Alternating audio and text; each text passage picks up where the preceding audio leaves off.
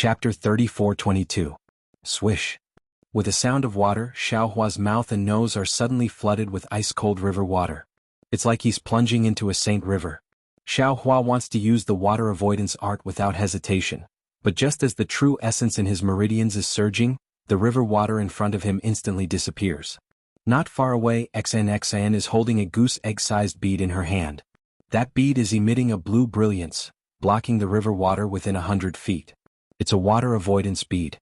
Standing on the left side of Xian is Gu Zhen, whose body has transformed into the size of an ordinary person.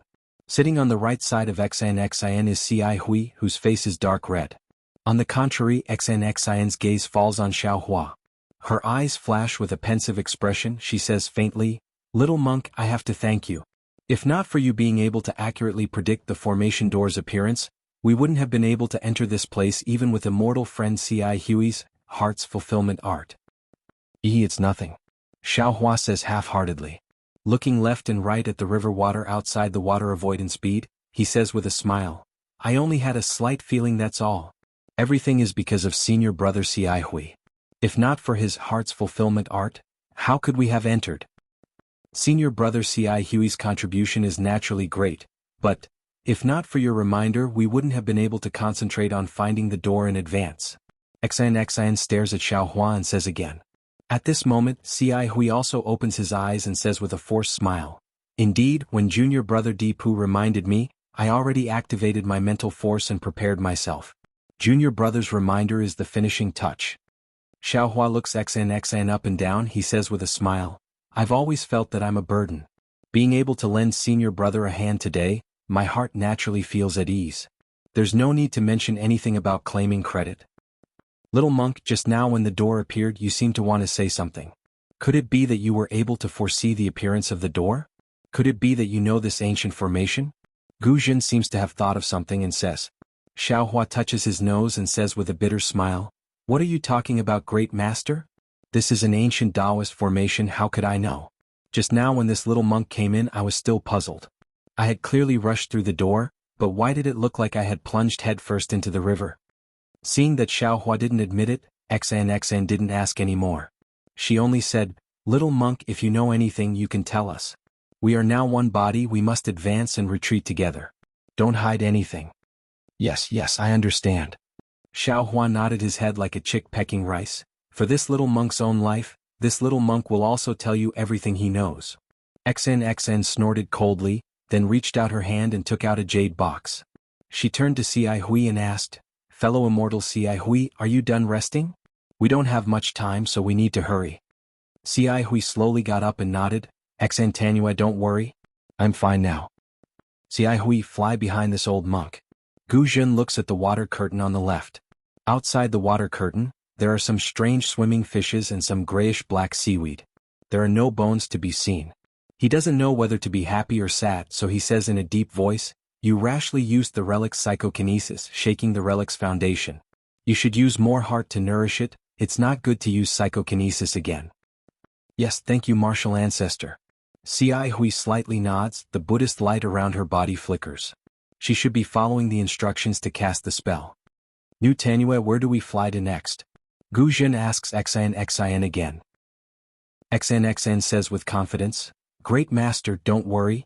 This is the bottom of the Sage River, thousands of feet deep. We are surrounded by river water, so it's hard to determine our direction. Although we have the water avoidance pearl, we can't fly at will. Once we touch the formation's restriction, we can't go forward anymore. I have a secret talisman of the Taoist gate here, it's time to use it." "Amit Ba, then I'll have to trouble New Tanua." Gu Zhen puts his palms together and stands to the side. As early as when Xian took out that jade box, Xiaohua already saw clearly that there was a talisman of the Taoist gate stuck on the outside of the jade box. Inside the jade flute must be the magic tool that Xian used to break the formation. Xian raises her eyes to look at Xiaohua, then spits out a mouthful of true qi on the jade box. That talisman stuck on the box immediately floats up, flashes in midair and turns into a pile of ashes. As soon as the talisman disappears, a ball of dark green brilliance comes out of the jade box. A wave of magic power familiar to Xiaohua is transmitted along with the brilliance. "Oh, what magic tool is this? It seems the magic power's fluctuation is very strange. Xiaohua doesn't dare to spread his divine sense far, only sweeping it in front of him. He is somewhat stunned as he thinks. Xan then raises her hand and opens the lid of the jade box.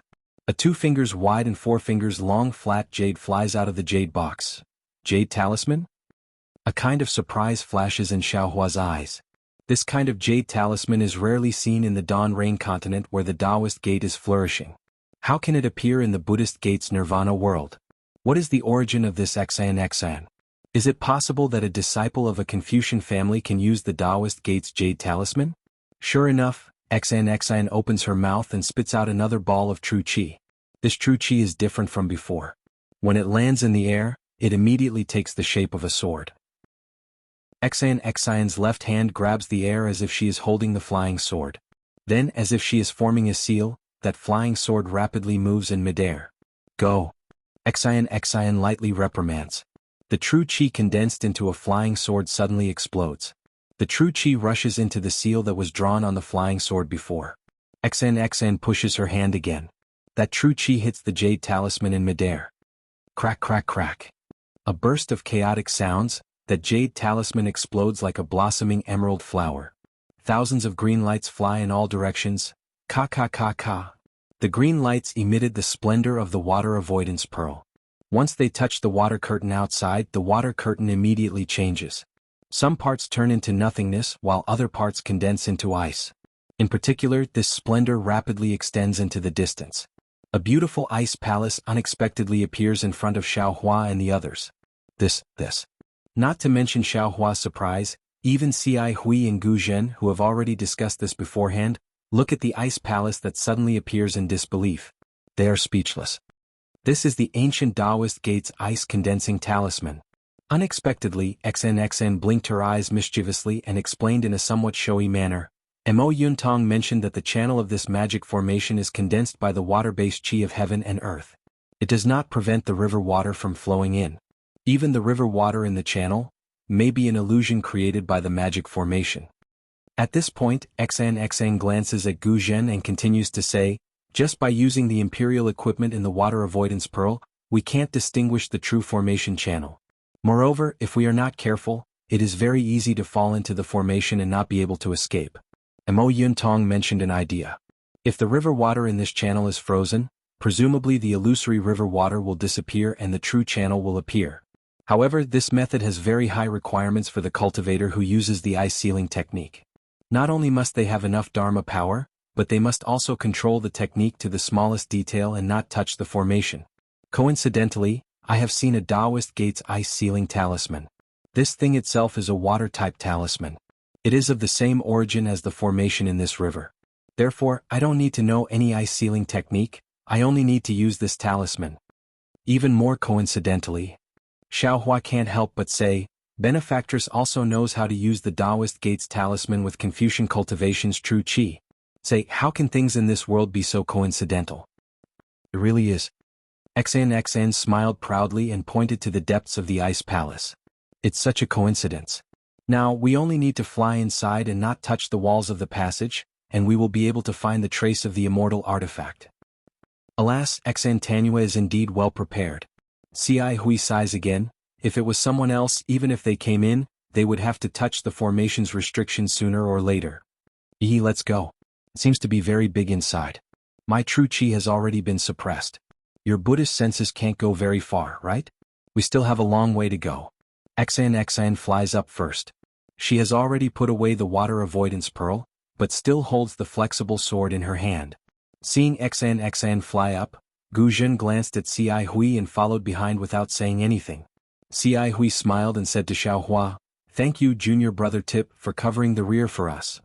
It's no problem. This is the safest place. This little monk can't ask for more. Xiaohua raises his hand and asks Cai Hui to fly first. The 4 people fly up with Xiaohua at the back. He tries to release his Buddhist senses. Sure enough, it is extremely suppressed and can't go more than 10 feet. Moreover, the formation channels in the 4 walls also block his Buddhist senses, so it can't go out at all. But fortunately, Xiaohua feels that his soul sense is not suppressed too much. If it can go very far. These are bones? Not long after flying out, Xiaohua is trying to use his soul sense. In front of him, Xan calls out with some hesitation. Xiaohua looks up. On the ice channel several feet away, there is an area densely packed with hundreds and thousands of bones. These bones are already scattered. It is impossible to tell what kind of bones they are. Moreover, the size of the bones is also different. Some are half a foot long, some are several feet long. They are obviously not human bones. Alas, Amitabha. Gu Zhen's slightly sorrowful voice rises. Thank you for the reminder. This old monk has already seen it. Although this old monk is already prepared, when faced with these bones, my heart is complicated. This formation must be the skeleton of my younger brother. This formation is so miraculous. With this old monk's current cultivation, this old monk can't deal with it. How can he escape at that time? Forget it. Since this old monk can face his skeleton, this old monk can recite the rebirth mantra several times. This old monk has already fulfilled his lifelong wish. After saying that, Gu Zhen sits cross-legged in front of the ice wall formed by the bones.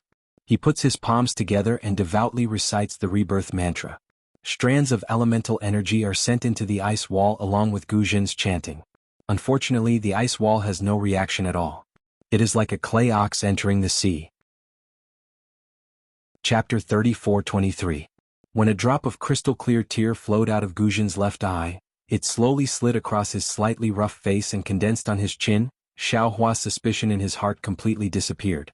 Xiaohua really didn't dare to believe that a Buddhist disciple who practiced Dharma protector, Hanju, was a typical example. Gu Zhen revealed his true feelings. His so-called story of his brother's disappearance should be true, then his purpose of entering the formation should be normal. Gu Zhen's chanting was gentle and sad, far from the chanting of an ordinary monk. Xan and Ci Hui also felt sad in their hearts, standing there silently. Xan didn't urge Gu Zhen to hurry up, but from time to time she looked at the ice wall covered with white bones. She knew that the ice wall must be the water curtain of the formation before it was frozen. These white bones didn't rush into the Saint River but stayed in the water curtain, so they must be imprisoned. She was afraid that Gu Zhen's psyche power would touch these white bones and trigger the restriction. Fortunately, after half an hour, Gu Zhen's voice gradually stopped, and the ice near the white bones didn't change at all. Only then did Xan let out a long breath. At the same time, Gu Zhen also let out a sigh of relief. After Gu Zhen finished chanting the rebirth mantra, he stood up and chanted Amitabha 9 times in a row, as if he had put down a heavy burden. His eyes, which were full of killing intent before, also had a trace of vitality. Seeing this, Xan said with a smile, "Congratulations, Master Gu Zhen, for untangling the knot in your heart. Thank you, Xan for fulfilling my wish." Gu Zhen hurriedly tidied his monk robe, put his palms together and bowed solemnly. "If I didn't meet you, I don't know when I could be free." "This is Buddha's mercy," Xan said with a smile. "Master, you have contributed a lot to Buddhism. Buddha saw that you were burdened by the knot in your heart, so he pointed out the supreme path for you, but it has nothing to do with me. Heavenly flowers with others, lingering fragrance in my hand." Ci Hui also said with a smile, "Buddha used Tanyue to help Gu Zhen become Grandmaster Gu Zhen. Tanyue also has boundless merit." "Haha, I don't dare," Xan replied. "If Master Gu Zhen has nothing else to do, can we move on?" Let's go. Gu Zhen said with a relaxed smile, "I'm fine. In the future, I will listen to Tanyue's instructions." Good. Xan controlled the auspicious cloud beneath her feet and continued to lead the way. Gu Zhen glanced at Baigu again before following closely behind. The ice cave's passageway was similar to ordinary mountain paths, and was even more difficult to distinguish than mountain paths. After Xiaohua and the others flew forward for half an incense stick's worth of time, many forks appeared. These forks were no different in Xiaohua's eyes, and even their shapes were exactly the same. Even Xan often stopped and took out her ink cloud eyes to carefully examine them. Finally, Xan's ink cloud pupil was no longer useful when she saw 3 different paths in front of her. She of Gu Zhen's of a man, Tanyue's of a man, Tanyue, and her Tanyue, and then Tanyue. Tanyue, Sans, Tanyue's Yuntong, Tanyong's San, Tanyue Tain, Tanyue's Tanyue was Tanyue, and Tanis's Isis Tong. I've made preparations in advance, but I want to see if there are any clues. It's best if we don't use the prepared means. Okay, let's see together. Tanyue understood Xan's thoughts, and then she flew toward one of the paths. Tanyue. Xan hurriedly called, "Don't go too deep and don't touch the ice wall." "I understand." Tanyue entered the path with a smile. Xiaohua and Gu Zhen also responded, each entering a fork in the road. Xiaohua didn't know what Tanyue and Tanyue were like, but he himself was very careful. After flying for hundreds of feet, another 4 paths appeared in front of him. Xiaohua immediately stopped flying. This was not the void and he didn't dare to wander around. Looking at the 4 paths that looked similar, Xiaohua smiled bitterly. The person who set up the formation is really insidious. Why did he make so many paths? Damn it, if I set up a formation in the future, I'll make it more complicated than this one. After venting his anger, Xiaohua turned around and was about to fly back, but when he turned around, a huge shadow pressed down from above his head. Who? Xiaohua was surprised, and without hesitation, he waved his hand and held the wishful staff in his hand. However, when he took a closer look, he laughed again. He saw that outside the ice wall above his head was the water of the Sage River, and the huge monster was a huge river fish that he had never seen before. The river fish swayed its huge tail slightly, and it didn't notice Xiaohua in the formation below. Haha. Xiaohua looked at the river fish's leisurely appearance, smiled slightly, put away the wishful staff and continued to fly back. However, after flying for a while, he began to mutter in his heart, "This formation is really strange. Not to mention that it's completely arranged at the bottom of the Sage River. The passage in this formation is so close to the river water, and there's something strange about it. If I were to encounter danger and desperately break through this ice wall, wouldn't I be able to escape the formation? However, is this formation so easy to break through?" Xiaohua thought as he flew, and soon saw Xian's figure. Suddenly Xiaohua's heart lit up and he realized, "Grandma, I was almost fooled again. How can I directly see the formation outside? Outside this ice wall must be an illusion of the formation, which is to lure people into the river water. Once they touch the formation they will definitely die." Alas, thanks to Xian's frozen talisman. Right, speaking of the frozen talisman, this jade talisman is really powerful, even stronger than my fire talisman. I just don't know if the Xian family has a refining method? Little monk. When Xiaohua's heart was filled with greed, Xian raised her voice, "Have you found a way out?" "No." Xiaohua smiled and shook his head. "This little monk's luck has always been bad. I only encountered 4 forks and turned back, not daring to go forward." "Ah, it's already good." Xian laughed. "If you were the only one who encountered 4 forks, then this path is the right one." Hearing this, Xiaohua shook his head. "There's no need to plan for the best. Senior brother Ci Hui and Grandmaster Gu Zhen's passage must also have 4 forks. Xian raised her eyebrows, not forgetting to probe. Could it be that this little monk knows how to set up a formation? Xiaohua pursed his lips. Even a child would understand this kind of little trick. How could the person who set up the formation not know? Do they still need this little monk to know how to set up a formation? Sure enough, not long after, Ci Hui and Grandmaster Gu Zhen also returned, explaining one by one. The 2 of them were a bit stronger than Xiaohua, so they each chose 2 passages and went deeper. However, later on they both returned. It was really as Xiaohua said, they also encountered 4 forks. After hearing this, Xian smiled bitterly, saying, "Actually, if we patiently explore these forks, we may be able to find a way out. Unfortunately, we have only just entered the formation, the difficult part is still inside, we can't waste time here."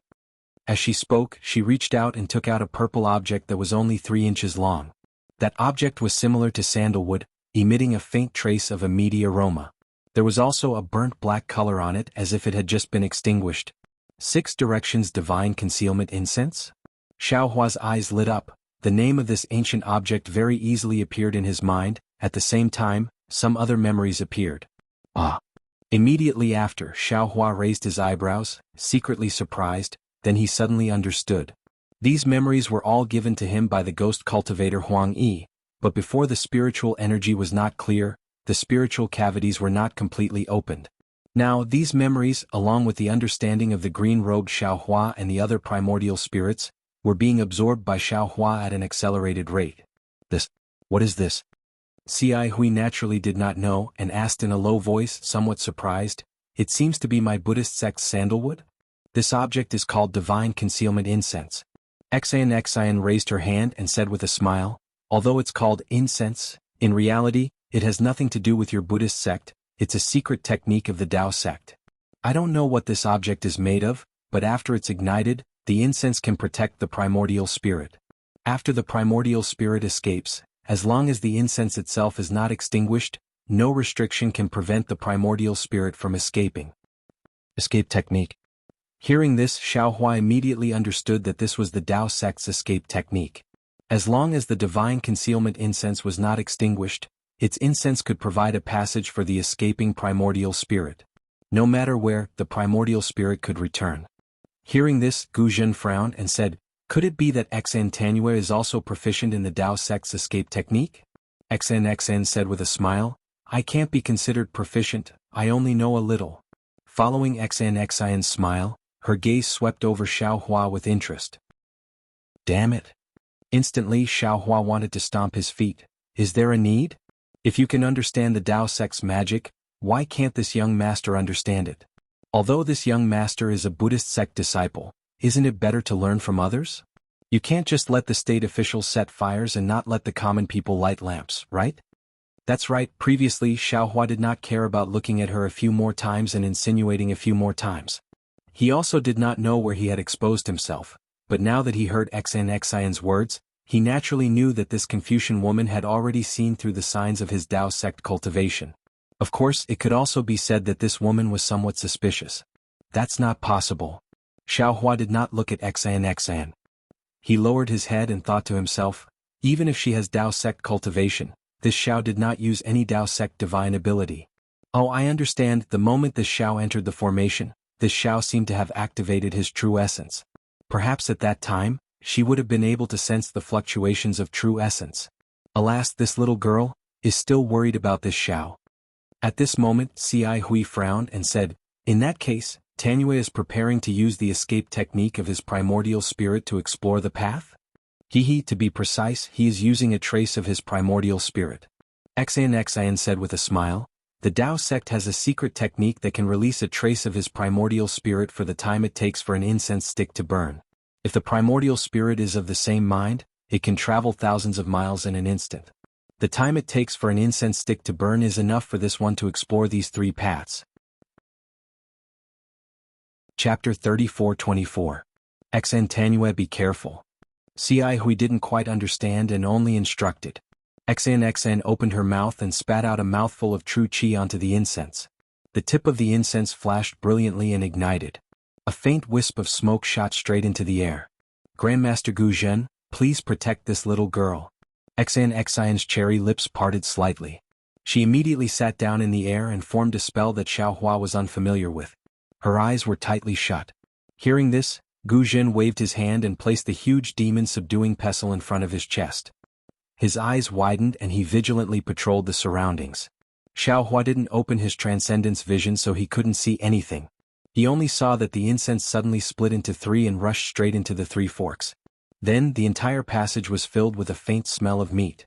Oh, Enchanting actually split into three primordial spirits? Xiaohua's eyes brightened. This guy is from a scholarly family. How does he know so many Taoist secret techniques? Even this young master doesn't know this secret technique.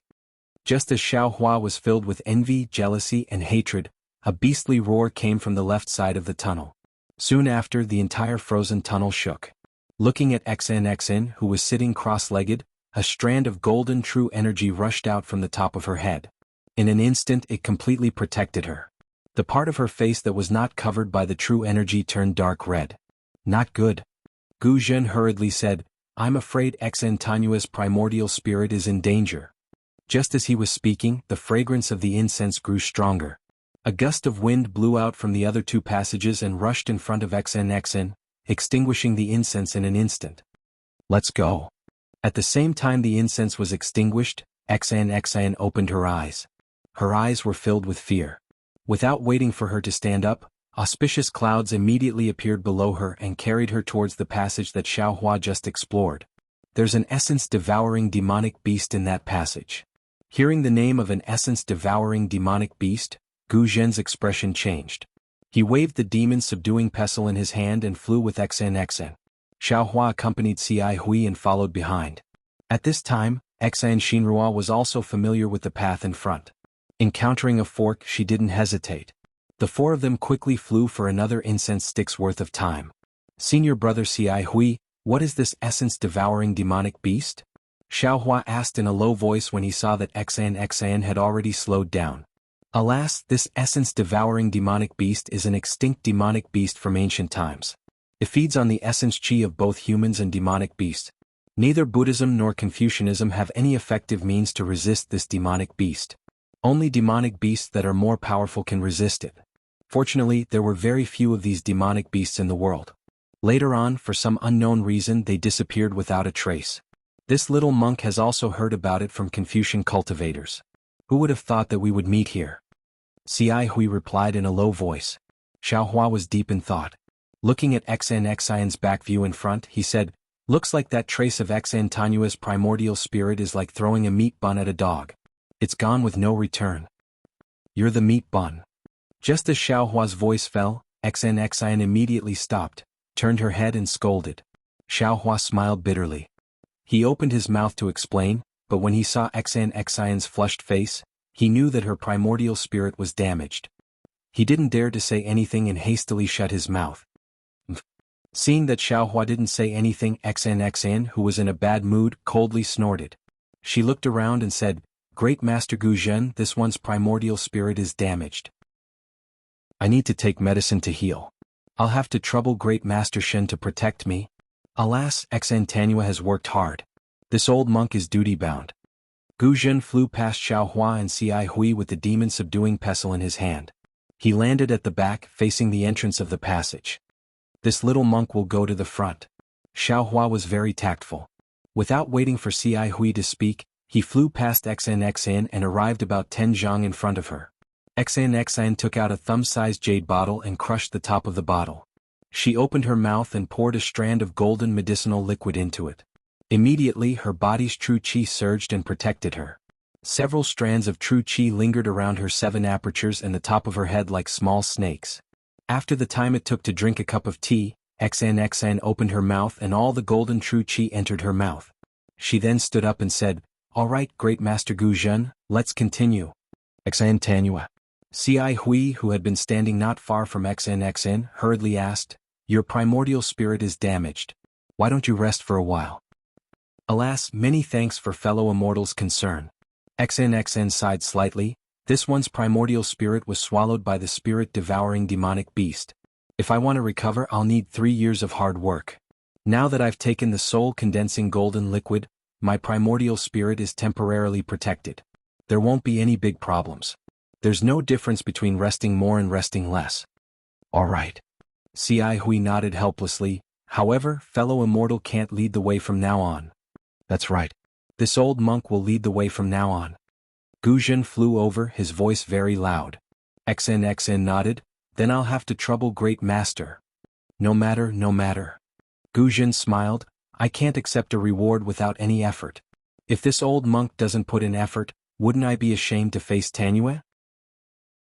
How can this old monk reach out and take the ancient Buddha blessing?" Hee. Xan smiled faintly. "This one's preparations can be considered adequate. However, I didn't expect that before we even went deeper, I would feel a little defeated. This primordial spell formation is really powerful.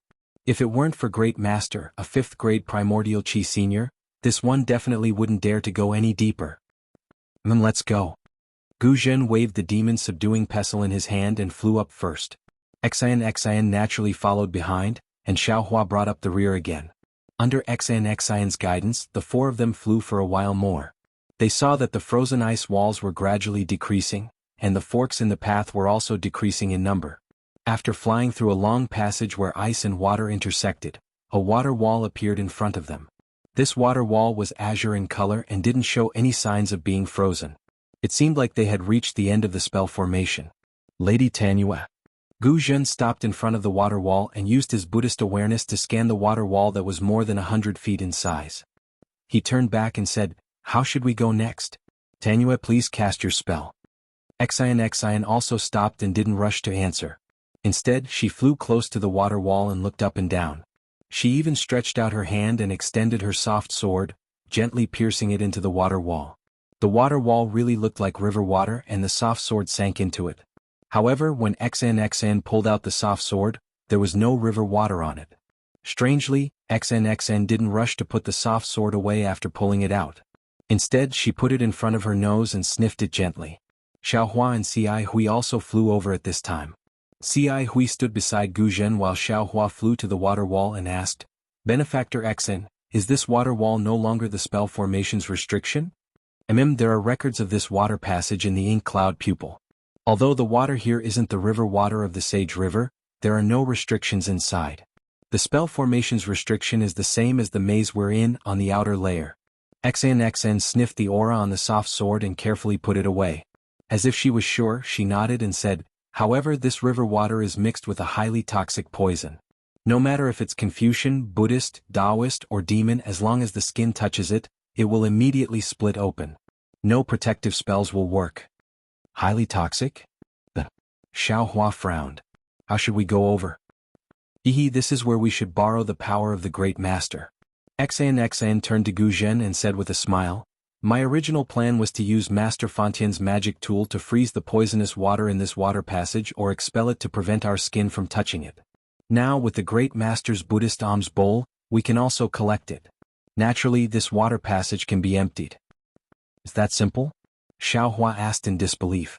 He didn't think that the ancient spell formation only relied on poisonous water to block people. "It's that simple." Xian nodded. "This water passage relies on highly toxic poison. There's no antidote for the ancient poison now. If we touch it, we'll definitely die without a burial place. Of course, this passage is extremely long. Ordinary Confucian cultivators' magic tools have limited capacity, so it's difficult to collect all the poisonous water in the passage. Only Taoist magic tools and Buddhist magic tools can do it. Also, if we can't collect or freeze all the poisonous water in the passage in one go, the uncollected poisonous water in front of us will immediately trigger the restriction of the spell formation. New poisonous water will pour in again, and we'll have no choice but to return here." "I see. This old monk understands." Gu Zhen nodded slightly, put away the demon-subduing pestle in his hand, and took out the alms bowl. He said with a smile, "Of course, this old monk's alms bowl only collected less than half of the water in the Four Extremes mountain. Since Xan Tanua thinks it's possible, this old monk's Buddhist magic tool will definitely work." "That," Xiaohua said worriedly, "there's already a lot of water in the great master's alms bowl. Can't you collect less water now?" "Haha, little monk, this old monk has already sprinkled the water in the alms bowl on the dry land on the way here. Now this alms bowl is empty." Gu Zhen laughed and tossed the alms bowl in his hand. The Buddhist light around him shone brightly, and his previously shrunken body expanded again until he was about 10 feet tall. Then he formed a seal with both hands and the Buddhist seal hit the alms bowl. The alms bowl spun and gradually expanded, flying in front of Gu Zhen. Gu Zhen flew in front of the water wall. The alms bowl spat out Buddhist light and covered the water wall. Under the Buddhist light, the water in the water wall swayed and rippled. Gu Zhen didn't look back and laughed. "Are you all ready?" "We're ready. Great Master, please cast the spell in front of us. Once the poisonous water in the passage is collected, there will be a gap immediately. Great Master, please go ahead." Xn took a deep breath, and his previously flushed face had somewhat calmed down now. "Amit Ba." Gu Zhen chanted the name of Buddha and formed a seal with both hands. The Buddhist light above the alms bowl buzzed and rushed into the water wall like a whirlpool on the surface of the river. Everyone's eyes fell on it expectantly. Woo-woo. As far as everyone's eyes could see, ripples appeared on the water wall inside the Buddhist light. The ripples spread wider and deeper, forming a whirlpool. However, it was an inverted whirlpool protruding above the water wall. Under the Buddhist light, it was gradually sucked into the alms bowl. Chapter 34:25. Come back. Gu Zhen roared and pushed the Buddhist light that had landed on the wall of water. The entire wall of water shook, and the water ripple that had protruded a few inches and hadn't fallen into the alms bowl was grabbed by a big hand and stuffed into the bowl. As soon as the water wave fell, the water tunnel immediately emptied a few inches of space. Xiaohua's eyes swept across the tunnel that was dozens of feet wide. The walls were like ice walls, but there was no sign of frost. Outside the mirror-like water wall, it was pitch black. There was no water grass or river fish. The Buddhist weapon of the Buddhist sect was really powerful. Xiaohua looked around for a moment and found that the poisonous water in the tunnel had been sucked away by about a foot. Moreover, it seemed that Gu Zhen was doing it with ease. The speed of the poisonous water being absorbed into the alms bowl was getting faster and faster. Good. XNXN smiled and clapped her hands. Although the Buddhist sect's supernatural power is not as sharp as the Tao sect's magic, it has always been able to take drastic measures. Master Gu Jin's absorption of the poisonous water is better than Master Feng Tian's removal of the poisonous water. Both have their advantages and disadvantages. Xiao Hua said faintly. Master Gu Jin's absorption of the poisonous water into the Buddhist treasure will take some time. I guess it won't be as fast as Master Feng Tian's removal of the poisonous water. In fact, instead of using the alms bowl to absorb the poisonous water, it's better for us to use the Buddhist weapon to escape through the water. Humph, what do you know? Although it's very difficult to absorb the poisonous water at the beginning and the speed is slow, after the initial poisonous water is absorbed, the other poisonous water will flow and fill in one by one. With the push and pull, the speed will get faster and faster. Oh, and I forgot to say that the water in the tunnel is not the river water of the Saint River. Not only is it highly poisonous, but it is also mixed with the innate heavy water. As long as someone or something enters it, it will trigger the magic formation. Thousands of heavy water will press down on the person, making it impossible to move forward or backward. XNXN glanced at Xiao Hua unhappily. You thought of it, but I thought about it long ago. If we can walk through it, why would I bother to find Master Feng Tian? All right. Xiao Hua knew that there were many ways to break the restrictive spell, but he was only considering it from his own point of view. He didn't refute and nodded slightly. It was just as XNXN had said. The first step was the most difficult step, but the next 3 meters were much easier. Master Gu Jin flew faster and faster.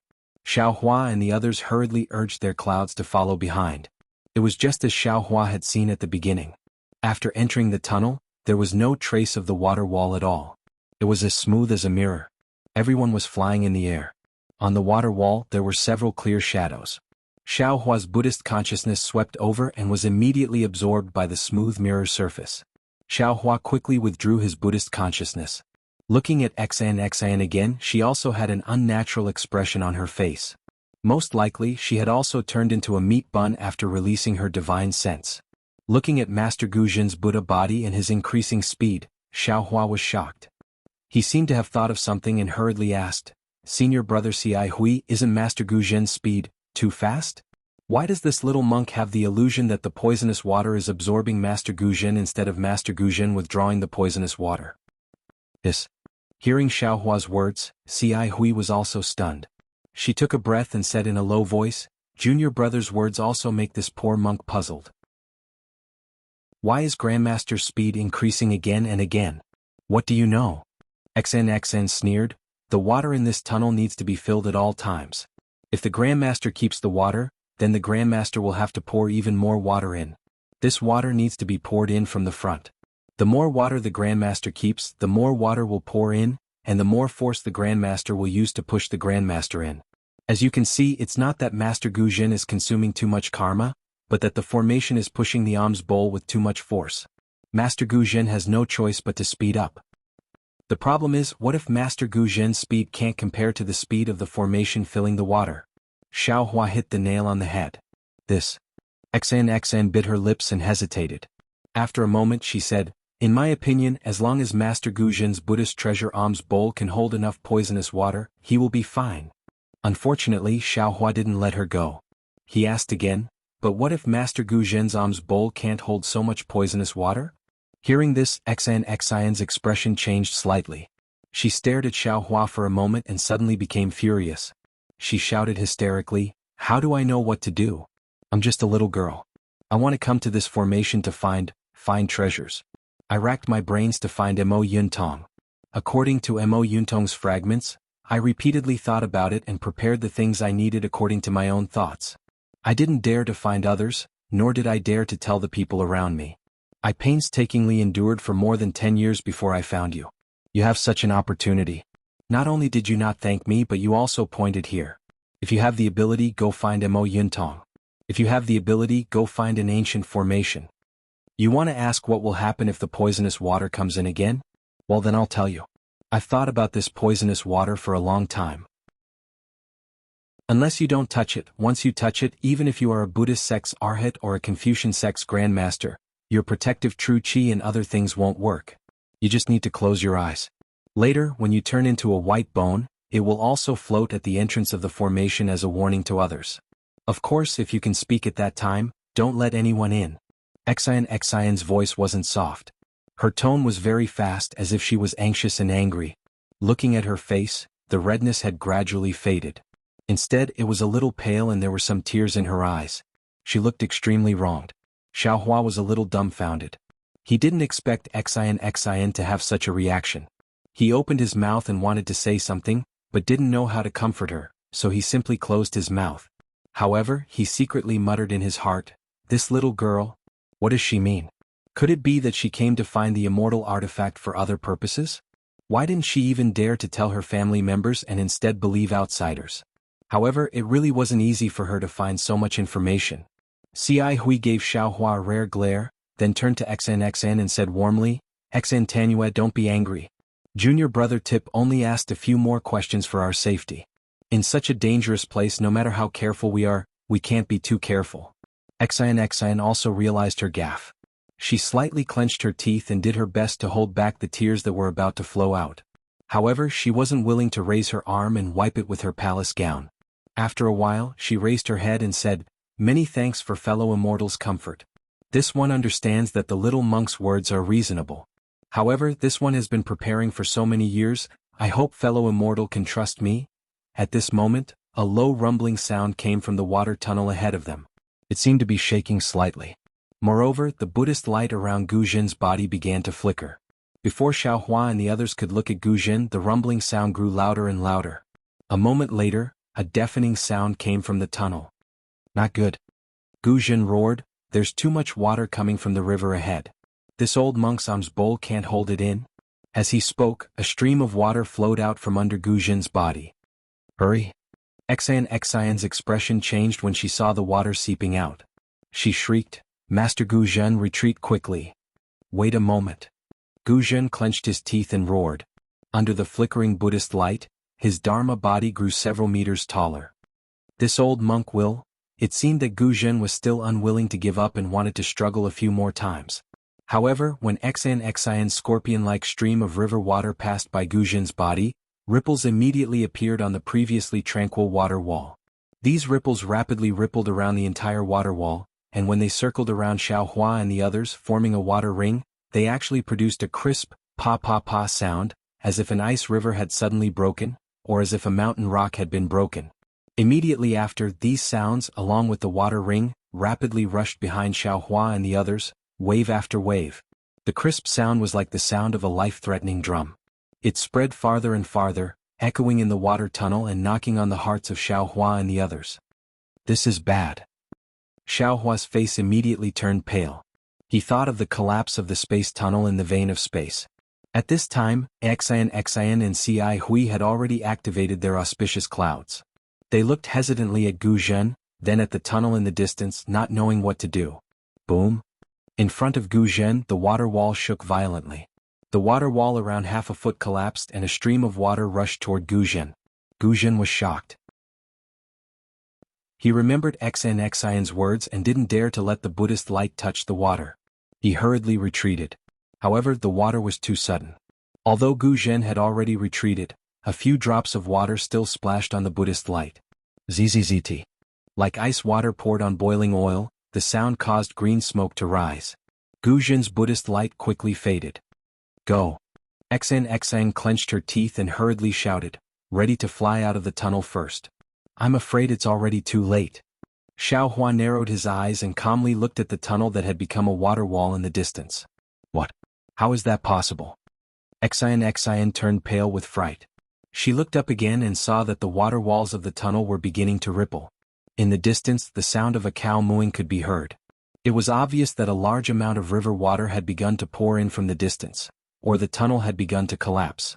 "That's impossible." Xian's flushed face was now abnormally pale.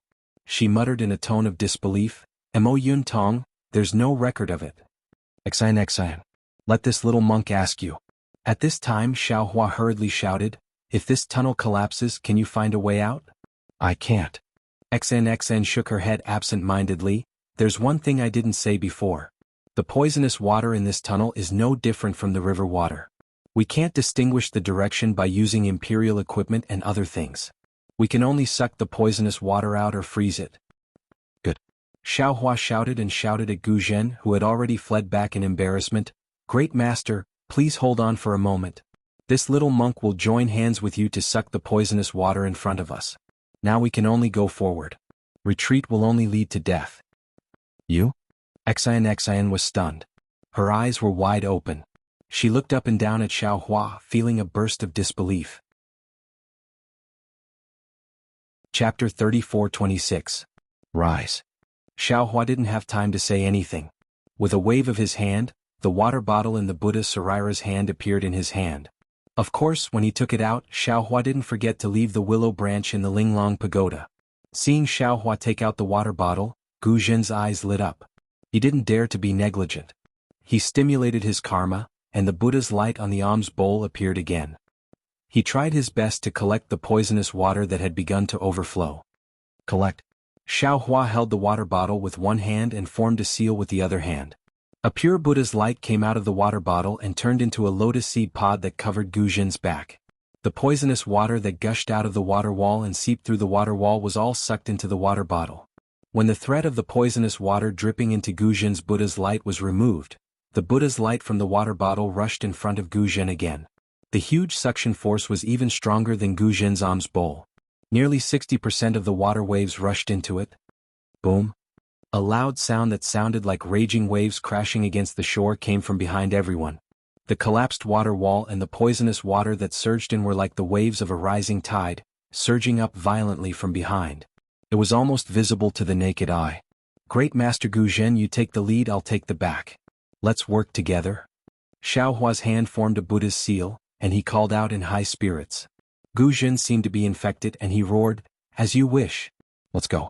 For a moment the entire water tunnel was filled with Buddha's light. The previous vast and surging water was obediently subdued by the two Buddha's light. Like a python, it rushed into the two Buddha's treasures. The strange thing was, after the poisonous water was collected, the water wall on the left immediately turned into a flat mirror without the slightest ripple or crack. However, Xiaohua and the other three flew over. In just a few breaths, the collapsed water ripples behind them reached them. These flat mirror surfaces immediately broke, and the water waves surged again. The poisonous water still gushed out. Therefore, a very dangerous scene appeared in the tunnel. Within the entire tunnel, there were several zhang of space that was calm. Moreover, this several zhang of calm was rapidly moving forward along with the different heights of the tunnel. In front of this section of calm was a seemingly boundless river, and behind this section of calm were monstrous waves that chased after one's buttocks. This situation was extremely similar to the collapse of the tunnel that Xiaohua encountered in the void. Even though the situation was very dangerous, the sound of the wind stirred up by the poisonous water chasing after them was already whistling in their ears. However, Gu Zhen, who was in front, had Xiaohua's help, so the situation was already very good. Especially since Xiaohua's water bottle obviously had a stronger suction force than the alms bowl, so it could contain more poisonous water. Gu Zhen only needed to grasp the right direction and guide the Buddha's light from the water bottle. For the time being, the lives of Xian and the others would not be in danger.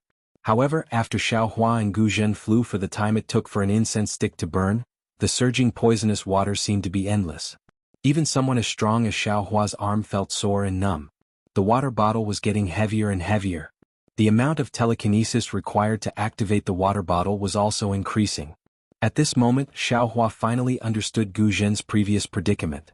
The pressure of the poisonous water in front of them was increasing wave after wave, and his telekinesis could only be activated layer by layer. Not only was the water bottle on the verge of breaking out of his control, the suction force of the water bottle was also about to break out of his control. Damn it, the person who set up this formation is really sinister. Xiaohua unconsciously cursed in his heart. This poisonous water can only be frozen and collected. Collecting is just like right now. However much this Xiao collects, the formation will replenish that amount. Just like what Xian said, this force is superimposed. In the end, it will be unimaginably powerful. If not for this Xiao's astonishing divine power, others would have already been crushed to death by the poisonous water. But what about after being frozen? Escaping through the layer of ice? The person who set up the formation must have some other backup plan. What is this backup plan? When I set up the formation. As Xiaohua pondered, he actually began to think about how to set up the formation. It must be said that this was the biggest difference between a formation master and an ordinary cultivator.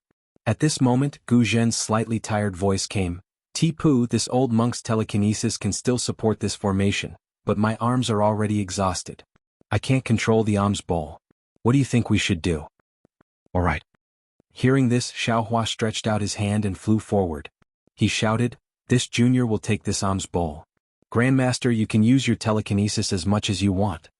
As soon as the alms bowl entered his hand, another heavy force pressed down on Xiaohua's arm. Xiaohua's body suddenly fell straight down for more than a few feet. Only then did he stop and continue to fly forward. After flying for another half a cup of tea's time, Xiaohua really couldn't bear it anymore. He roared, fellow Taoist XN, how long is this water tunnel? Although this little monk's Buddhist treasure can still hold the poisonous water, the impact of this formation is really too great. It's already beyond the range of what ordinary cultivators can bear. This? XNXIN's heart had actually been clenched all this time. Now that she heard Xiaohua's words, her heart sank even deeper. She bit her lips and said, as for how long it is exactly, I don't know. Perhaps, we're about to reach the end? AI. Xiaohua sighed. Now that he had already boarded the pirate ship, how could he still hold anything back? Let's talk about it later if we can save our lives. Saying this, Xiaohua's entire body flashed with Buddhist light. He was about to use the heavenly law embodiment technique. Boom! A long whimpering sound rang out. It was like the sound of the bellows in an ordinary household being forcefully pulled out. Xiaohua felt that the enormous force in front of him suddenly disappear, and the strength he had gathered suddenly disappeared. Normally, Xiaohua would naturally be able to control it. However, right now he was using the heavenly law embodiment technique and had to use Buddhist light to conceal it. It was difficult for him to do three things at once. As a result, the water bottle and alms bowl in his hand simultaneously flew out of his hand. Even his body lost balance in midair. Fortunately, it was only a few breaths of time. Xiaohua's body naturally swept forward. He used the ethereal steps and stabilized his body. With a raise of his hand, the water bottle and alms bowl both fell between his two hands. Xiaohua didn't pay attention to it. However, when XN, who had just rushed out of the tunnel, saw Xiaohua's footwork, her complexion greatly changed. Her gaze revealed a kind of severe expression. However, this severe expression and peculiar expression only flashed for a moment. It wasn't seen by the bystanders. As for Xiaohua at this moment, he was calm and unruffled. He had the appearance of a naive little monk. He respectfully handed the alms bowl to Gu Zhen, who had followed behind him. However, just as he sent out his hand, his gaze swept behind Gu Zhen. He couldn't help but be stunned. He saw that behind Gu Zhen was a huge space. This space was filled with a kind of soft fluorescent light. Under the illumination of this fluorescent light, a sparkling and translucent crystal palace towered in the middle of this space. This crystal palace was very strange. It wasn't an ordinary palace. Instead, it had the appearance of a triangular tower. Moreover, this triangular tower was inverted. The huge palace that caused people's hearts to tremble stood erect at the top of this space. From the top of the palace, it shrunk layer by layer. In the end, it actually shrunk into a prism-like palace base that was inserted into the waves below everyone's feet. The waves rippled and the fluorescent light flickered. The entire palace seemed to sway in the air, as if it would collapse at any time. Gu Zhen's back was facing this palace. At first he didn't care about it. However, Xiaohua's outstretched hand stopped in midair. Xiaohua's gaze passed over him and looked behind him.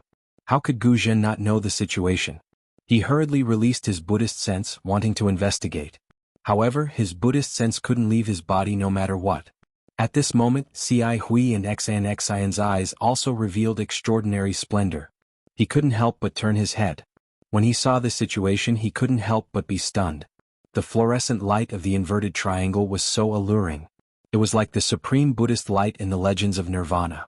Gu Zhen's heart was immediately attracted. Amit Ba. Seeing that the huge palace was getting bigger and heavier, Gu Zhen felt that he was about to be suppressed by the entire palace. When he was powerless to resist, a voice that was like the sound of nature came out from his ears. Suddenly, the heavy pressure of the palace disappeared in an instant. Everything in front of Gu Zhen's eyes returned to normal. The inverted triangle palace still flickered with an enchanting fluorescent light in the distance. He was still in the same posture of turning his head. Amit Ba. Gu Zhen's face turned red. He knew that his mind had been invaded by the magic circle. He hurriedly turned his head and put his palms together. This old monk thanks you for the reminder. Xiaohua smiled and handed the alms bowl to Gu Zhen. He said, Master has consumed too much psyche power. Now that you are free, naturally your vigilance is greatly reduced. It's nothing. Even if this little monk didn't remind you, you will wake up after a while. Alas, this old monk is ashamed. Gu Zhen knew his own situation and didn't hide it. The knot in this old monk's heart for many years has been untied. It's rare for me to be relaxed. My defense against the magic circle has also been reduced. However, just now in the water tunnel, if it wasn't for your Buddhist treasure water bottle, this old monk would have been buried in it like Enchanting and Ci Hui. From this point of view, this old monk also has to thank you. Xiaohua naturally had a guilty conscience. He was afraid that Gu Zhen would recognize the water bottle. Then he thought of Ci Hang. Now that he heard Gu Zhen only said it was the water bottle, he was delighted. He hurriedly waved his hand and said, Master, you're too kind. How can this disciple's cultivation be compared with yours? It's just that this disciple has a handy Buddhist treasure. Besides, you were the first to make a move. Most of the credit is taken. This little monk is nothing. Master Gu Zhen? On the side, XNXN was naturally also captivated by the inverted triangular palace. She didn't wake up until Xiaohua chanted the name of Buddha. She hurriedly took out a small golden box from her bosom. After opening it, she took out a thumb-sized heart-shaped leaf. She interrupted the conversation between Gu Zhen and Xiaohua and handed it to Gu Zhen. She said, Stick this on your monk robe first. Jia Luo golden leaf. Gu Zhen's gaze fell on the golden heart-shaped leaf in XNXIN's hand. He couldn't help but cry out. XNXN nodded and urged again, Yes, this is it. Master, you'd better stick it on quickly. Gu Zhen didn't dare to neglect. He reached out to take it and stuck it on his monk robe. When the Jia Luo golden leaf touched the robe, a layer of faint golden light appeared. This golden light flickered twice and even the Jia Luo golden leaf itself disappeared. However, Gu Zhen's monk robe didn't have any special changes. Chapter 34-27. Little monk, you stick it on too. XNXN grumpily handed the other leaf to Xiaohua. Not only was she not grateful for Xiaohua's help, she was also unhappy that Xiaohua didn't explain it to her in advance. Xiaohua didn't break it down. He took the golden leaf and stuck it on his monk's robe like Gu Zhen. Seeing the golden leaf disappear, Xiaohua carefully examined it for a moment. It was the same as seeing it. He didn't feel that the golden leaf had any special effect. Just as Xian and Ci Hui stuck the Gara golden leaves on their robes, Xiaohua took the opportunity to look around. This was an extremely large space. The water tunnel that Xiaohua and the other three rushed into had disappeared. There was only a smooth mirror under everyone's feet. The four figures were reflected in the mirror's fluorescent light, one positive and one negative. It was almost impossible to distinguish which one was real and which one was fake. In this space, other than the smooth mirror, there was only the inverted triangular palace in the distance. There was nothing else. It was abnormally clean. Needless to say, this palace should be the core of the array. Xiaohua tried to release his Buddhist sense. Like Gu Zhen, his spiritual sense couldn't leave his body. He then released his soul sense. Fortunately, although his soul sense was suppressed, it could still leave his body. Because Xian and the others were beside him, Xiaohua didn't try. Even so, Xiaohua was secretly proud. He had one more method than others. Enchanting. Ci Hui at the side put the golden leaf on and whispered, This Gara golden leaf is a treasure used by my Buddhist sect to conceal cultivation. This little monk heard that only Lane Temple has some preserved. Now that you took out so many, could it be that this palace has a restriction that specifically restrains my Buddhist sect? You didn't explain it before. Now, can you explain it in detail so that we can make plans early? Hee. XNXN smiled and said, You didn't say before because the time wasn't right. If we couldn't come here, what's the point of saying more? All right, little monk, your clear water bottle is pretty good. Where did you get it? I picked it up in a cave. Xiaohua was originally listening attentively. Since Xian suddenly asked, he naturally answered casually. After he finished speaking, he immediately realized that Xian was tricking him. Although this trick was very old-fashioned, Xiaohua still fell for it. Humph. Although Xiaohua spoke the truth, Xian pouted and coldly said, There are many caves in the Pure Land world, you want to pick one for me? Sigh, some people. I always treat the truth as a lie, but I also treat a lie as the truth. There's nothing I can do about it. Xiaohua sighed, My Buddha has a saying, if there is a Buddha in the heart, then everything is a Buddha. If there is no Buddha in the heart, then there is no Buddha in the sight. The vanity of man is nothing more than this. Little monk. Xan was a little embarrassed and angry. She stamped her feet in the air. But, Xan Tanua, I don't quite understand. Could it be that this golden leaf of Canaan has some special use? Xiai Hui hurriedly asked. Humph.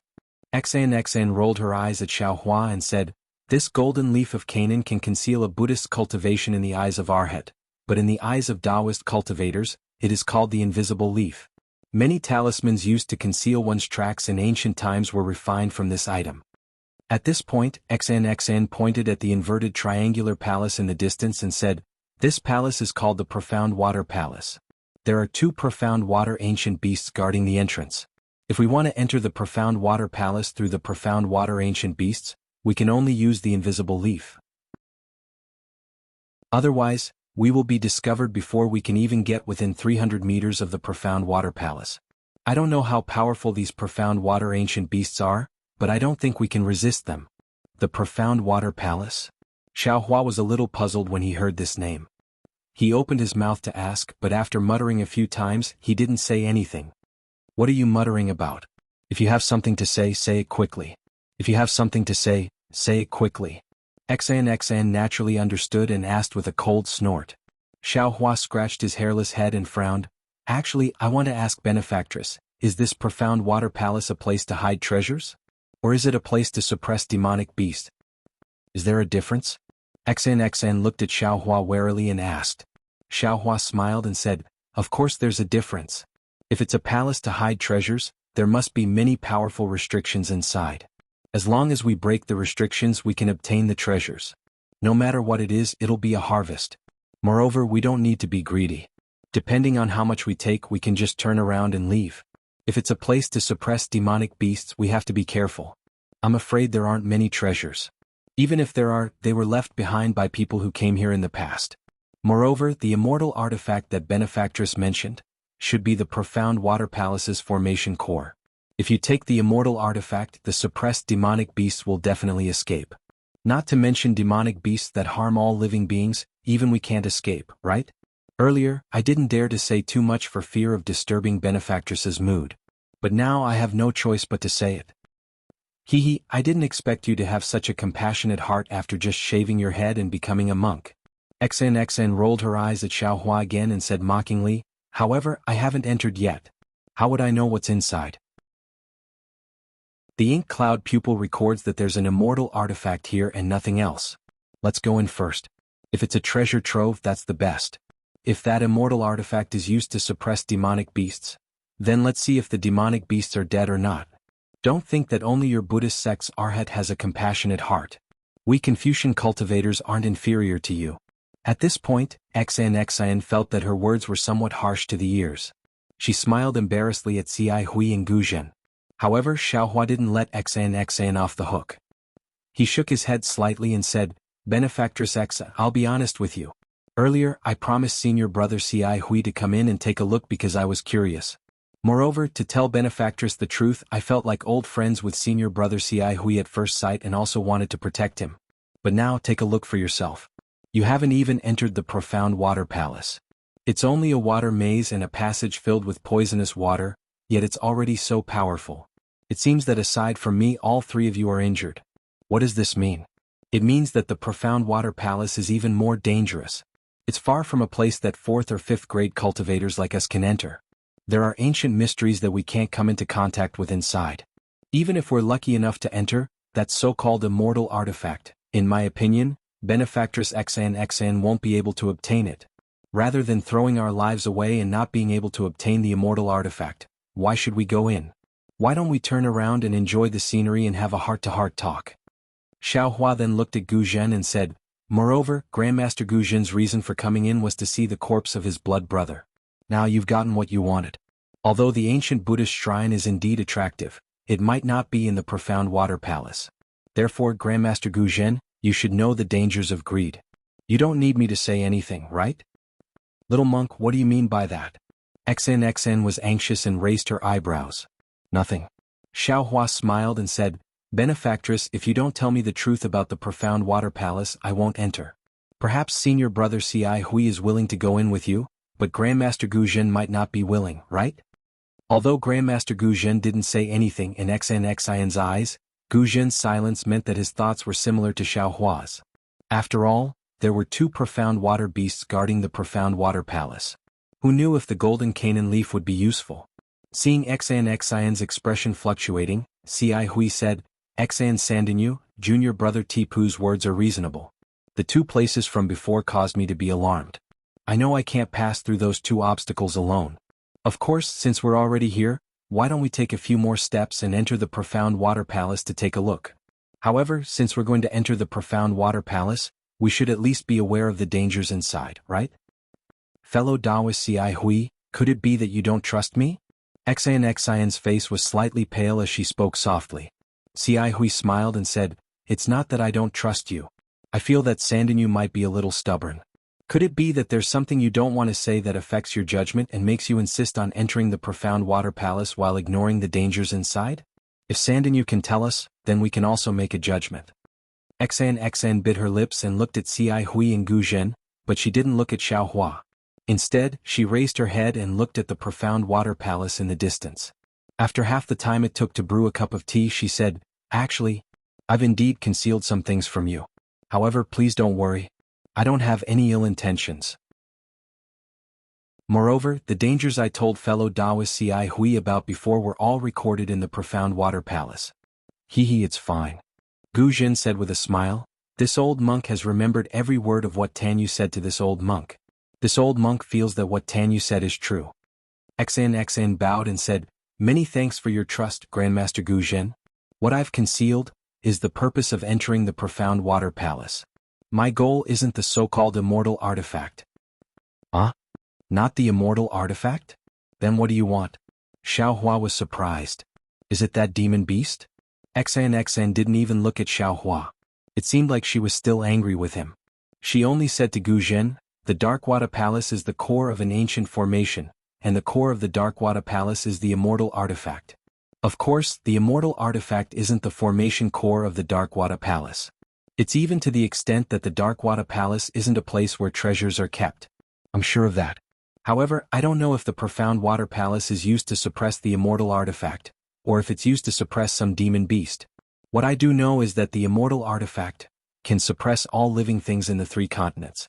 If someone wants to suppress a criminal and make that criminal suffer under the immortal artifact, the Profound Water Palace is the best place to do so." "Oh, I understand." Gu Zhen nodded and revealed a look of realization. "Xan Sandinyu is looking for someone. She's looking for someone who might be suppressed in the Profound Water Palace." Chapter 34-28. Alas, that's right. XN looked disappointed. This person isn't a heinous criminal like Venerable Master thinks, nor is he a treacherous person. He shouldn't be tortured like this. XN paused and smiled wryly. "This matter involves my secrets, so forgive me for not being able to speak of it. My purpose in coming here is to see if this person is here. If he is, I want to see if I can rescue him. That's all. As for the immortal artifact, I'm only at the 4th grade of origin energy. I'm afraid I can't take it for myself, right?" XN glared fiercely at Xiao Hua and continued, "That's what I wanted to say. If some people aren't satisfied and don't wish to enter the Profound Water Palace, I won't force them. However, if he wanted to leave this ancient formation, the only way out was inside the Blackwater Palace. Of course, if anyone thinks they're strong enough to break the ancient formation, feel free to use your cultivation. I'll wait and see." Xiao Hua didn't know whether to laugh or cry when he saw XN roll her eyes. Ahem. Ci Hui coughed twice, smiled and persuaded, "Junior brother Tipu, in this little monk's opinion what XN Tanua said is right at this time, they have been honest with each other, she did not hide anything. Think about it, if she didn't want to say anything and only said that the exit was within the Profound Water Palace, I'm sure junior brother would have to enter based on that alone, right? Why would she make up more lies?" That's true. Xiao Hua nodded. He also felt that XNXIN's words were true since she'd been forced to this point. "Since that's the case, why don't you help her?" Ci Hui felt that Xiao Hua's Buddhist abilities might surpass hers, so she took advantage of the situation and said, "Saving a life is better than building a 7-storied pagoda. Junior brother, don't tell me you don't know this? Isn't she still alive?" Xiao Hua curled his lips. "Haha, it'll be too late if she's dead. Gu Jin laughed. Enchanting said that there might be a Buddhist treasure within the ancient formation, and even an ancient Buddhist luster. It must be in the profound water palace, right? Enchanting was about to stomp her feet when she heard Xiao Hua's words. However, she could only reply, if Mo Yuntong's records are correct, it should be in the profound water palace. However, I don't know the exact location. Look, little monk, come with us. You'll benefit from it as well, said Gu Jin. Xiao Hua thought for a moment and said with a smile, Benefactress, you just said that you only want to see if there is anyone suppressed under the immortal artifact. Presumably, you have also prepared a method to rescue that person. Yes, this one has indeed made some preparations. XNXN didn't hide anything and spoke the truth. Special. You don't plan on taking that immortal artifact either? Xiao Hua immediately asked. What? Junior apprentice brother Tipu, you want to take that immortal artifact? Xi Hui was shocked. What if the immortal artifact is used to suppress powerful demonic beast? Aren't you helping the evildoer? What if the demonic beast is not suppressed? What if this profound water palace is only used to suppress the immortal artifact? Xiao Hua said with a smile, can this little monk try to subdue this immortal artifact? XNXN coldly looked at Xiao Hua and asked curiously, you're just a little monk from a Buddhist sect. What do you want this immortal artifact for? Even if you can subdue it, will you be able to use it? I'm willing. If I can't use it, can't I give it to someone else? Even if I can't give it to someone else, can't I hang it in my meditation room and look at it myself? Xiao Hua's neck stiffened as he retorted sarcastically. Greed, oh greed. Xi Hui lectured Xiao Hua, you just reminded Ancestor Gu Zhen. Now you're the one who's making the mistake. Forget it, forget it. This little monk was just saying. There's no need to mention it. Xiao Hua waved his hand. He also felt that he was being delusional. An immortal artifact was definitely not a spiritual artifact or spiritual treasure. It had long surpassed the scope of his control. Since that's the case, little monk, you've said so much. Has your psychokinesis recovered? Can we proceed forward? XNXN asked Xiao Hua in a bad mood. Xiao Hua shrugged and smiled. This little monk has more or less recovered. I wonder how senior brother Xi Hui and Grandmaster Gu Zhen are doing? Xi Hui didn't use much psychokinesis. She nodded slightly and looked at Gu Zhen. Gu Zhen nodded as well. This old monk has rested enough. We can enter the mysterious water palace. XNXN heard this and said, we have the invisible leaf on us. The ancient beast can't see us.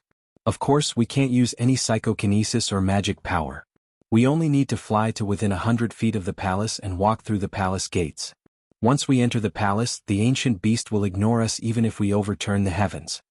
All right, we'll do as Enchanting says. Gu Zhen nodded. We'll fly to within 100 feet of the palace.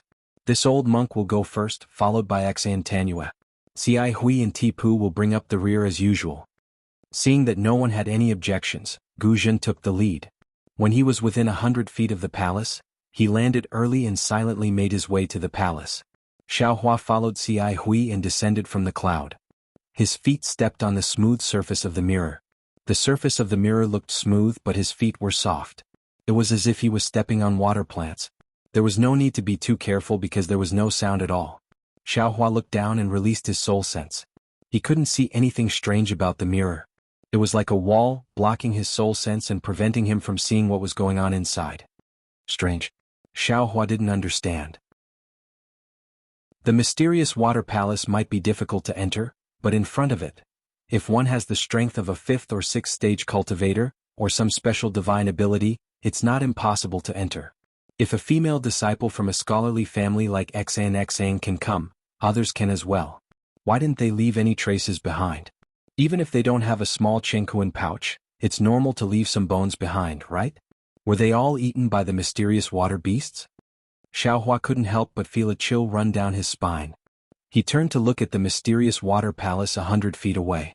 Perhaps it was because of the distance, or perhaps it was because of the mysterious water palace's devilish light.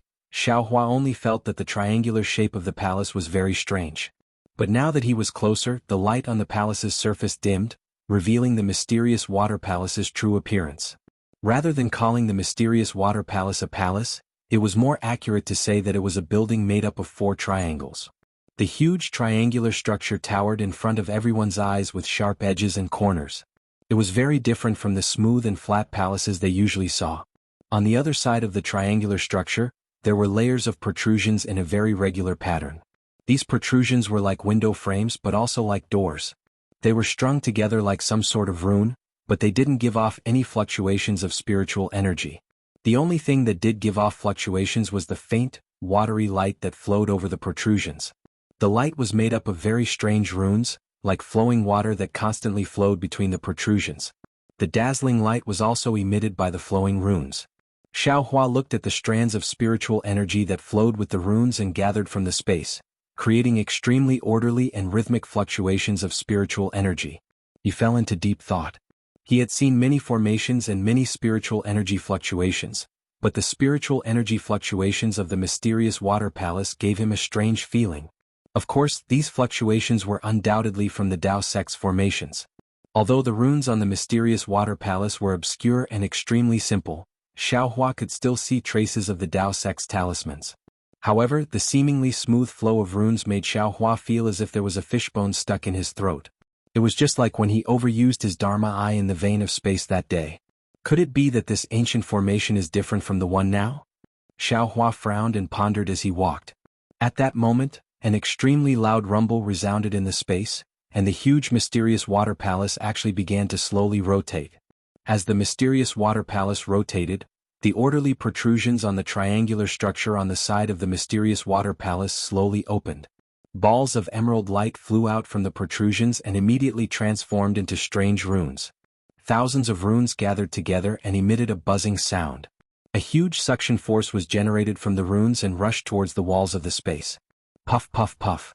The suction force landed on the mirror-like walls of water, creating huge whirlpools that were extremely similar to the whirlpools on the Nightmare Reef. At the same time, gusts of wind were generated from the whirlpools.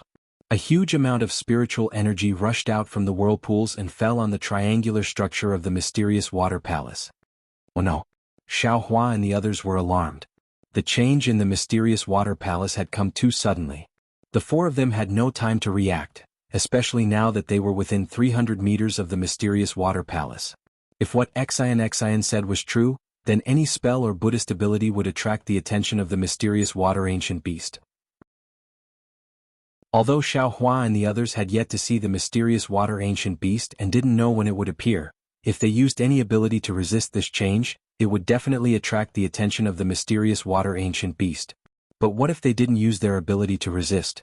The wind was so bitingly cold and even stronger. Xiaohua's body might be able to withstand it, but Xian and the others definitely couldn't. What should they do? Benefactor Xian, Xiaohua called out almost without hesitation.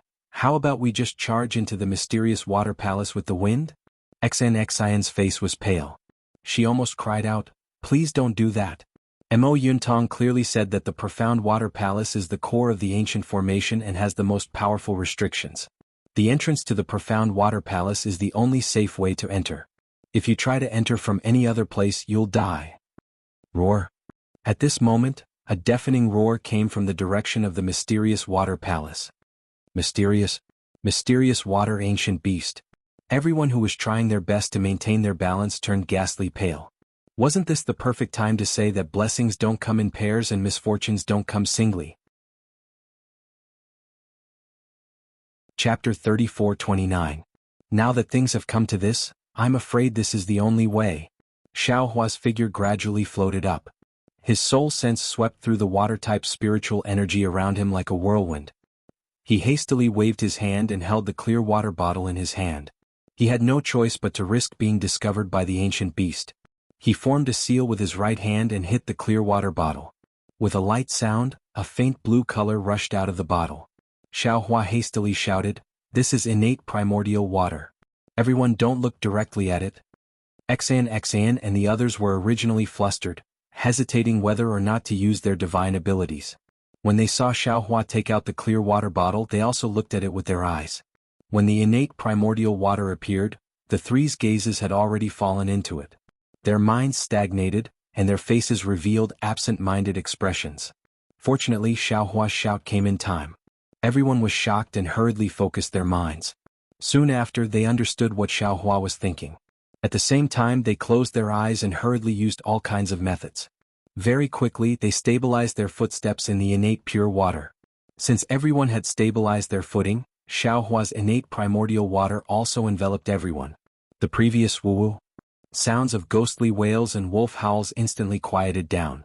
There was no sound in the innate primordial water, but the situation outside the innate primordial water grew increasingly grim. Countless water-type spiritual energy of heaven and earth let out hoarse roars and wantonly collided in the air.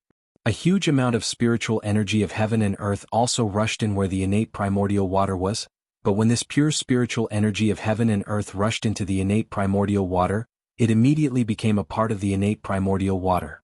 Not even a trace of a ripple was formed. Oh! The previously very tyrannical beast roared again, but this time it wasn't just one beast but two.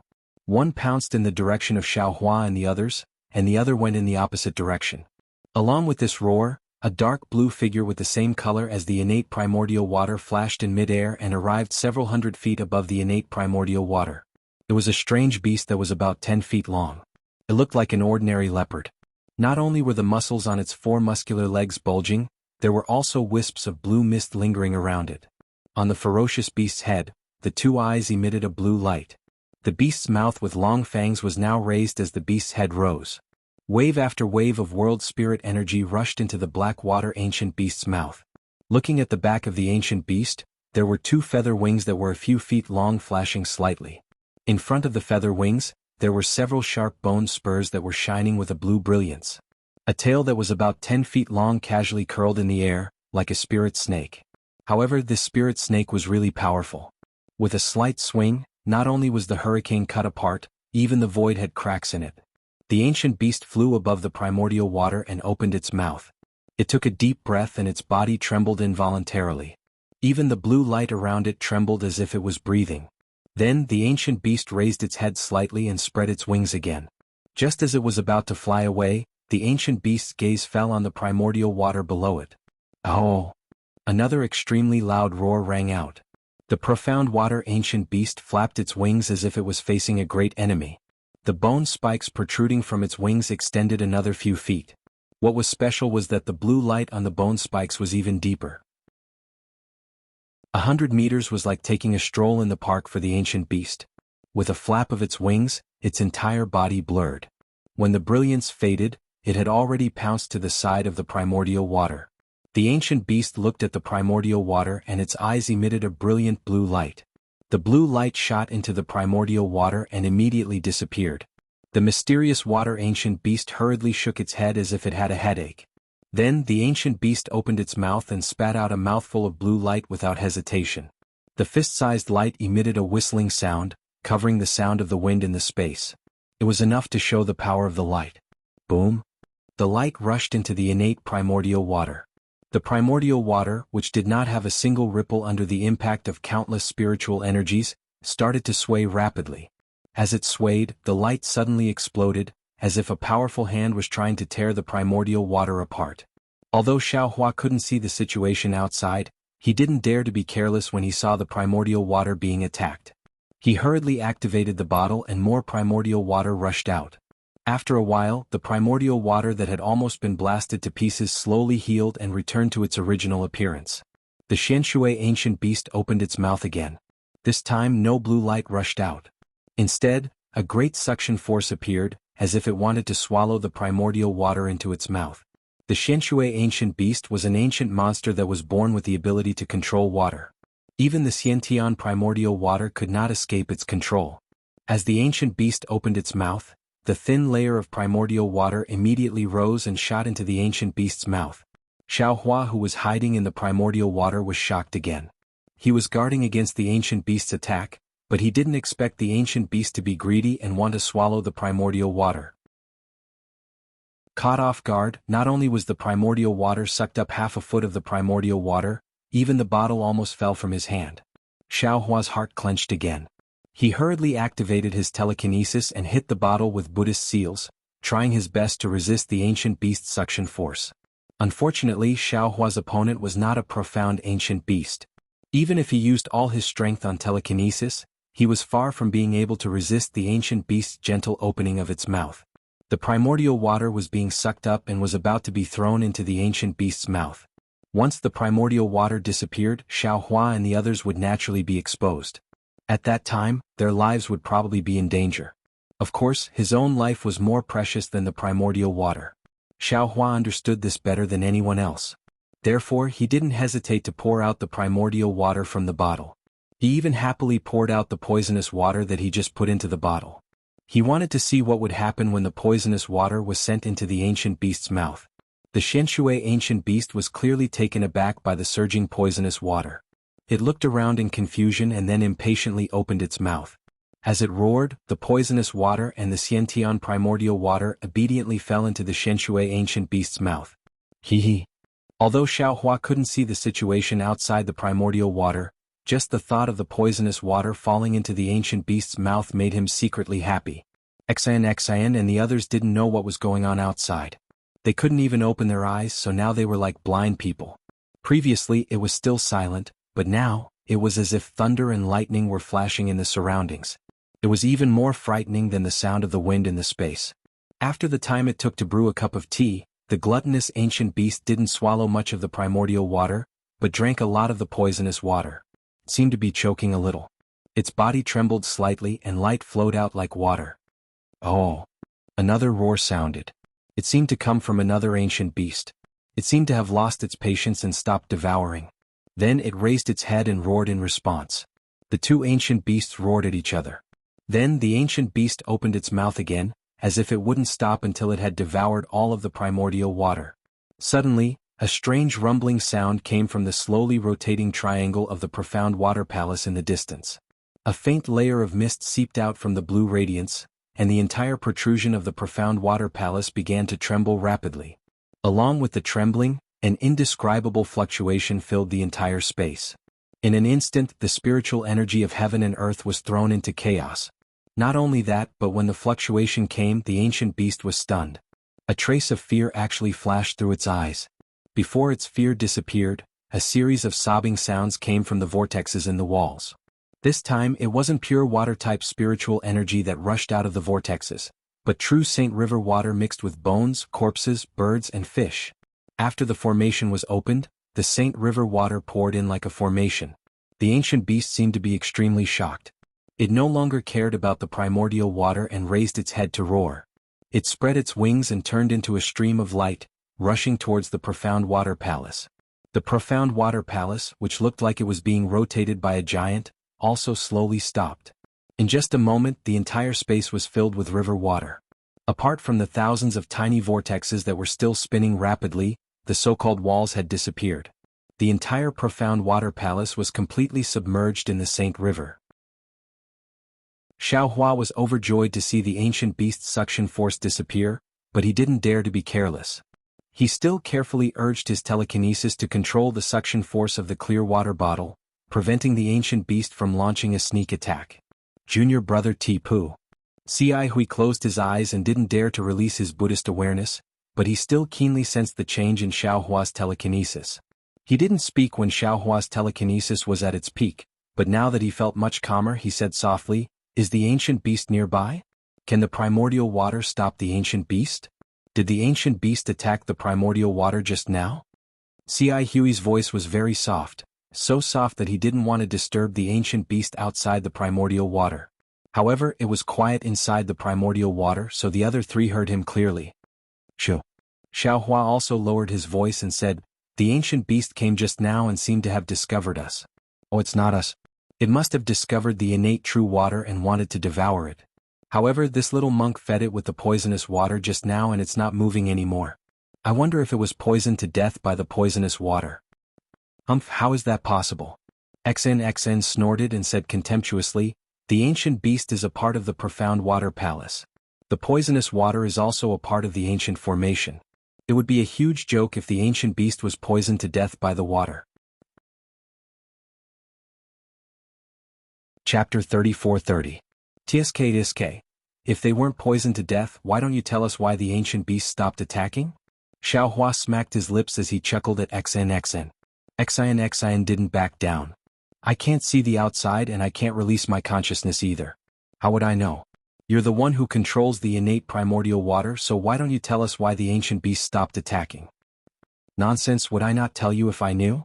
Xiao Hua scoffed at Xian's argument. I can't see anything just like you. Ah. So you can't see either. Xan closed her eyes, almost covering her mouth to hide her laughter. However, after a few chuckles, Xan asked anxiously, "Little monk, is the ancient beast Shenshui gone or not? I'm afraid we don't have enough time." Benefactress, you're a classic example of someone who values money over life. Xiaohua couldn't help but laugh. Even if you want to find someone, you have to protect your own life first. AI, Xan sighed. The only way out is inside the profound water palace. If we want to save our lives, we have to go inside. As the saying goes, we have to go in whether we're alive or dead. Damn it, that's right. Xiaohua was nervous at Xan's grim tone. He waited for another pipe of smoke before secretly opening a crack in the innate primordial water and releasing his soul sense. The ancient beast really is gone. The profound water palace has returned to how it was before. Xiaohua was stunned, but he didn't dare to let his guard down. He expanded his soul sense to scan the area, and then opened up a bigger crack. He peeked through the crack with his naked eye, and when he saw that everything had returned to normal, Xiaohua withdrew the innate primordial water and said in a low voice, "All right, you can open your eyes now." When Xian and the others opened their eyes, they saw that the palace was exactly the same as before. The enormous profound water palace was still in its inverted triangular shape. As for whether or not it was the same as the one they saw before, no one knew. Little monk, Xan bit her lips and whispered, "Thank you." Xiaohua whispered back. "Don't say it now or I'll be cocky. If the ancient beast sees us, we'll be in trouble." Xan paused, then covered her mouth. Her face was a little red as if she wanted to laugh but didn't dare. It was difficult to hold it in. Xi Hui looked helplessly at the two. "Xan, let's talk inside the palace first." Xan covered her mouth and led the way. After walking for several dozen meters, she turned back and whispered, "That profound water ancient beast is right in front of the profound water palace's entrance. Normally, it won't be more than 30 meters away from the entrance. Now that we're here, we can't speak or use any telekinesis. Otherwise, we'll attract the beast's attention." As she spoke, Xan took a look at the golden leaf of Canaan that was stuck to her body. After testing it a little, she felt relieved and tiptoed forward. The ancient beast is at the gate." Xiaohua was stunned. He couldn't help but look below the profound water palace. After all, Xiaohua had already checked the surroundings. He didn't seem to have seen any ancient beast. However, when he deliberately glanced at the bottom of the palace, sure enough, there were two statues that were almost the same color as the palace at the nail-like location. So these are the ancient beasts that attacked the innate primordial water. Xiaohua stared straight at the motionless statues for a moment, thinking in his heart, weren't they abnormally fierce just now? Why are they standing there now? Why do they look like dead statues? That's right. The profound water palace is so huge and the ancient beasts are so small and motionless. Who knows if they're profound water beasts? At this moment, the profound water beasts really stood there like clay statues. Their eyes, which were as bright as stars, were abnormally dim. There was no light at all. However, Xiaohua and the others only glanced at the beasts. They didn't dare to meet their eyes. They even gradually approached the profound water palace. Looking at the two beasts that looked exactly like the statues in front of the temple, they couldn't help but feel a sense of absurdity. Yes, if they hadn't heard the profound water beasts roar earlier, if they hadn't experienced Xiaohua using his innate primordial water to resist them with his innate primordial water, and if they didn't have the records of profound water beasts in the ink cloud pupil, they would never have thought that these two lifeless statues were real ancient beasts. Suppressing the indescribable fear in his heart, Xiaohua raised his head and looked at the profound water palace that was even more oppressive than a mountain. Under the huge inverted triangle was a pillar that was dozens of meters tall. A pillar that was dozens of meters tall would be considered huge if it were anywhere else.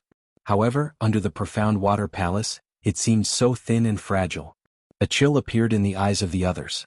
They were really afraid that the inverted triangle would suddenly fall on them and smash them into meat paste. After a few more meters, the four would be close to the profound water beast. At the front, Xan couldn't help but stop slightly. The two profound water beasts stood there and looked forward calmly. The distance between them wasn't small, at least dozens of meters. However, in Xan's eyes, this distance was as narrow as the pillar under the profound water palace. An indescribable aura spread out in front of the profound water palace. Perhaps it was the residual power of the profound water beasts, Or perhaps it was the formation's restriction after the profound water palace absorbed the energy of heaven and earth. In any case, the aura made it difficult for Xian to breathe. In the face of such a scene, Xian was secretly regretting in her heart. She felt that she had underestimated this ancient formation. However, this regret only lasted for a moment. A wave of stubbornness rose from the bottom of her heart. If this place is so dangerous, you actually imprisoned me here. Since you're so heartless, then I don't need to think any more. With this thought, Xian's trembling legs became firm. Step by step, she walked past the profound water beasts and arrived in front of the profound water palace's pillar. Fortunately, Xian's actions didn't attract the profound water beasts' attention. They remained motionless and didn't even release a trace of their innate spirit. Seeing that Xian didn't attract the profound water beast's attention, Gu Zhen and the others calmed down and followed her to the pillar. This profound water palace is so strange. Xiao Hua walked past the Blackwater Ancient Beast and unconsciously looked back at the Blackwater Ancient Beast's folded wings and the coiled tail on the ground. He thought to himself, are these the two Blackwater Ancient Beasts from just now? Why don't I look at them? If they were living things, then I'd be fine with them standing there like statues. But why are their tails coiled up in the same way? That's not possible, is it? Xiao Hua probed with his soul sense and carefully scanned the profound water beast's tail on the left a few times. Before Xiao Hua could use his soul sense to check out the rest of the profound water beast's tail, Xian stopped again. Xiao Hua didn't have time to check the Shenshui ancient beasts. He turned his head and saw Xian raise her hand and take out 4 blue beads from the sleeve of her palace dress. She waved her hand and the 4 beads silently stuck to the pillar. Then Xian looked back at the 2 Shenshui ancient beasts with lingering fear. She opened her mouth and 4 golden streams of Zhen Qi hit the 4 beads at the same time like 4 flying swords. Shua! The 4 pearls simultaneously emitted a blue ripple of brilliance. This brilliance overflowed several times above the pillar, and the pillar also produced a blue brilliance. At the same time, this blue brilliance also swayed along with the brilliance of the pearls, just like layers upon layers of water ripples. When she saw the ripples appear, Xian took a few steps forward and reached her hand into the ripples. Her fair and soft hand sank into the ripples. As Xian lifted her hand, it was as if she had lifted a bead curtain. A gap appeared in the pillar, and Xian walked in without hesitation. Halfway through, Xian even turned back to look at the 3 of them and indicated for them to follow. Xiao Hua and the others didn't dare delay. One by one they lifted their hands and flashed into the gap. Once the 4 of them were inside, the 4 beads remained embedded in the pillar. Ripples of blue light flowed through the beads. After the time it took to brew a cup of tea, the light slowly dimmed and disappeared. Finally, the beads disappeared into the pillar. There was no longer any movement outside the profound water palace. The 2 profound water beasts stood there for tens of thousands of years. It was as if the entire space had returned to normal. However, this calmness only lasted for a few breaths of time. The beast that Xiao Hua had just scanned with his soul sense moved its tail first, trembling slightly. This trembling then spread throughout its entire body. Following that, the beast's 4 hooves moved, the beast's head moved, and finally, its lifeless eyes moved. The Blackwater ancient beast looked around in confusion. It then glanced at the other Blackwater ancient beast on the right that was standing still. After which, it spread its wings and turned into a blue light that flew a few rounds outside the Blackwater Palace. When it did not discover anything, it pushed off the ground and charged into the sky as if it was flat ground.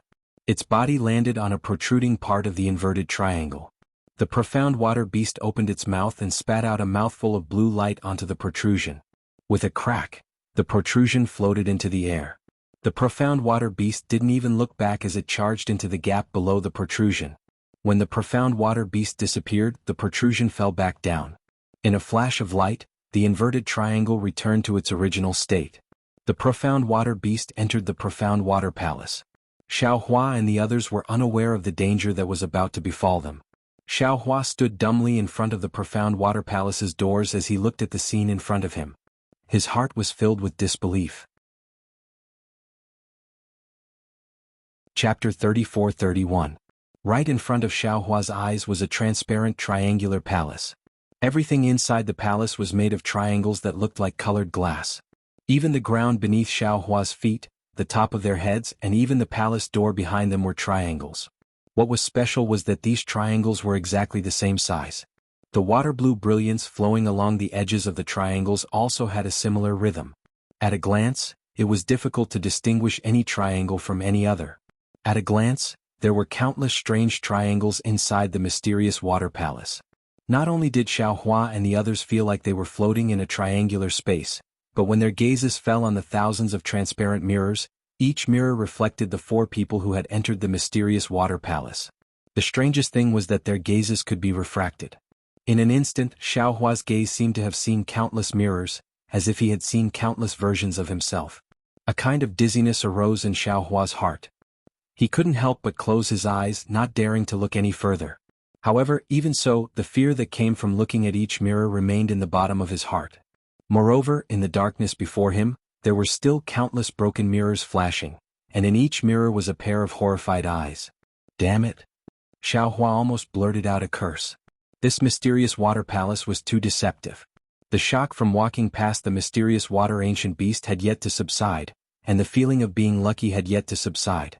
In an instant, it gave his eyes such a terrifying baptism.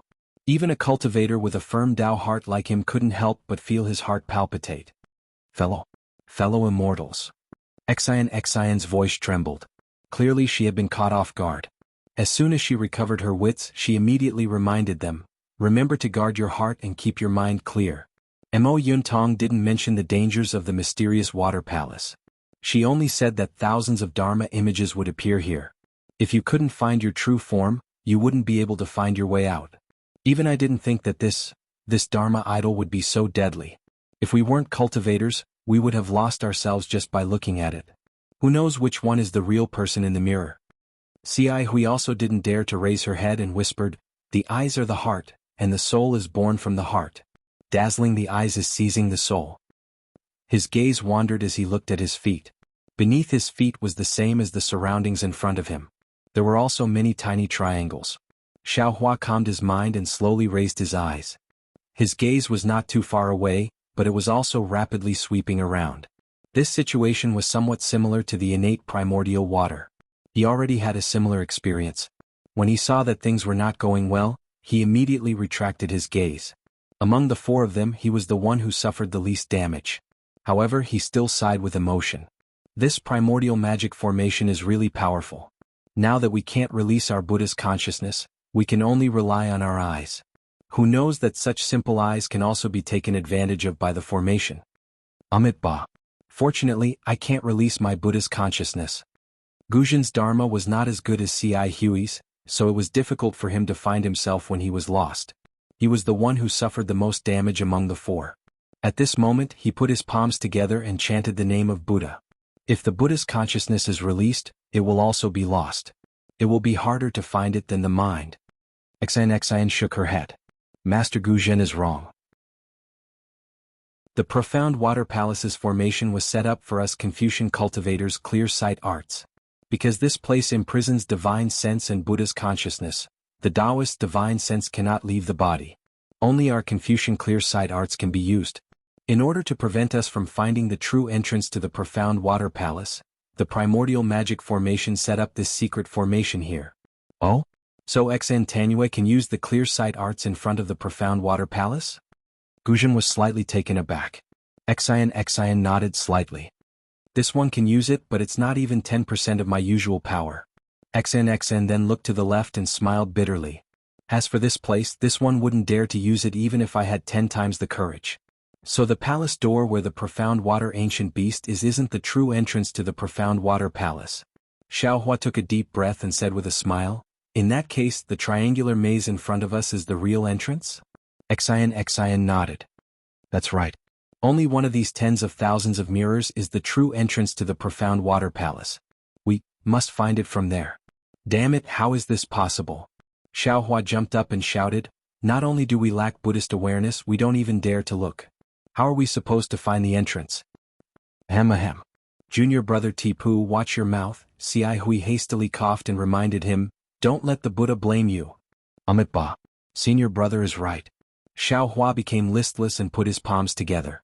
However, he cursed inwardly, alas, it's this Zhao's primordial spirit that shaved the Buddha's Sarira, not this Zhao's. This Xiao was just casually complaining. Cai Hui was very satisfied with Xiaohua's reaction. She looked at XNXN with a smile and said, "Since this is recorded in Mo Yun Tong, then XN Tanue must have made preparations?" "Yes indeed." Xian nodded. "This is the last record of the primordial magic formation in Mo Yun Tong.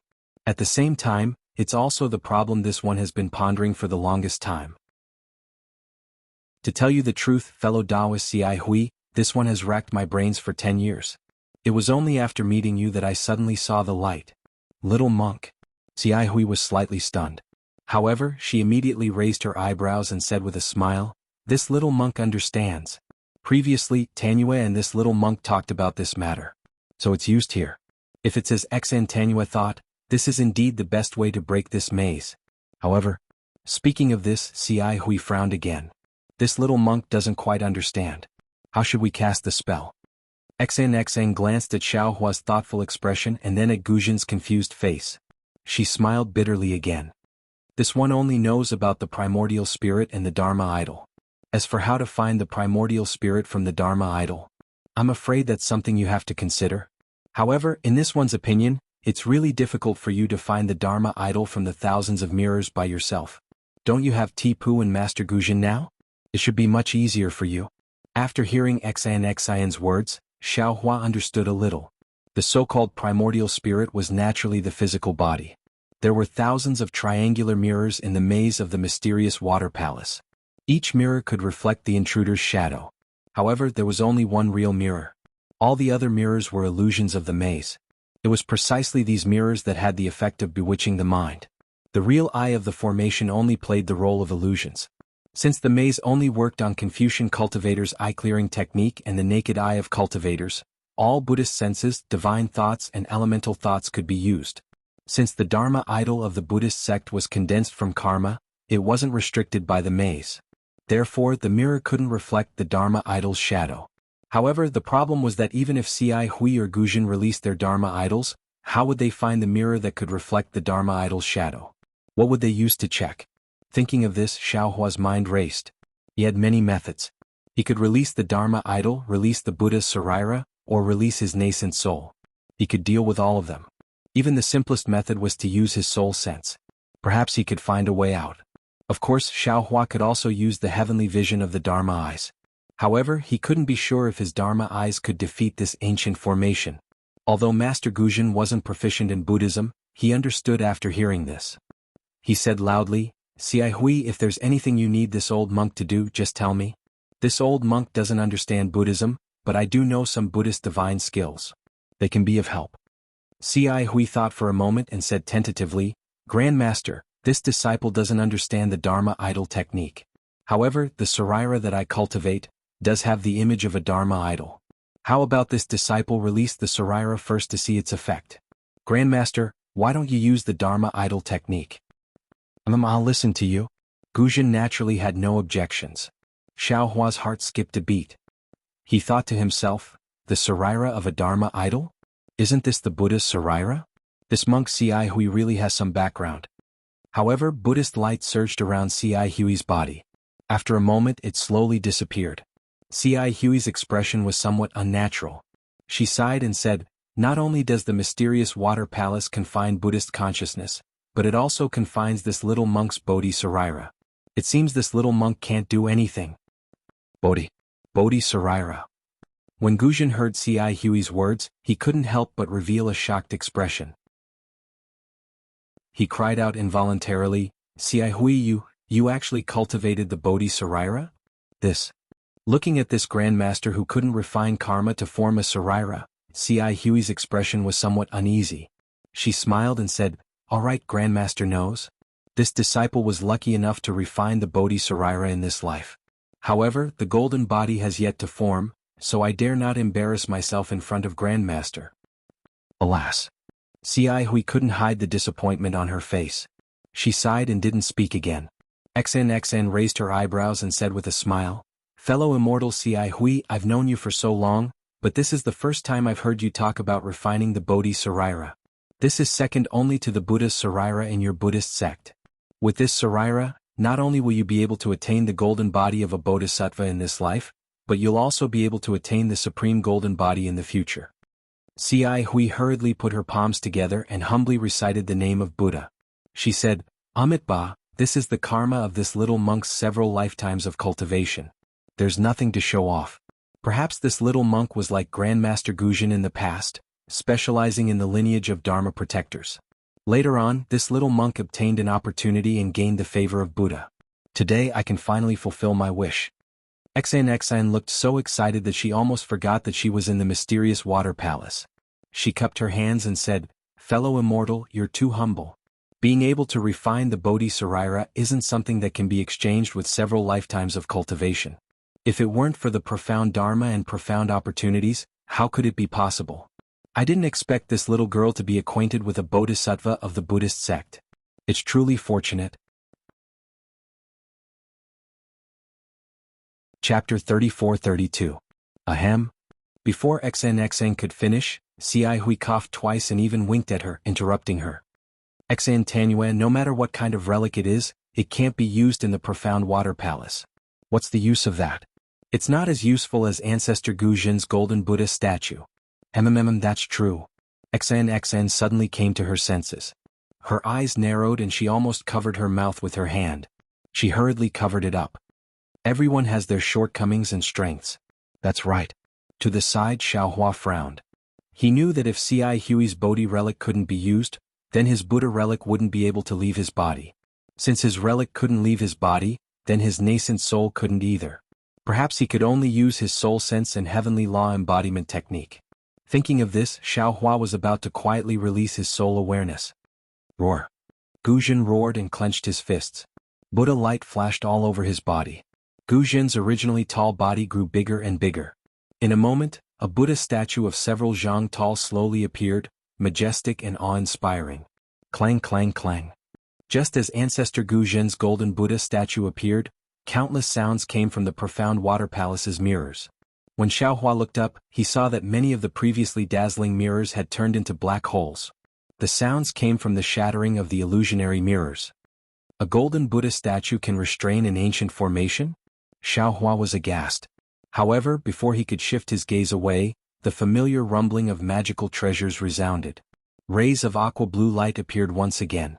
Xiaohua hurriedly shifted his gaze away. Immediately, waves of strange magical energy fluctuations spread throughout the entire mysterious water palace. This magical energy was like a whirlwind, but also like a scorching heat. Guzhen's newly formed golden Buddha statue actually showed signs of melting under this magical energy. Strands of golden sweat seeped out of the golden Buddha statue. A trace of pain appeared on Guzhen's face, which was flashing with Buddhist light. He cried out, "The mystic water palace's formation is too powerful. I can't hold on for too long. Hurry up and find the entrance." Yes, Ci Hui gritted her teeth and hurriedly replied. She then waved her hand and said, "Tipu, look over here. Xan Tanyu, look over there." Okay. Xan didn't dare to be negligent.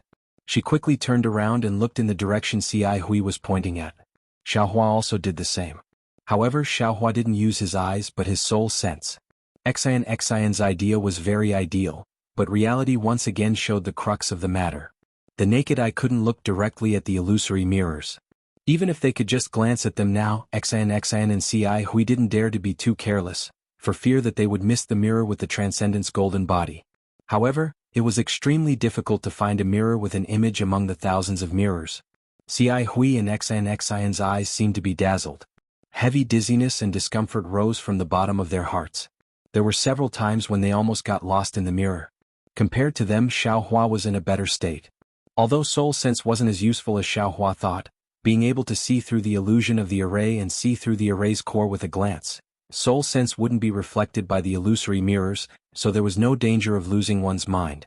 However, Xiaohua was the same as Xan and the others. He also didn't dare to be careless. He also checked the mirrors one by one. As time passed, the magic power fluctuations became more rapid. Xiaohua could clearly feel the heat in the surrounding air. He looked again and saw that the surface of Master Guzhen's golden body had already melted. Just like Xiaohua's Buddha Sarira, it had turned into golden liquid and flowed down the golden body. When it dripped to where Guzhen was standing, it immediately turned into small golden Buddhist lotuses. Guzhen's golden body of Buddha is different from Frost Bamboo's great strength Vajradharma body. It seems to be transformed from his main body, similar to my heavenly law's embodiment of heaven and earth. As Xiao Hua continued probing, he thought to himself, although this Buddhist divine power is a level higher than frost bamboos, the Dharma array has melted his golden body. That means his body will also be damaged. Why don't I use heavenly form to replace it? Thinking up to this point, Xiao Hua couldn't help but laugh. No matter what, Great Master Gu Zhen is a Buddhist sect guardian with 5th grade origin energy. Wouldn't his golden Buddha avatar be more profound than my heavenly law's embodiment technique? Instead of thinking too much, why don't I hurry up and find the entrance? If Master Gu Zhen can't support me at the final critical moment, it won't be too late for me to make such a plan. Roar. After a while, Master Gu Zhen's originally straight waist twisted slightly. A slightly hoarse roar came from his mouth. It was unknown whether it was a painful or angry roar. His movement didn't matter. Pa pa pa, several loud pops sounded. Several thumb-sized bubbles appeared on his limbs. Then, with several explosions, these bubbles all exploded. Golden liquid splashed out. Before it could fall, it had already bloomed into lotus shapes in the air. The main body is the Sarira, and the Sarira is also the main body. Xiao Hua sighed. He understood the meaning of Buddhist guardians. But suddenly Xiao Hua was startled again. My Sarira is in the shape of a Buddha. It seems to be able to form its own body. If a Buddha's Sarira leaves the main body to cultivate on its own, wouldn't it only be able to walk the path of a guardian? Xiao Hua was startled. His soul consciousness was a little scattered and he couldn't tell where he was looking.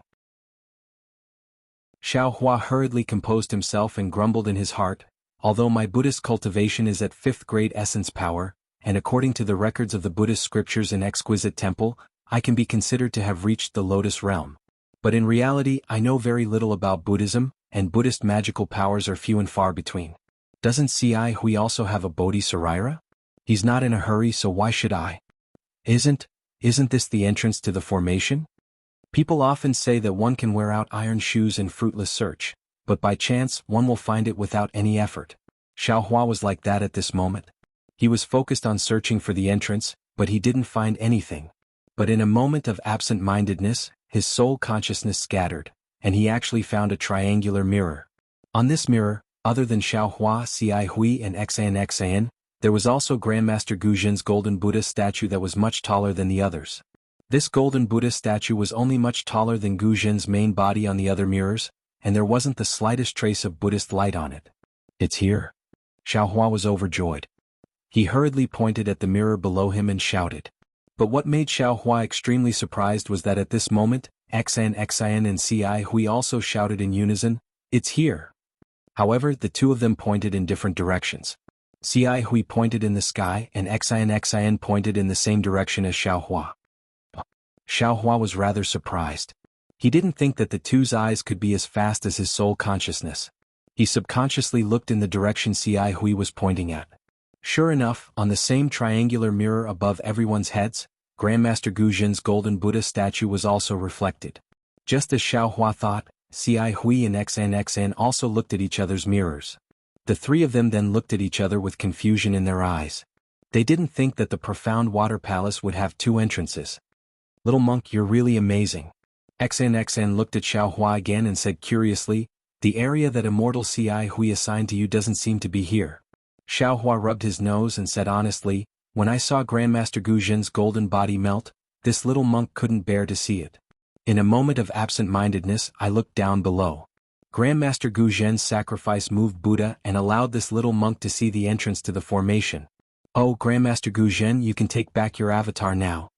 Phew. Gu Zhen let out a long sigh. The Buddhist light around him quickly disappeared and then shrank like a bubble.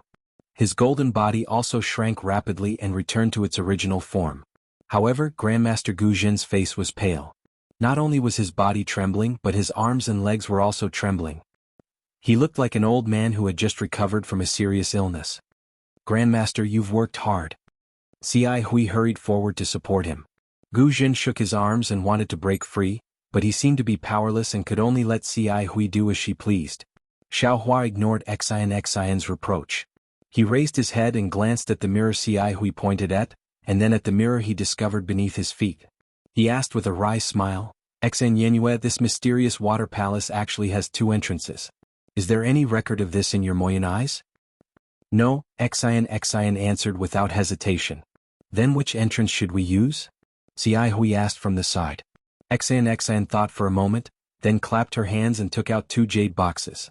She said, although we found the entrance to the Profound Water Palace, we still need to use the Dao Gate to enter the real Profound Water Palace. These are the 2 talismans I found according to Mo Yuntong's records. These 2 talismans are exactly the same. I prepared them in case of an emergency. Now that there are 2 entrances, it is destined that both entrances will be opened. I think it's better to open the entrance first. I'll wait and see, then decide which entrance to enter. I'm afraid that's the only way. Xiai Hui frowned. Faced with such a difficult problem, she had no choice but to agree. Xian raised her hand and one of the jade boxes opened. A bright cyan halo rushed out of the jade box. Before Xian could cast a spell, a thumb-sized seed jumped out of the jade box. Xiaohua looked at the jade box expectantly. He wanted to know what kind of rare talisman Xian had taken out, but he was still shocked when he saw the seed jump out. Looking at the seed again, it leaped into the air and flickered with an emerald green halo. The halo slowly unfolded and the seed also unfolded along with the halo. Xiaohua could clearly see that it was a talisman in the shape of a leaf. The wrinkles on the talisman and the texture of the leaf were clearly visible. Xiaohua didn't need to use his divine sense to know that it was a rare talisman from ancient times. Chapter 34-33. Sure enough, Xian promptly explained, this is a Taoist wood spirit talisman. It said that it specializes in breaking water-type formations. The specific refining method has long been lost, and these 2 talismans were found after spending more than 10 years of painstaking effort. They're also the last preparations I've made before entering the formation. I don't know what I'll encounter after entering the Profound Water Palace. Xian opened her mouth again and was about to blow out true energy when she suddenly closed it again. She glanced at Xiaohua and said, "Little monk, can you help me next time?" "How can I help you?" Xiaohua was somewhat puzzled. "I don't know any Taoist magic, so how can I help you? Of course, if you can teach me how to use Buddhist telekinesis to activate talismans, I'd be more than happy to." You wish?" Xian glanced at Xiaohua. "The telekinesis you use is completely different from Taoist magic. I'm a Confucian cultivator, so how can I know this kind of secret technique? If you want this secret technique, you might as well ask your senior martial brother who'll definitely become a bodhisattva in this lifetime." After speaking, Xian opened her mouth and a golden true energy shot out like a sword and hit the leaf talisman. CSI. The moment the true energy came into contact with the talisman, it immediately produced a corrosive sound. Following this sound, the emerald green brilliance on the leaf flickered rapidly, as if the leaf was being devoured by insects. Xian saw that the talisman's brilliance was faintly flickering. She hurriedly pointed at the talisman. The leaf, like a falling leaf on an autumn night, fell towards the mirror surface that Xiaohua and Xian had identified at the same time. From afar, the mirror surface looked extremely small, but the leaf that fell on it was insignificant. However, as soon as the leaf-like talisman touched the mirror surface, a water-blue brilliance flashed and submerged the entire talisman in an instant. The emerald green brilliance completely disappeared.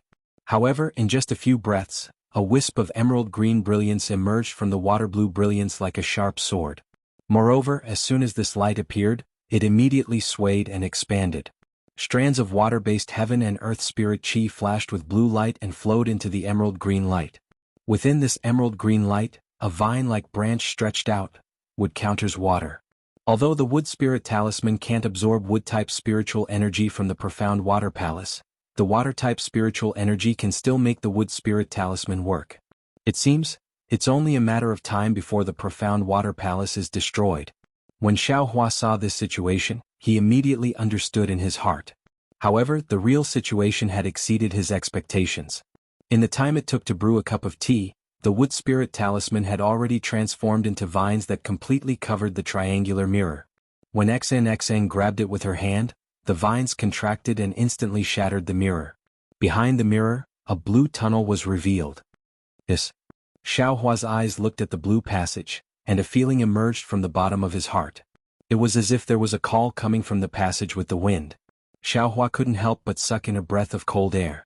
He didn't know what this feeling meant. However, no matter what this feeling meant, there was one thing he was certain of. This entrance was definitely the real entrance. Xiao Hua was certain of this. However, Xiao Hua only glanced at it and didn't say anything. He quietly waited for Xian to attack again and shatter the other mirror above everyone's heads. Seeing the mirror shatter before Xian could say anything, Ci Hui's face revealed a look of astonishment. She asked curiously, What does this mean? Why did this little monk feel a call? There seems to be a voice coming from inside. Could it be that this entrance is the real entrance? Damn, how is this possible? How can Ci Hui feel the same as me? Xiao Hua frowned as he looked at the passage that also flashed with blue light. His heart rippled. If one of the passages produced a call, then it would be fine. There must be something attracting this Xiao. However, the two passages produced two different calls. The biggest possibility is, there's something fishy about the profound water palace. Little monk, what about you? Xian didn't answer Ci Hui's question. Instead, she looked at Xiao Hua with eyes full of interest. Xiao Hua shook his head slightly. This little monk didn't feel the call from the passage. Moreover, contrary to senior brother Ci Hui, this little monk has a subtle feeling about the other entrance. What about Grandmaster Gu Zhen? Xian turned to Gu Zhen. Gu Zhen's face revealed hesitation. After pondering for a moment he said, This old monk's thoughts are similar to Ci Hui's. The entrance above us should be real. After all, this is the lowest level of the profound water palace. If there is an entrance, it must be facing upwards. Xian's expression turned grave. She glanced at Xiao Hua and said, Although the profound water palace is above us, the entrance might not be. This little monk's feelings are similar to yours. I feel that the entrance below us is real. Ci Hui's expression changed. She said anxiously, This is bad. Could this be the profound water palace's trick? The purpose of this formation is to separate the four of us? Anything is possible. Xian nodded. We only have three choices. Either all four of us go up, all four of us go down, or we split into two groups and go our own way. This? Ci Hui was truly hesitant. However, she still insisted, This little monk feels that it's better to go up. This little monk feels that it's better to go down. Xiao Hua originally wanted to go up like Ci Hui, but he was somewhat unwilling. His perception had always been accurate. Today there was no reason for it to be wrong. Thus he also insisted. This little one has heard that formations that have been set up for a long time will give birth to a formation spirit. Could it be that this ancient formation has already gained sentience? Xian laughed. I don't think that's likely to be strange. However, this little one feels that these two entrances might be different methods leading to the same result. Although the paths inside are different, they will eventually converge at the same place. Yes. As the saying goes, infinite scenery lies at the peak of a dangerous mountain. These two different directions might be a kind of fate and opportunity for us. Gu Zhen said. No matter what you choose, this old monk has decided to go through the entrance above us. With that, Gu Zhen flung his hand, wanting to shake off Ci Hui who was supporting him. However, Ci Hui didn't pull her hand away. She just smiled and said, Since Grandmaster has made his choice and this entrance was found by this disciple, it's naturally impossible for us to not go through this entrance. This disciple is willing to go with Grandmaster and help Grandmaster search for the ancient Buddha. Fine. Xian glanced at Xiao Hua and nodded. Since this little monk found the same entrance as us, this little one will go through the entrance below with you. With that, Xian winked at Xiao Hua and said with a smile, Little monk, you have to protect me. Of course. Xiao Hua smiled. This little monk was most protective of women before he entered the Buddhist sect. Cough cough. Ci Hui's throat wasn't good again. Once the assignment was completed, Ci Hui supported Gu Zhen and the two of them slowly flew towards the entrance above the four people's heads. Looking at the backs of the two people and then looking at Gu Zhen's tall figure, Xiao Hua suddenly thought of the frost bamboo. Naturally, he also thought of the Buddhist protector's unruly way of swallowing relics. Therefore, he immediately opened his mouth and transmitted a few words to Ci Hui. Ci Hui did not seem to have heard him. Not only did she not reply, she did not even slow down in the slightest. The two monks, one tall and one short, slowly flew towards the entrance of the blue brilliance in the mountain cave. When the two people's figures disappeared, the brilliance flickered slightly and a flat mirror surface appeared there. Now, even if Xiao Hua and Xian wanted to follow Ci Hui, it was too late. Little monk, let's go. We'll go in too. Don't worry about Ci Hui. Grandmaster Gu Zhen isn't as despicable as you think. Xan waved her hand and landed first. How could Xiaohua dare to be negligent? He hurriedly flew down with Xan and said with a flattering smile, "The ancient said that one shouldn't have the heart to harm others, but one must guard against others. It's normal for this little monk to be worried about senior martial brother Ci Hui, who asked Grandmaster Gu Zhen to be a Buddhist Dharma protector." Tsk. Xan smacked her lips as she flew and said mockingly, "Which ancient person are you talking about? Why do I often hear people talking about this? Moreover, why do I feel that you, a Buddhist disciple, are even more wary of Buddhists than me?" "Is that so?" Xiaohua rubbed his bald head and said with a smile, "That's because you're not a bhikkhuni of my Buddhist Dharma protector and don't know the details of my Buddhist Dharma protector. That's why you're not on guard." "What are you on guard against?" Xan probed again.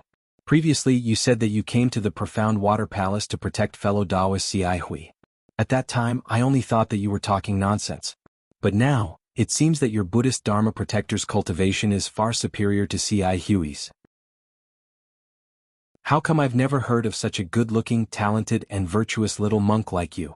Alas, it's hard to give up on one's natural beauty. I've been raised in a boudoir and no one knows me." Xiaohua very regretfully rubbed his bald head and replied, "This little monk has always emphasized on keeping a low profile. I didn't dare to shave my head and become a monk because I was afraid of attracting attention." New Tenua thought about it.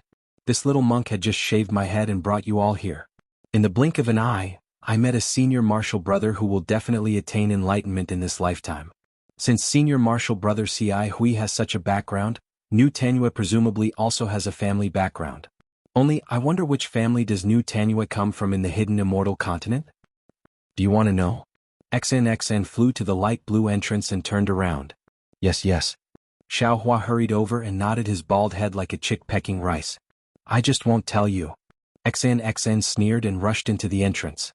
"Don't tell me if you want to." Xiaohua also muttered and followed closely behind. The passage was several zhang tall. As the two flew in one after another, the brilliance of the entire passage actually began to revolve. It was just like the whirlpools that appeared on the four walls of the profound water palace earlier. Wave after wave of blue brilliance drew an arc in front of Xiaohua. At first it was slow, but then it gradually sped up and rushed forward. Looking behind the two, the place where the blue light surged had already sealed the entrance. There were no longer any gaps. Chapter 34. Xian was on high alert. As soon as she entered the entrance, she took out her flexible sword without waiting for the light to change. With a slight twist of her wrist, the blade coiled around her right arm like a spirit snake. Clear chi gushed out from between Xian's eyebrows. Her limpid eyes flickered like the light in the passageway, but the golden light in her eyes only flashed for a moment. Alas! Xian sighed. She knew that she still couldn't use her eye-clearing technique. Her five senses were similar to those of ordinary people in the mysterious water palace. Just as Xian was sighing, she suddenly felt a heavy weight on her shoulders. Startled, she hastily looked up and saw that the blue light in the passageway was gradually stabilizing, and its color was getting denser. What's going on? Xian frowned. Her flying figure slowed down and she turned to ask in a low voice, "Little monk, do you feel something strange?" Xiaohua was right behind Xian. Seeing her slow down, he understood what she was thinking. He hastily flew to her side and stood shoulder to shoulder with her. He answered, "This little monk feels a little heavy on my body. It seems to be the mysterious water palace's restriction again." Alas, that's what happened. Xan sighed again. After all, it's an ancient array with layer upon layer of strange restrictions. Without strength it's really difficult to move even an inch. Xiaohua hesitated for a moment, then advised, "Actually, this little monk still has to persuade Lady Benefactor. Right now our main goal is to find a way out. This mysterious water palace is really not a place where people with our cultivation can enter. Even if you want to find someone, you should first consider your own life, right? Without your life, what can you do?" "A way out." Xan shrugged. "It's in this mountain deep in the clouds." "What?" Xiaohua's expression suddenly changed. As if he had thought of something, he hastily cried out, "Could it be, you don't know where the exit is?" At this point, Xiaohua really didn't want to ask any more questions. Xan had said that she had the ink cloud pupil. Xiaohua had assumed that since someone had left the ink cloud pupil behind, Someone must have left behind information about this ancient formation after escaping. He had followed Xan into the profound water palace. Even if he couldn't see an immortal artifact, he would at least be able to escape unscathed. However, he really didn't expect that the ink cloud pupil in Xan's possession didn't contain any records of this. Xiao Hua had been relying on Mo Yun Tong and this exit to enter the profound water palace when he had broken through this ancient magic array. Now that Xan didn't know what to say, how could she not be scared witless? This was an ancient array. The previous few checkpoints had already shown how ferocious this array was. And that was only the outer perimeter of the profound water palace. Now that he had truly entered the profound water palace, the passageway once again gave off a heavy feeling.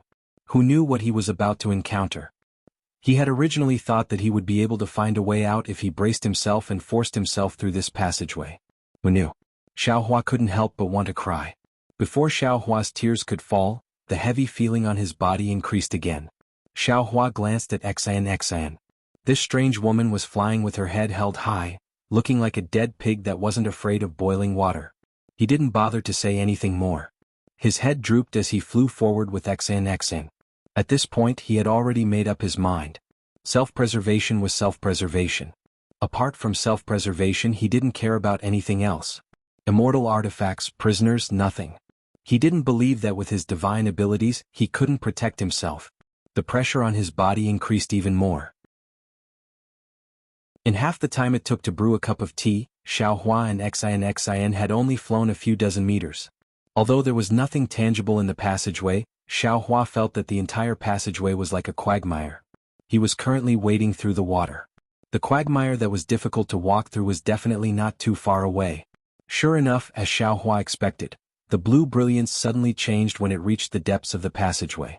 Strands of blue blossomed from the deep blue, as if the blue had surpassed the blue. They rapidly rotated within the blue passageway, similar to the blue light that appeared when Xiao Hua had just entered the passageway. Oh no! Feeling the heavy pressure on his body increase again, Xiao Hua came to his senses and shouted, Xan, hurry up and leave. The pressure in this passageway is increasing layer by layer. In the end it will crush our bodies into minced meat. As he spoke, Xiao Hua no longer dared to conceal his cultivation. He activated his transcendence energy and displayed the wind escape technique, rushing towards the front of the passageway. Who would have thought that it would be fine if Xiao Hua didn't activate his transcendence energy, but the moment he displayed the wind escape technique, an enormous force crashed into Xiao Hua's body along with his transcendence energy. Caught off guard, Xiao Hua's entire body fell with a whoosh sound, directly reaching half of Xan's waist. Xiao Hua's body sank. His eyes narrowed slightly as he looked at the passageway in the distance. He understood in his heart that this was the Dao sect's formation. The method to restrict the Dao sect's disciples was naturally easy to use. At this moment he had to either give up on using the Dao sect's divine ability or forcefully rely on the Dao sect's divine ability to charge out. Otherwise, he could only continue to use the Buddhist sect's divine ability and deal with the myriad of changes by remaining unchanged. Xan naturally also felt the pressure increase. However, before she could activate the auspicious cloud, Xiao Hua suddenly fell down. At this moment she also looked at Xiao Hua strangely. Let's go. Xiao Hua didn't explain in detail. He activated the auspicious cloud and rushed forward while rising up again. However, after flying for the time it took to brew a cup of tea, the azure brilliance deepened once more and the pressure doubled once more. Not only did Xiao Hua not reach the same height as before, he even became half a foot shorter than before. Naturally, Xan's expression changed greatly and she also fell down like Xiao Hua. Little monk, I'm afraid we can't touch the brilliance of this passageway. Xan shouted, although Mo Yun Tong no longer has any records since it's a passageway we must pass through. This brilliance must be restricted by the profound water palace. If we touch it we'll definitely suffer. Not necessarily. What if we're sent out of the profound water palace as soon as we touch it? Xiao Hua coldly snorted and retorted sarcastically. Xan glanced at him and said indifferently, why don't you give it a try? I'm not giving it a try. Xiao Hua shook his head and suddenly asked, right, benefactress, do you know? Xiao Hua originally wanted to ask Xan if she knew Princess Baihua of the Chanu country, Xne, but before he could say anything he remembered that he was now the little monk Tipu of the Western Paradise. How could he know a woman from the hidden immortal continent? He immediately shut his mouth. Who do I know? Xian saw that Xiaohua didn't say anything and continued to ask. Forget it, let's not talk about it. Let's talk about it after we get out alive. Xiaohua waved his hand. At this moment, it was difficult for him to move his hand. Even his arm felt somewhat sore and numb. Xian narrowed her eyes and said, "You're not going to say it? Are you afraid I'll see through your intentions? If you have the ability, you can see through it even if I don't say it." Xiaohua argued. Do you think Xian couldn't help but get angry. Just as she was about to say something, buzz buzz. The whole passage flashed with a blue brilliance. Rings of light chased after Xiaohua and the others from behind and rushed forward. The speed of the rings of light was different. Each ring was faster than the previous one. The heavy pressure on Xiaohua and Xian's body was like a wave, each layer stronger than the previous one. Hurry! Xiaohua urged again, but at this time the two of them were already doing their best, but the passage still seemed to be endless. Boom! When the blue rings of light chased after them, the whole passage shook, and the color immediately turned green. Along with the change in brilliance, bang bang bang. Sounds came from Xiaohua's body. It was the sound of the joints all over his body. Xiaohua's eyes flashed with shock. He had already discovered the pattern. When the blue brilliance disappeared, the pressure in the passage should be twice as heavy as before. Now that the blue brilliance disappeared again, the pressure should be twice as heavy as before. If he counted, it should be 4 times as heavy as before. Xiaohua didn't know whether this passage was similar to his bone tempering, which required the bone tempering of 7 colors. However, even if it was the 5 elements technique, in the end, the pressure was still 32 times as heavy as when he first entered the passage. Of course, this was only Xiaohua's estimation. This was a restriction used to imprison cultivators, so how could it only be 2 or 4 times as heavy? When Xiaohua had just entered the passageway, the pressure from the flickering blue brilliance was already several times that of the outside of the passageway, and then the cyan brilliance was several times stronger. In the end, the pressure was several hundred times or even several thousand times stronger. How could a cultivator withstand this pressure? Xiaohua slightly bit his lips, and Buddhist light flashed around his body. He hurriedly released his soul consciousness and thought to himself, the only thing I can do now is to resist this pressure. This Xiao's body and bones have been tempered, so I should be able to resist for a while. I just don't know if Xian will be able to escape this calamity. Thinking up to here, Xiaohua's face suddenly showed joy and he shouted, Xian, the exit is about 900 feet ahead. We just need to rush to the exit. Xian looked at Xiaohua from head to toe, and the panic on her face was not as bad as before. She seemed to have thought of a countermeasure, but she didn't ask Xiaohua how he knew the exit was 900 feet ahead. She only faintly replied, I know. She once again sped up. While the two of them were talking about hope, the restriction inside the passage seemed to know. The green brilliance flickered even faster, and the pressure became even more violent. One moment it was down, the next moment it was up and then left and right. Xiaohua and Xian became even more exhausted and couldn't afford to be distracted and increased their speed. Seeing the green brilliance become even denser, Xiaohua's body began to feel strangely sore and swollen. Xiaohua understood that this time, the pressure was already several dozen times heavier than before, and his body was afraid that he was about to reach his limit. However, when he glanced at Xian, he saw that she was actually having it easier than him. Strands of golden mist had already appeared on her palace dress, and this mist protected Xian's protruding body. The mist had already condensed into armor inscriptions, making it look like a close-fitting golden armor. Chapter 34-35. Xian's golden armor was not only solidified on the surface, but it was also overflowing with golden mist from time to time. The golden armor had already been compressed into a thin layer, and was no longer as thick as before. It was obvious that the golden armor had reached its limit. The situation had already begun to become critical, and Xiaohua could clearly feel that the auspicious cloud beneath his feet had also slowed down. The passage now seemed to be filled with silt. Not only were his hands and feet buried, even the karma of the Buddha's Sarira and the true energy in his dantian were wrapped up, making it difficult for him to use them. The green brilliance is already like this, what should we do in the future? Xiaohua's mouth was clearly bitter, and he somewhat disappointedly shifted his gaze away from Xian. He first looked at the end of the passage, and then looked again at the dense crystal-like green passage. Boom! Just as Xiaohua's gaze fell on the passage, the entire passage violently shook, and dense cracks appeared in the crystal-like green light. Good. Xiao Hua almost blurted out in praise. Quick, this passage is changing, I'm afraid it's our chance. As he spoke, Xiao Hua hurriedly released his soul consciousness, trying to find a flaw in the passage. Unfortunately, the tunnel shook violently for a few times before calming down. The densely packed cracks rapidly widened. However, a bright yellow color blossomed from within the cracks. It was as dazzling as the yellow flowers in the morning sun. This is bad. Xiao Hua hastily shouted again, and did not have the time to be embarrassed because of his misjudgment. Before Xian's strange gaze could shift away from Xiao Hua, a heavy pressure more than 10 times stronger than before suddenly appeared, as if a large hand had suddenly clenched. This heavy pressure was different from before, and it came from all sides of the passage heading straight for the center. Although Xiao Hua and Xan did not have to worry about being swept down the passage, the strength of this heavy pressure suddenly increased, and the two suddenly stopped in midair, unable to fly at all. Pa pa pa. A series of sounds rang out like beans being fried. The golden armor on Xian's body was first broken into pieces, then the broken pieces exploded inch by inch.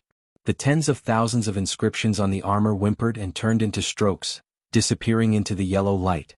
Ah! Xian screamed. Her palace dress, which was originally fluttering in the wind, stuck to her body. Although it didn't reveal anything, the curves of her body were exposed. Even when Xian opened her mouth, not only did she spit out Jin Qi, but even Jin Qi gushed out from her body. It was too late. Xian's body shrank, and then her face turned dark red. Xiao Hua was naturally much calmer than Xian. However, he also found it difficult to maintain his composure under this heavy pressure. His skin, which was originally as tough as steel, was collapsing time and time again. It was as if the entire profound water palace was pressing down on him. A sense of déjà vu arose in his heart. That's right. Xiao Hua had once encountered such a heavy formation restriction in the Dawn Rain continent. However, at that time, the formation restriction wasn't as heavy as it was now. Moreover, Xiao Hua had the Phoenix Dharma body at that time. Xiao Hua relied on the Dharma body to break the formation restriction. At this time, not only was the formation 100 times stronger than before, but Xiao Hua's Phoenix celestial body had also disappeared. In particular, in this passage, all Taoist spells were restrained. Although Xiao Hua still hadn't released his magic treasure, he believed that magic treasures could only be ordinary weapons in this space. However, Xiao Hua still didn't give up. He sensed the piercing pain on his skin and knew that his body was beginning to tear. He hurriedly raised his hand slightly. Even this small action expended a great deal of Xiao Hua's strength. Out, Xiao Hua softly shouted, and the seal of overturning the sea flew out of the space. Xiao Hua formed a seal in his hand, and his Jin Qi, which should have been surging like a tide, was now compressed into a trickle. When his magic power rushed into the air, it had already mostly disappeared. When it landed on the seal of overturning the sea, the brilliance on the seal of overturning the sea flickered. Where was its previous majestic appearance? Seeing the seal of overturning the sea in such a state, Xiao Hua completely gave up. He raised his hand and withdrew the seal of overturning the sea. Xian, who was beside him, was in a state of panic. Not only was her face flushed red, but her skin, which was not covered by her palace dress, had turned from snow white to golden yellow. Now there were patches of blood stains on her skin. It was obvious that she had suffered serious injuries. However, she still keenly saw Xiao Hua's seal of overturning the sea, as well as the traces of Taoist magic power in it. Xian turned pale with fright. She was even more surprised than when she encountered the heavy pressure in the passage that she had never encountered before. However, she was even more shocked when Xiao Hua raised his hand again. 7 flying swords with different sword lights appeared with Xiao Hua's hand gesture. Xiao Hua opened his mouth and a mouthful of Jin Qi rushed into the air. Then he formed a seal with his hand. Although the 7 flying swords were very difficult, they still turned into rainbows and pierced toward Xan. Thief, thief. Although Xan was somewhat on guard, she never would have thought that Xiao Hua would disregard his own safety and suddenly attack her in such a dangerous place. Xan unconsciously clenched her teeth and cursed, "Damn little bald donkey." Following Xian's curses, her hand also reached out, wanting to take something out of her bosom. However, it was already too late for her to fight back. The 7 flying swords had already rushed to about 10 feet away from her. However, just when Xian was feeling discouraged, the The 7 Jinqi from the 7 flying swords actually condensed in the air and surrounded Xian. Although the sword light was as thin as a cicada's wing, and even flashed under the heavy pressure, it seemed that it would not be able to last long. However, Xian's body felt lighter, as if she had unloaded a heavy burden. He's protecting me? Xian suddenly came to a realization. I've wronged him. Xian instantly felt her qi and blood surging up. She did not know whether it was because of shame or the sudden release of Zhen qi, but her face turned blood red. Did he hear me scold him just now? Xian's heart unexpectedly gave birth to a very inappropriate question at this time. However, before Xian could look at Xiaohua with doubt, another thought emerged like weeds. The little monk is a Buddhist disciple. How could he know the flying swords of our Confucian cultivators? It must be. That trace of feeling instantly turned into anger. She even glared at Xiaohua with somewhat fiery eyes. Not only did she not take her hand out of her bosom, she even treated the 7-star sword formation as if it was nothing. When Xian saw Xiaohua, her eyes unconsciously gave birth to extraordinary splendor. Xiaohua roared loudly, his body overflowing with Buddhist light or golden light. His originally thin and tall figure slowly expanded. The heavenly law embodiment technique that was comparable to the golden body of Guzhen's Buddha was finally displayed. Sure enough, as Xiaohua thought, this heavenly law embodiment technique was refined by the primordial spirit. It was different from the Tao sect's magic and was very different from the Phoenix celestial body. However, it was similar to the golden body of Guzhen's Buddha. In this passage of the ancient formation, it still had the power to fight. This guy is actually a Buddhist disciple of the Buddhist sect? Or a martial master of my Confucian cultivation? Xian was somewhat flabbergasted. However, now was not the time for her to ponder. Xiaohua's Dharma embodiment, which was several zhang long, immediately streaked his several zhang long arm through the air. That large hand even pierced into the 7-star sword formation. Although it sounded loud and clear, under this heavy pressure, its tone had already changed. He shouted, Xian, I'll send you out first. What are you doing? Seeing Xiaohua's large hand grabbing towards her, although that large hand flashed with golden light, Xian actually panicked. She hastily withdrew her hand from her bosom. Without hesitation, she pulled out the golden hairpin she gave to Guzhen before and stabbed it towards Xiaohua's large hand. Just as the golden hairpin was taken out, a wave of cold air emerged from the bottom of Xiaohua's heart. His large hand stopped in midair as he hurriedly said, Female benefactor, the heavy pressure is still increasing. This golden body of Buddha is this little monk's last resort. This little monk wants to try sending you out of the passage. If you're unwilling, this little monk will leave by himself. Xian looked at Kuko in the distance. She fiercely clenched her teeth and said, Fine. But don't you have any bad intentions? Hearing this, Xiaohua didn't know whether to laugh or cry. He grabbed his hand again and called out, What bad intentions can this little monk have? Female benefactor, don't you know that form is emptiness and emptiness is form? While speaking, Xiaohua's large hand was about to grab Xian. He ordered, Female benefactor, use your flying technique with all your strength. If you have any secret techniques, don't hesitate to use them. Success or failure, life or death will depend on this. Before he finished speaking, Xiaohua shouted, Go! Then, with a swing of his hand, he threw Xian and the 7-star sword formation to the end of the passage. Xian only felt the wind whistling in front of her. That 7-star sword formation sword light was like splitting mountains and boiling water, carrying Xian straight to the end of the passage in the distance. A trace of joy flashed in Xian's heart. Then, with a wave of her hand, the golden hairpin in her hand produced a golden brilliance. This golden brilliance was like a blooming phoenix flower. In an instant, it protected Xian and the 7-star sword formation. No matter how much the pressure in the passage increased, the golden brilliance only shrunk a little. This little monk. Although Xian didn't think much of Xiaohua's seriousness, the steadiness in her heart had already been shaken. The golden hairpin was her last resort. Who would have thought that it would be taken out the moment they entered the profound water palace? She couldn't describe the feeling in her heart. She turned her head with some worry, but when she saw what Xiaohua was doing, she couldn't help but be shaken. She saw Xiaohua holding a thick wishful staff in his hand. His whole body flashed with golden light. He was like a demon god who could split heaven and earth. He chased after her with large strides. Every time the wishful staff was waved, it would cause the passage to tremble. After the tremors, Xan could clearly feel the heavy pressure coming from behind her like a wave. Chapter 34-36. This little monk. Xan's eyes narrowed. She knew that Xiaohua was at his wit's end. Although the wishful staff in his hand could break the heavy pressure, it could only treat the symptoms and not the root cause. Xiaohua was just drinking poison to quench his thirst. After this cycle, Xiaohua's golden Buddha statue could not support it and his body could only end up as a meat paste. Xan clenched her teeth slightly and looked at the passage that had been flown nearly halfway. The end of the passage was already in sight, no longer as vague as before. Should I turn back? This was a rare thought in Xan's heart. At this time, Xiaohua was also helpless. This time was really dangerous, unlike the previous time. He remembered that the last time the magic staff broke the restriction, the heavy pressure disappeared. This time, although the wishful staff was far more powerful than the magic staff, the restriction was one layer after another, each layer more powerful than the last, as if there was no end. Let's fight.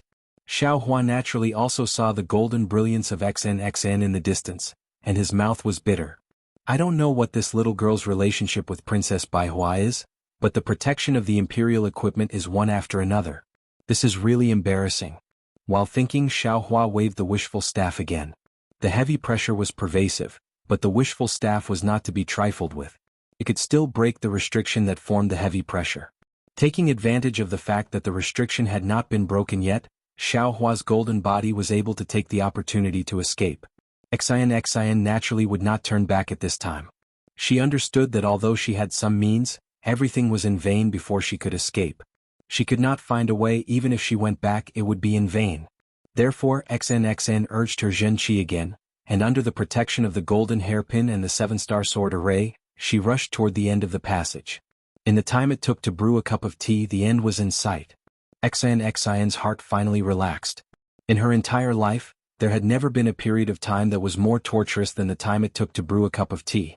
There was also no distance that could compare to the distance of several hundred feet. Just as Xan saw a chance of survival, the entire passageway rumbled loudly again. A golden sun seemed to be born from the depths of the abyss, chasing after Xiaohua from behind. The golden light didn't disappear at all. The moment it entered Xan's eyes, the golden light of the golden hairpin immediately swayed, and the brilliant phoenix flower instantly shrank by a lot. Seeing the sudden change in front of her, Xan had no time to think about anything else. She hurriedly stimulated her Zhenqi and recklessly rushed forward. When the golden hairpin in Xan's hand started to tremble, Xan finally rushed out of the passage. She didn't have time to carefully check her surroundings. She hurriedly turned around and shouted, "Little monk!" However, before she could yell out the word hurry, the tunnel was already filled with yellow light. Even though Xan hurriedly activated the clear eyes technique and the golden light in her eyes grew brighter, she still couldn't see the situation inside the tunnel clearly. Little monk. At this moment, Xan's voice was somewhat sobbing. She was all too clear about the might of the golden hairpin in her hand. In the end, that yellow brilliance still hadn't reached its peak, yet even her golden hairpin was somewhat unable to withstand it. Admittedly, this was because her cultivation was shallow, but it was also enough to show how formidable the pressure in the passageway was. In this yellow light that was already several hundred times heavier than the initial pressure, could Xiaohua still survive? Xan was extremely suspicious. However, Xan still held on to a trace of hope. She didn't give up looking at the inside of the passageway, hoping for a miracle to happen. After the time it took to drink a cup of tea, there was still no movement inside the passageway. Xan's eyes were already sore from watching. Sigh. Xan slightly sighed. Her heart was filled with complex feelings. It was indescribably desolate. It was as if she had just seen a beautiful scene, but before she could properly appreciate it, dark clouds had already densely covered it. This little monk. This was already the fourth time Xan muttered, "This little monk," in her heart within a short period of time. Something's not right. Just when Xan was about to give up and prepare to leave, she once again saw the 7 flying swords that had been protecting her all this time. The flying swords are still in midair. This sword formation is still there. That little monk might not necessarily be dead. Xan suddenly jumped up. A burst of joy rushed to her heart. Her eyes were somewhat moist. Sure enough, before she even got close to the passageway, an intense rumbling sound began to flash within the golden brilliance. Strands of faint blue color flowed within the golden brilliance. Flowers of lightning bloomed within the golden brilliance. The most bizarre thing was that strands of black gas were also flowing within the golden brilliance. Ha ha ha. Just when XNXN was in ecstasy, Xiaohua's familiar laughter rushed out of the passageway amidst the lightning. The transcendent's golden body that was several tens of feet in size had already disappeared. Instead, strands of black gas slowly dissipated around Xiaohua's body. Seeing this, XNXIN's rushing figure came to an abrupt halt. Then she suddenly turned around and flew several tens of feet away. Only then did she stop, standing still with her back facing Xiaohua. Xiaohua didn't care about XNXIN's actions. In his heart he was really very lucky. Just now it was really very dangerous. The moment the golden brilliance appeared, his transcendent's golden body instantly collapsed. The center of the passageway was completely not something that the current Xiaohua could resist. However, the moment Xiaohua's body returned to its original state, lightning and thunder immediately appeared between his eyebrows. The soul cultivator's lightning and thunder could obviously resist part of the heavy pressure, but it was far from enough. Xiaohua's flying speed was too slow. In a flash of inspiration, Xiaohua thought of the Devil Realm's concealment technique and immediately used it. Who would have thought that in this passageway, although Xiaohua couldn't hide in the void, his flying speed would actually increase. Therefore, under the effects of the lightning and thunder technique and part of the blood-dripping paradise, Xiaohua finally reached the end of the passageway. As soon as he came out of the passageway, he felt a kind of physical and mental exhaustion. Even his limbs were sore and numb. He almost didn't even have the strength to stand. Xiaohua cursed, "Damn it," and immediately collapsed on the ground. When a cold feeling came from his buttocks, Xiaohua suddenly woke up and hurriedly lowered his head. Seeing his naked appearance, his face turned red. Xiaohua's monk robes were originally ordinary goods. Previously, under the protection of the Buddhist light, they didn't have any damage. However, when Xiaohua transformed into his transcendent's golden body, the monk robes had already been destroyed. However, the situation was critical at that time, and Xiaohua's whole body was covered by the golden light. No one noticed. But now, awkward. Besides this, Xiaohua didn't have any other thoughts.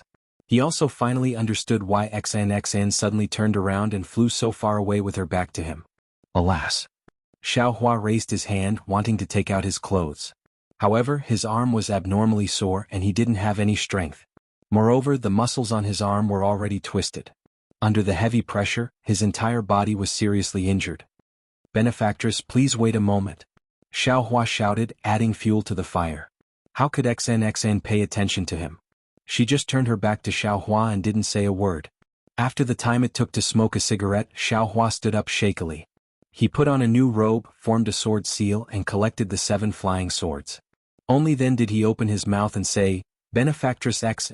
However, when XNXN turned her head, what she gave Xiaohua wasn't the gratitude he expected. She didn't even smile. Instead, she held the golden hairpin in her hand and coldly asked Xiaohua, "Little monk, tell me honestly, who are you?" "Ah? Who am I?" Xiaohua stared blankly for a moment, then immediately woke up. After all, in this blue passage he once again showed a cultivation that was different from that of a Buddhist disciple. No wonder XNXN was vigilant again. "Benefactress, I'm afraid this is the second time you've questioned this little monk." Xiaohua rubbed his nose and said with a bitter smile, "Didn't this little monk say it before? This little monk is a Buddhist disciple from the pure land of ultimate bliss. There's no difference. The only thing that made Benefactress suspicious is that this little monk knows a lot of secret techniques that are different from that of Buddhism." This is very normal, right? Benefactress shouldn't have suspected this little monk at this time. Would a Buddhist disciple call the pure land of ultimate bliss? XNXIN's face was still cold as she asked back, "Would a Buddhist disciple practice Tao techniques? Would a Buddhist disciple practice Confucian techniques?" Xiaohua shrugged and said with a smile, "Why not? Anyone who sees this little monk would think so, right? Speak, who sent you here?" XNXN couldn't bear it anymore and shouted loudly. The golden hairpin in her hand once again emitted a golden light. "Who sent you here?" Xiaohua was baffled, almost touching his nose red. This little monk was peacefully cultivating in the Great Snow Mountain, but you and CI who brought this little monk here, and you actually asked who sent me here? Who could it be? Naturally it's Ci Hui. You still don't want to be honest? XNXN shouted loudly as if she had been greatly deceived, her eyes faintly glistening with tears. Xiaohua was helpless. He raised his hand and said, Benefactress, remember, no matter who I am, whether it's Tipu, a Taoist cultivator, or a Confucian cultivator, I'm someone who has nothing to do with you. I won't hurt you. On the contrary, I'll protect you. In this mysterious water palace, I'm in the same boat as you. You don't need to know my origin, and you don't need to know who I am. As long as you leave the mysterious water palace, you won't meet me again and I won't know you. XNXN listened to Xiaohua's words and stared at him for a long time, as if she was considering whether Xiaohua was telling the truth. Then she put away the golden hairpin and said faintly, That's true. What does your identity have to do with me? Even if you were sent by that person, you still have to protect me. If you weren't sent by that person, you've already saved me several times. What do I have to be afraid of? My purpose in coming here is to see if that person is here. Please, I'll think of a way. If he isn't, as long as you and I leave the mysterious water palace, we'll go our separate ways. Even if you've deceived me, what can I do? Good. Xiaohua clapped his hands. That's how it should be. After saying this, Xiaohua finally had the chance to look up and see where he was. Why doesn't this place look like a palace? Xiaohua looked around and couldn't help but be surprised. In front of him was a vast open space with white clouds drifting about. The sky above the white clouds was blue. Although he couldn't see the sun, there were actually some shadows in the open space. Chapter 34-37. As for behind Xiaohua, there was a mountain peak. The several zhang wide cave had now regained its blue brilliance. Looking at the other parts of the mountain peak, there were actually many densely packed caves. They were all flashing with the same blue brilliance as the one Xiaohua and Xian flew out of. Could it be that there are many more entrances? Ci Hui and Gu Zhen are also in one of them? Xiaohua's heart stirred. He hurriedly wanted to release his soul consciousness. However, in this place even his soul consciousness could not leave his body. Perhaps one of them is an exit? Xiaohua gave up and began to ponder. Or, other than the cave just now, the others are all exits? Although this was what he thought, Xiaohua did not dare to take the risk. At this time, Xian called out again. Little monk, I'm going to take a look in front. Do you want to come with me? Yes, let's go together. Xiaohua hurriedly responded and turned to chase after her. This open space was very cold. It seemed like ordinary soil, but it also carried a kind of coldness. From time to time, there were some blue brilliances flashing above the open space. Looking at the place in the distance, he could not see very far. Although there was no fog, it was impossible to see clearly beyond 100 zhang, let alone distinguish what it was. After walking for a while, Xiaohua wailed. Benefactress, aren't you looking for a needle in a haystack? When is this going to end? Didn't you say time was limited? Now a lot of time has passed. How much time do we have left? I don't know either.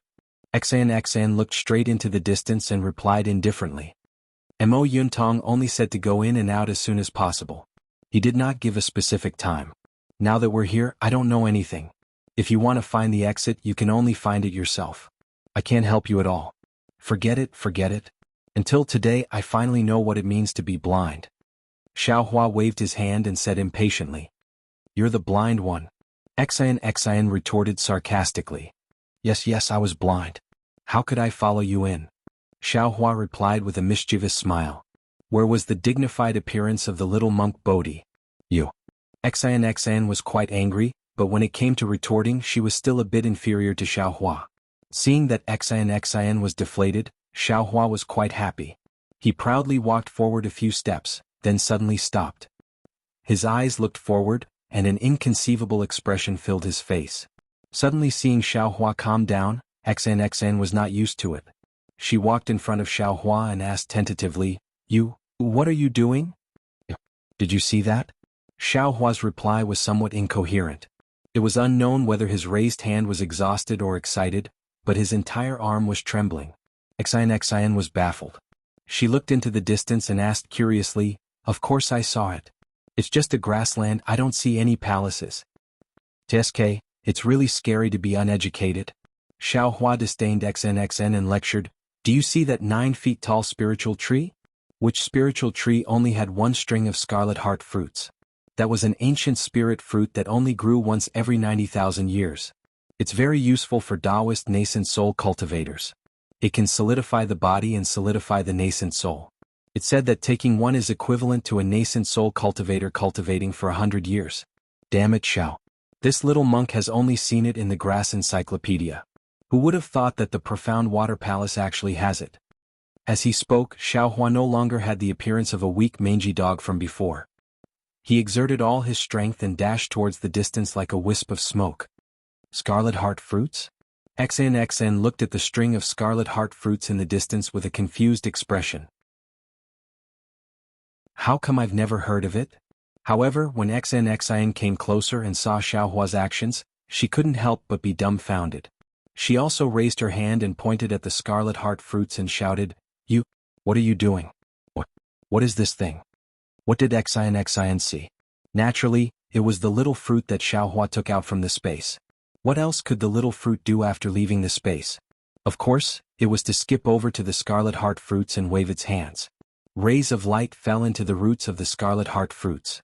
Xiaohua naturally had to take care of such a precious ancient spirit fruit and use his entire life to protect it. Only by transplanting it into his space could the scarlet heart fruits find the best home. I'm not doing anything, I'm just collecting some benefits. Xiaohua rolled his eyes. This little monk worked hard to come here, I can't return empty-handed, right? Since this scarlet heart fruit doesn't have any restrictions, it's naturally ownerless, right? As the saying goes, it's better to teach a man to fish than to give him a fish. Instead of picking the fruit, why not take the entire scarlet heart fruit? Hearing Xiaohua's eloquent words, XNXN helplessly shook her head.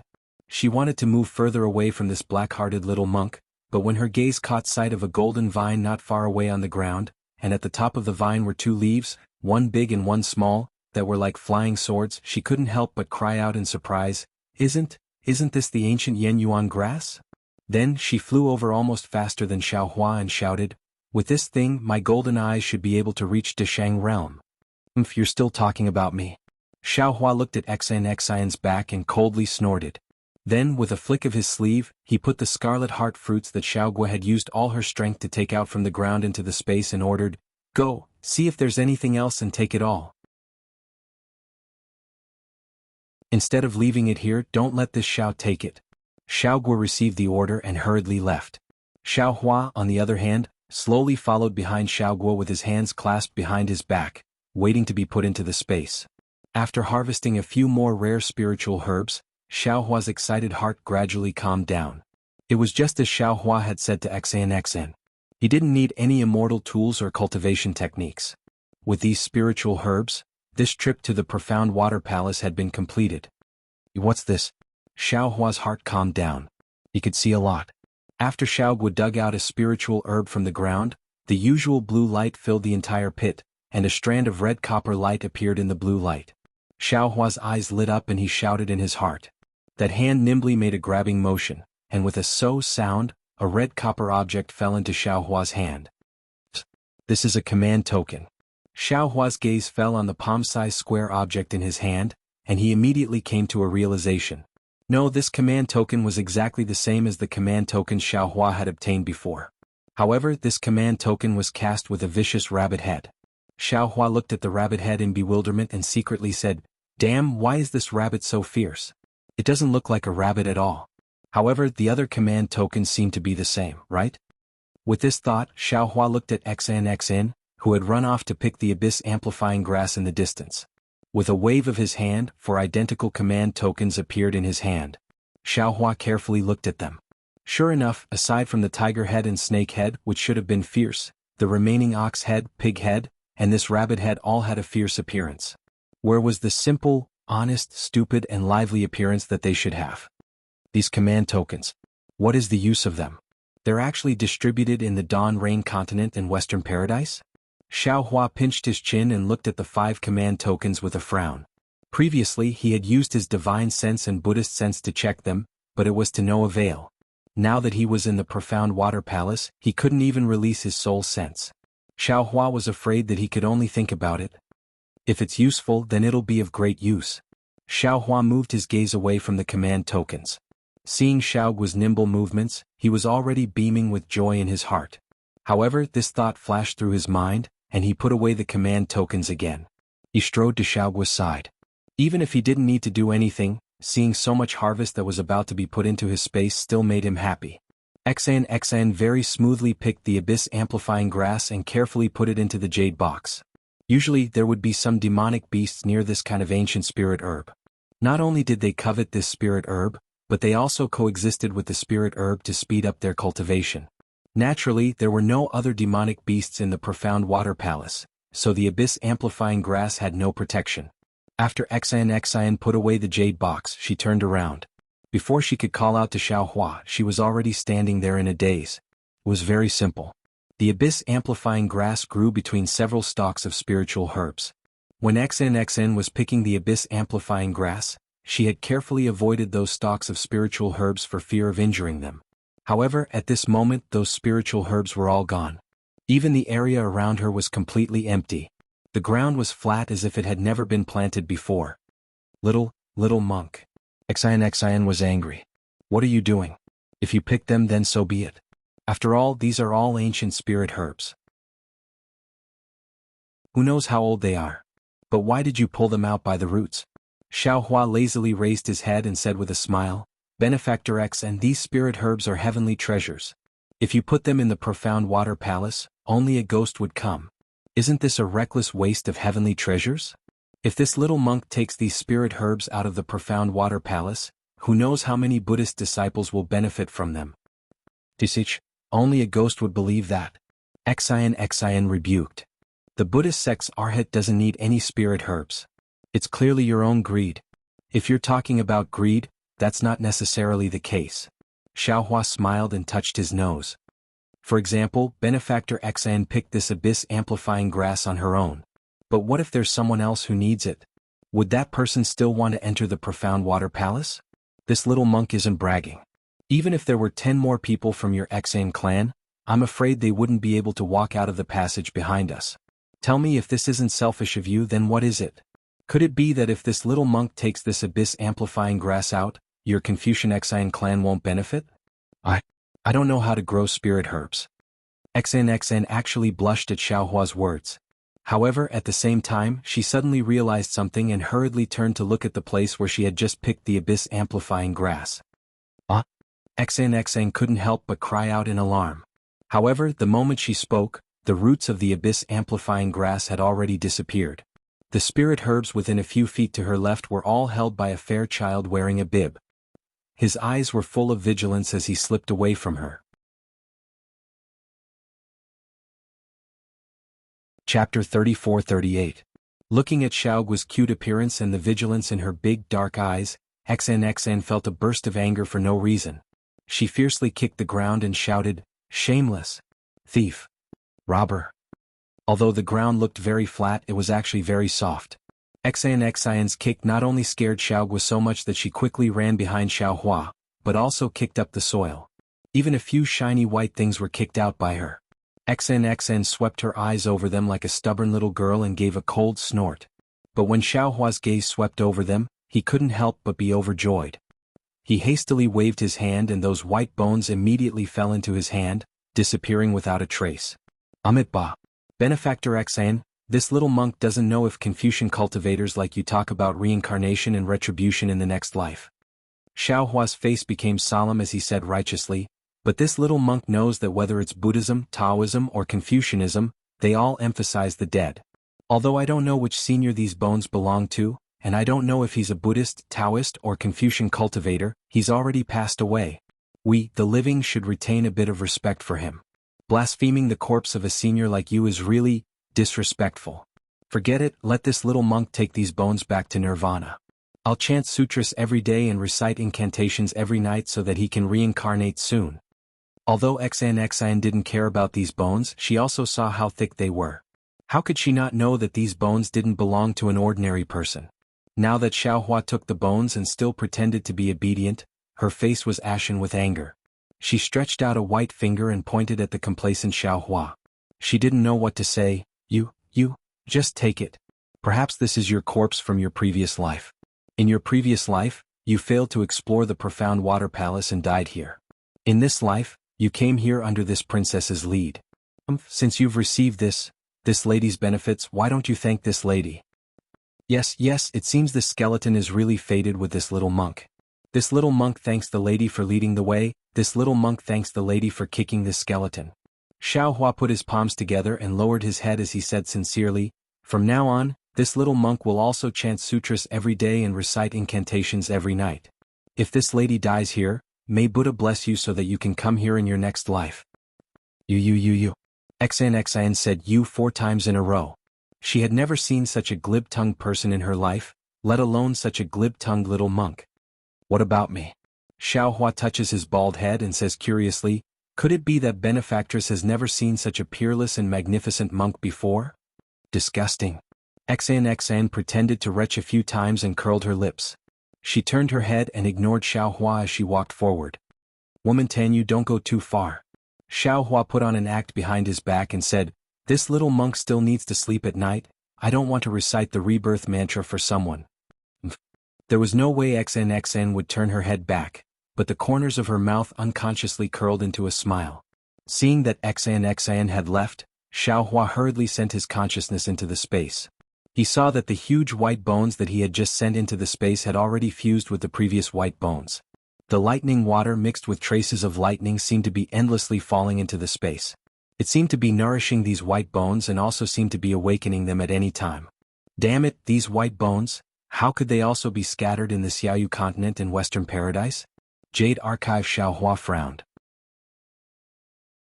As the white bones gradually gathered together, Jade Archive Xiao Hua could already smell a trace of danger from these white bones. Who is the owner of these white bones? What can I do? The most beautiful thing in this world is confusing matters. Being able to find the reason from the confusion is also the most interesting thing in this world. Suddenly Jade Archive Xiao Hua spoke again from Jiuxia's mouth. Damn it, Jiuxia, you really are like a ghost that won't disperse. A rare wry smile appeared on Jade Archive Xiao Hua's face. Then, with a wave of his hand, Little Thunder, who had been nourishing under the lightning water, fell into Jade Archive Xiao Hua's arms.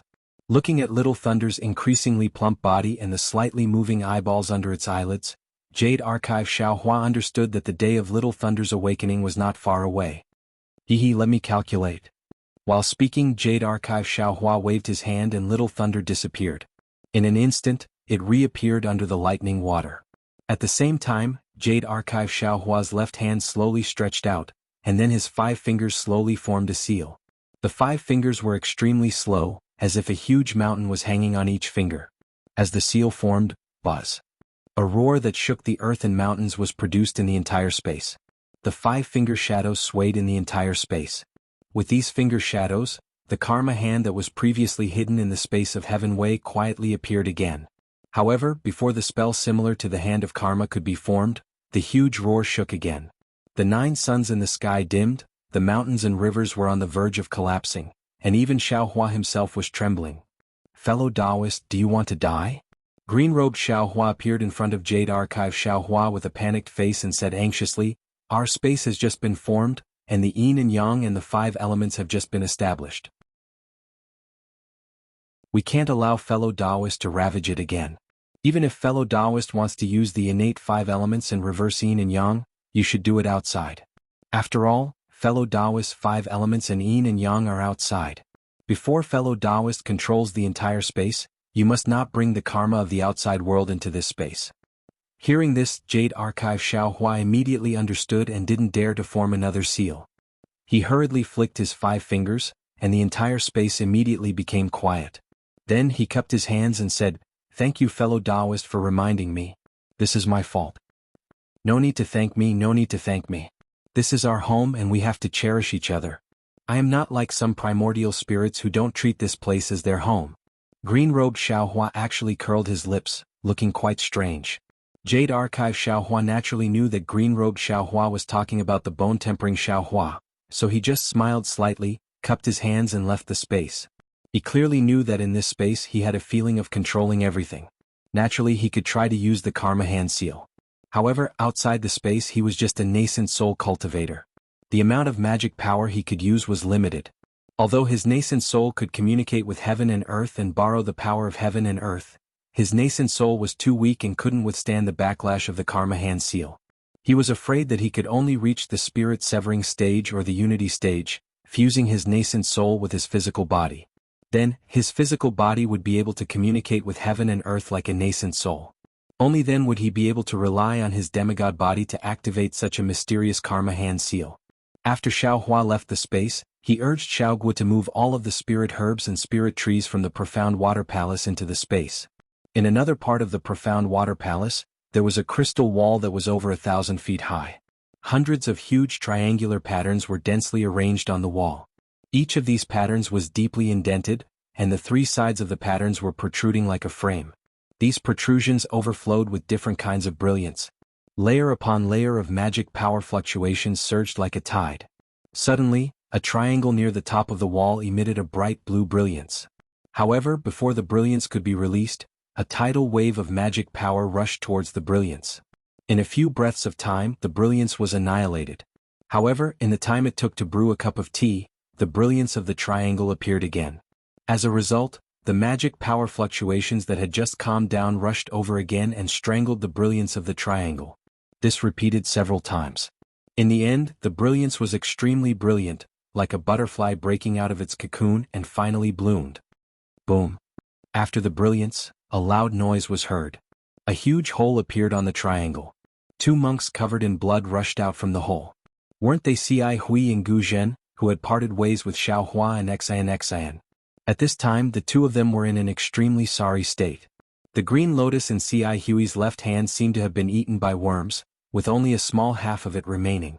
The sword in his right hand was already broken, and even the remaining sword edge seemed to have been eaten by worms with spots on it. Cai Hui's originally neat monk robe was now in tatters. In addition to the sporadic bloodstains, there were large bloodstains on his arms, legs, back and front of his heart. There was also an extremely long bloodstain on his neck, which was still flowing with blood. Cai Hui was like this, but Gu Zhen was even worse. There were no sporadic bloodstains on Gu Zhen's monk robe. It was completely covered in large bloodstains. Under these bloodstains, the monk robe was completely torn. Under the monk robe there were fist-sized wounds. Some of the filthy blood had already coagulated, while others were still bleeding. Even the hand that Gu Zhen used to hold the demon-subduing pestle was riddled with scars. Several torn muscles and flesh were exposed outside of the skin, shaking slightly with the trembling of Gu Zhen's arm. The demon-subduing pestle was not in good condition either. It was full of bumps and hollows, especially the tip of the pestle, which was now broken. There were still a few strands of flesh and blood on it. On the right side of Gu Zhen's face, a large piece of flesh was torn off. His white teeth were exposed. Gu Zhen's originally fierce face was now even more ferocious. If someone saw him at this time, they would not be able to classify him as a Buddhist disciple. Gu Zhen and Cai Hui rushed out of the hole. They could not stand still in the air at all. With two muffled thuds, the two of them fell to the ground at the same time. It was unknown whether the two of them were exhausted or had fainted, but both of them lay on the ground without moving. After the time it took to finish a meal, Gu Zhen shook her body and struggled to stand up from the ground. She said shakily, "Cai Hui, can you still move?" "Grand Master." Hearing Gu Zhen's voice, Cai Hui also shook his body and slowly climbed up from the ground. However, he still could not stand up. He could only sit cross-legged on the ground. After a while, he took a deep breath and said softly, "This disciple should be able to hold on." Chapter 34-39. Sigh.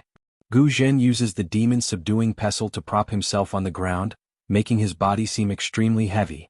He turns around to look at the crystal wall, especially the triangle they rushed out of, and says with lingering fear, What kind of ancient formation is this? How can it be so powerful? It's just a passage, but there are demon beasts and strange insects comparable to 5th-level essence energy cultivators inside. This demon beast is nothing. If we work together and risk getting injured, we can still kill it. But these strange insects are impervious to fire and water, and can even devour our Buddhist artifacts. They didn't even let go of this old monk's golden Buddha statue. What are these things? Speaking up to hear, Gu Zhen looks at Cai Hui and asks, "Just now you released the Bodhi Saraira to attract the strange insects. Is your Saraira seriously damaged?" Amit Ba, Cai Hui lowers her head and says, "Many thanks for Grandmaster's concern. Disciple Saraira is fine." "That's good." Gu Zhen grins and smiles with difficulty. "This Saraira is the proof of your enlightenment. Don't be careless." Disciple understands. Xiai Hui smiles faintly and stands up with some difficulty. Forget it, since we're here, we're one step closer to the ancient Buddha's Saraira. Gu Zhen knocks the demon-subduing pestle on the ground and calls out, "This old monk wants to see if there's anything else that can stop us." Xiai Hui doesn't rush to speak, instead looks around and reminds, "Grandmaster, there's no trace of Enchanting and Tipu here. Could it be they still haven't come out of the passage?" Saying so, Xiai Hui looks worriedly at the many triangles on the huge wall, guessing where Xiaohua and Enchanting will rush out from. Sigh Xiai Hui. Gu Zhen sighs and shakes his head. "This old monk advises you not to be delusional. This passage is so dangerous. Even if Enchanting has an extraordinary background and an extremely powerful imperial artifact, I'm afraid he won't be able to escape. You saw it yourself, those thousands of strange insects are definitely not something the two of them can deal with." Xiai Hui frowns slightly and answers, "All right, Grandmaster knows, disciple feels that Tipu's cultivation is not below disciples. With his help, Enchanting might be able to rush out." "That's your feeling." Gu Zhen was not optimistic about Xiaohua and Xian's chances. This old monk thinks that Tipu's Buddhist treasure is somewhat powerful, but his Buddhist divine ability is not worth mentioning. Perhaps the paths they took were different. He won't come out from here. After waiting for a while and not seeing any movement, Xiai Hui asked hesitantly, "Grandmaster, should we proceed?" "Of course, I'm already here. I can even smell the scent of the ancient Buddha. How can I not move forward?" Gu Zhen raised his demon-subduing pestle and said in high spirits. "But," Xiai Hui spoke again, "does Grandmaster have any medicine for injuries? We are all heavily injured. If we don't treat our injuries, I'm afraid we won't be able to deal with any abnormalities." Gu Zhen nodded. He took out a few jade bottles and handed them to Xiai Hui. "These are the medicines commonly used by Buddhists. Take a look and you'll understand. There's no need for us to waste time. Let's take it as we go." Xiai Hui accepted the bottles and nodded in agreement. In front of Xiai Hui and Gu Zhen was a huge corridor. The floor, walls, and ceiling were all made of huge blue stones. The stones were densely covered with strange patterns, and between the patterns were some simple runes. Wisps of obscure energy waves emanated from these runes. The light on the blue stones was weak and not enough to illuminate the corridor. However, there was light coming from somewhere in the corridor, illuminating the entire place. As Xiai Hui and Gu Zhen walked in, they could even see the runes above their heads clearly. Looking at the huge corridor, Xiai Hui was somewhat bewildered. She whispered, "Grandmaster, isn't this corridor a little too tall? Even the Blackwater Palace we saw earlier wasn't this big." That was right. This corridor was as tall as the crystal wall that Xiai Hui and Gu Zhen had rushed out of earlier. It was at least 1,000 feet tall. Walking in it, Xiai Hui and Gu Zhen were like ants. Even if Gu Zhen displayed his golden Buddha body, it was still pathetically small. Gu Zhen didn't answer Xiai Hui's question. Instead, he carefully took out the jade bottles and either swallowed them or applied them externally. After treating the wounds all over his body, he raised his eyes and glanced to the left. He said indifferently, "So what if it's tall? There's no Buddha ancestor or Buddha light. It's just a void." Ba. Xiai Hui's pale face blushed slightly. She put her palms together and said, "This disciple understands." Gu Zhen no longer paid any attention to Xiai Hui. He strode forward. His footsteps were heavy, but they were unusually firm. Clearly, he had to obtain the ancient Buddha luster in the profound water palace. At this moment, Xiai Hui was somewhat hesitant. She slowed down a few steps and walked behind Gu Zhen. Looking at Gu Zhen's tall back and the bloodstains on his monk robes and even the bloodstains on his feet, she narrowed her eyes. She also picked up the jade bottles and began applying medicine. However, Xiai Hui's somewhat clumsy movements clearly showed that she was rarely injured and was inexperienced. In the time it took to brew a cup of tea, Xiai Hui had already finished cleaning up. When he placed the jade bottle into his bosom, he bit his lips tightly. His slightly narrowed eyes from before had already opened. His eyes that were like stars revealed a kind of clarity. The corridor was naturally a wall again. However, this wall was different from the crystal wall that Xiai Hui and Gu Zhen had rushed out of. It was a huge azure rock. Xiai Hui couldn't release her Buddha sense, so she naturally couldn't see the situation of the huge rock. However, her gaze fell on the huge rock. There were faint white clouds flowing in the azure sky. Obviously, there was a restriction on the huge rock. Since there was a restriction, Xiai Hui was sure that there must be something behind the huge rock. Perhaps it was the fairy weapon that Xian was looking for, or perhaps it was the Kylie that Guzhen was looking for. Guzhen walked to the front of the stone wall. Without hesitation like Xi Hui expected, he turned and walked towards the right corridor. Xi Hui naturally followed suit. However, the moment he turned right, Xi Hui's shoulders suddenly trembled and she stopped. She then turned slightly and looked behind her from the corner of her eyes. A wisp of slight hesitation floated in Xi Hui's eyes like smoke. She then said, "Grandmaster Guzhen?" Guzhen stopped and asked rather unhappily, "What's the matter?" "This disciple feels that the direction you're going is wrong." Xi Hui said with a sincere smile, "Grandmaster should take this path." With that, Xi Hui modestly turned sideways and put her palms together as if inviting Guzhen to go first. "Why is it this path and not the path that I have taken? Could it be that you've discovered something?" Guzhen's eyes widened. His surprised voice was very loud and clear, sounding as if he was asking a question. Xi Hui was still gentle and amiable. She smiled and said, "How should I put it? This disciple has a feeling that the ancient Buddha Kylie is in that direction. If there's any evidence, this disciple doesn't have it." Guzhen frowned slightly. There were still traces of blood on his face. Although he had taken a Buddhist spiritual medicine, the medicine's effect was obviously not that effective. Guzhen's frown made him look extremely ferocious. He seemed to be pondering. In the end, Xi Hui was somewhat puzzled. Just as she was about to raise her head, she heard Guzhen's voice again. "Fine. A Buddhist with a root of wisdom like you must be more sensitive to this Saraira than this old monk. I'll listen to you." "Grandmaster, please." Xi Hui stretched out her hand and gestured for Guzhen to go first. She also expressed that she had no intention of having any thoughts about the ancient Buddha Kylie. Guzhen nodded again. There was a hint of coldness in his eyes. However, Xi Hui didn't notice it. In fact, there was nothing special about the two sides of the stone wall. Even the texture on the tall stone wall was similar.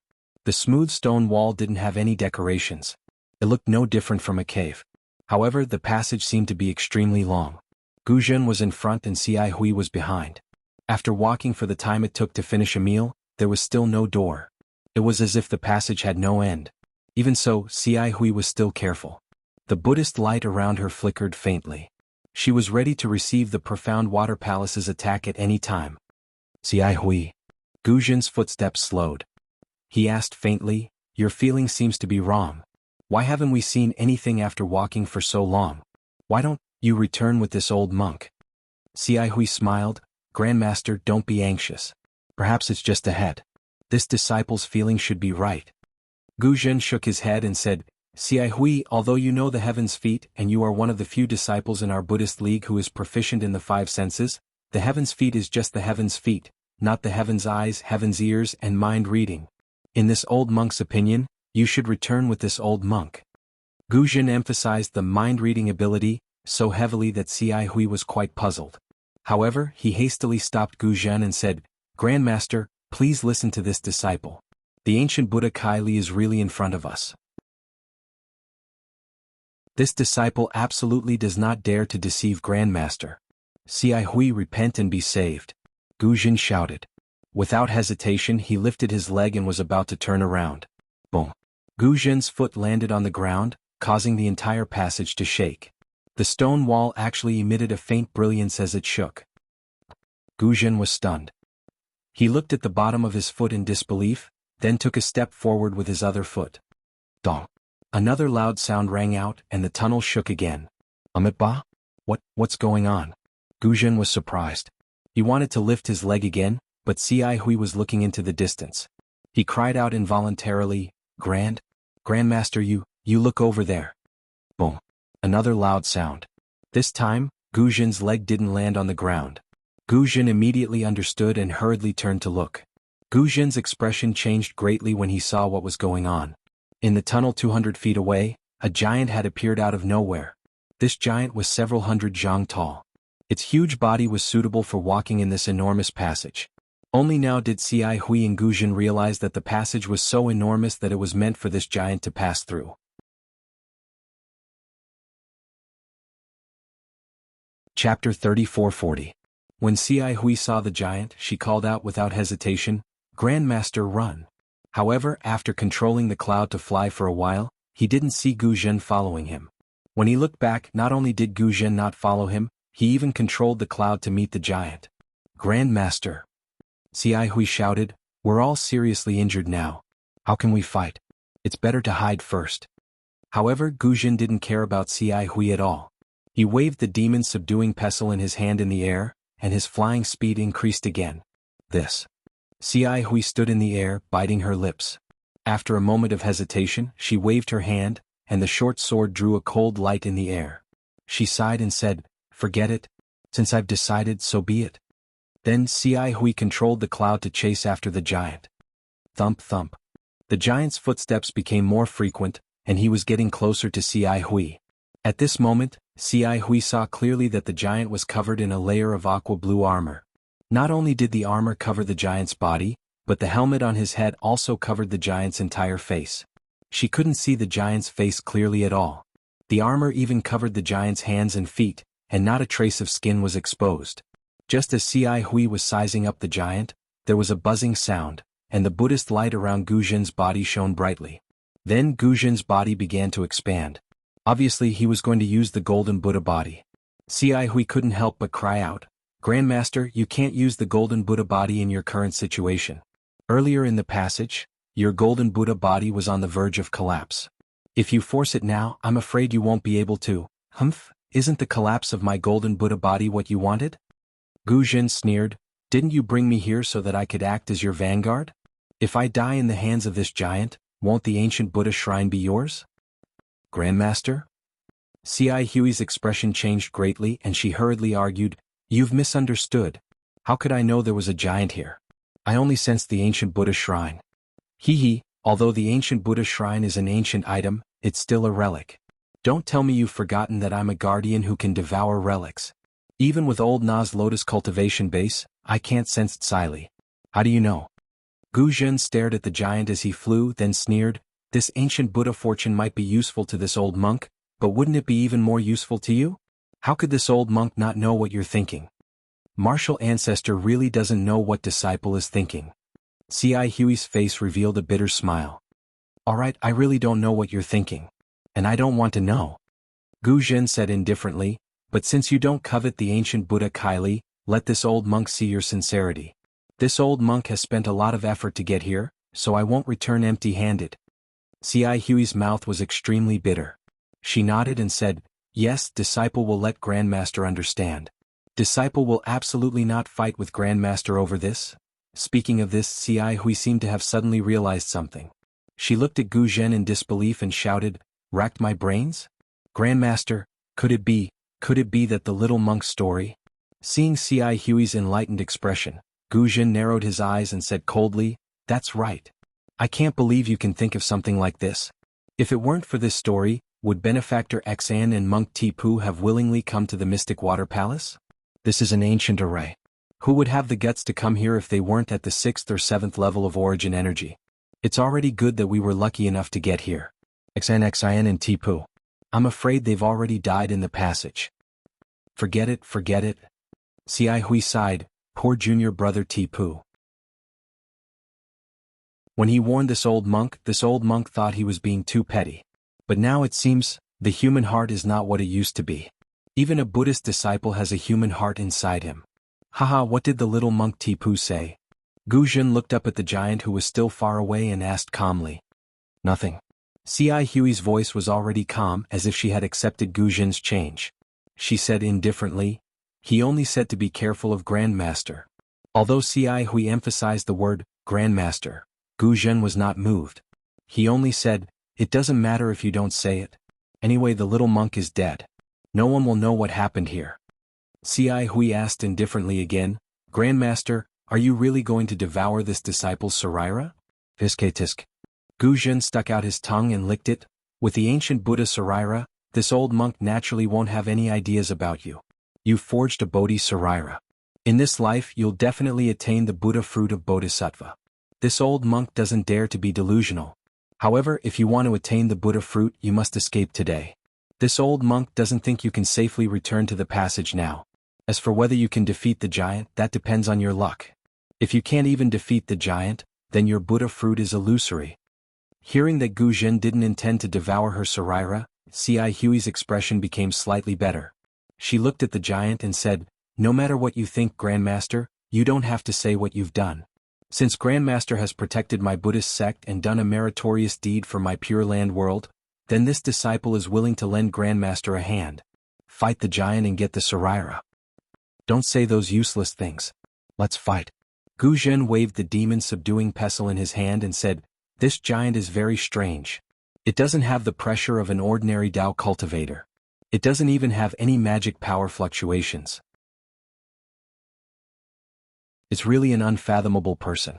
You and I may not be its opponent. I'm afraid this is the place of nirvana for us. War puppet." Suddenly C.I. Hui thought of something and said in shock, "Oh no, this is a war puppet of the Dao sect." "War puppet?" Gu Zhen narrowed his eyes and seemed to understand. He said in a low voice, "Is it the war puppet and general puppet of the Confucian cultivators?" "Yes, if this disciple is right, this must be a war puppet of the Dao sect." C.I. Hui nodded and said, "How can an ordinary cultivator have such a tall Dharma idol? Even if it's a Dharma idol, it can't be so heavy. Unless it's a war puppet tempered by an ancient secret technique, its body is made of materials that have been tempered thousands of times. No magic weapon or Buddhist treasure can break it." That's good." Gu Zhen showed a rare smile on his face. "Since it's not a real Dao cultivator and is just a dead object, I still have a way to deal with it. Although we Buddhist sect disciples abstain from eating meat and fish, the magic weapon in my hand is not to be trifled with. Grandmaster, don't underestimate it. The Dao sect's magic power is boundless." C.I. Hui hurriedly shouted when he saw that the giant war puppet had run to 100 feet away from them and the thick spear in its right hand was already waving. The wind was calling, and the flashing cold light was about to reach them. Sadly, before he could finish his words, Gu Zhen's golden Buddha statue, which was over 100 feet long, had already flown up into the air. Gu Zhen's thick arm reached out, and under the effect of his willpower, the alms bowl that he had been holding in his hand flew up into the air. At the same time, Gu Zhen interrupted him, "It's useless to say more. Fight." As the alms bowl flew up into the air, a golden light was emitted from the alms bowl and instantly covered the war puppet. When the golden light fell, the war puppet didn't resist at all. "Withdraw." Gu Zhen was not happy but frightened. He was already nervous, but he still formed a seal with one hand and chanted a mantra. As the Buddhist seal fell, the golden light in the alms bowl became brighter and the suction force also increased greatly. However, the war puppet didn't seem to have noticed the golden light and didn't stop at all. It kept moving forward and the long spear even sped up. Gu Zhen hurriedly moved back and activated his psyche power again. Unfortunately, although the suction force of the alms bowl was strong, it only made the war puppet's limbs float slightly. If he didn't take the whole war puppet into the alms bowl, he couldn't do it. Rise, rise, rise. Seeing that the ordinary method didn't work, Gu Zhen slapped his head and roared 3 times. Above his head, another Buddhist light soared into the sky and turned into a golden lotus, which fell on the alms bowl. Buzz buzz. The alms bowl, the Buddhist treasure of the Buddhist sect, actually produced a rumbling sound just like the magical treasure of the Taoist sect. The Buddhist light that rushed out from the alms bowl turned into tiny lotuses that fell on the body of the battle avatar. Soon after, dragon roars came out from the lotuses. The lotuses shattered and numerous heavenly dragons and strongmen of the Buddhist sect appeared from the shattered lotuses. These heavenly dragons and strongmen of the Buddhist sect revolved around the battle avatar. The entire area of several hundred feet was covered by this Buddhist phenomenon. Good.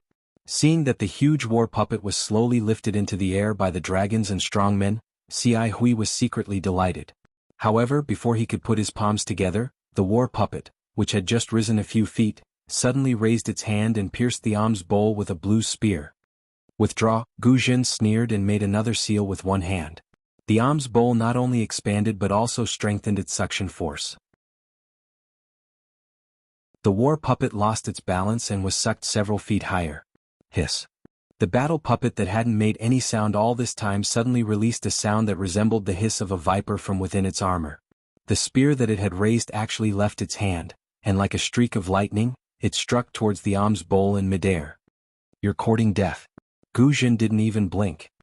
He pointed his finger and the alms bowl roared louder and rotated.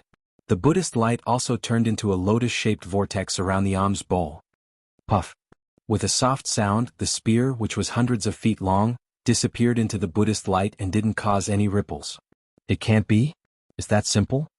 Cai Hui, who had retreated hundreds of feet, was stunned when she saw the war puppet's spear being absorbed by the bone staff. You come in too. Gu Jin laughed. It's just a lifeless war puppet. Before Gu Jin's laughter died away, something strange happened. In the lotus-shaped Buddhist light, a thin water-blue brilliance emerged like the head of a spirit snake. Then it expanded and lengthened rapidly, following the trajectory of the spear and falling into the war puppet's hand.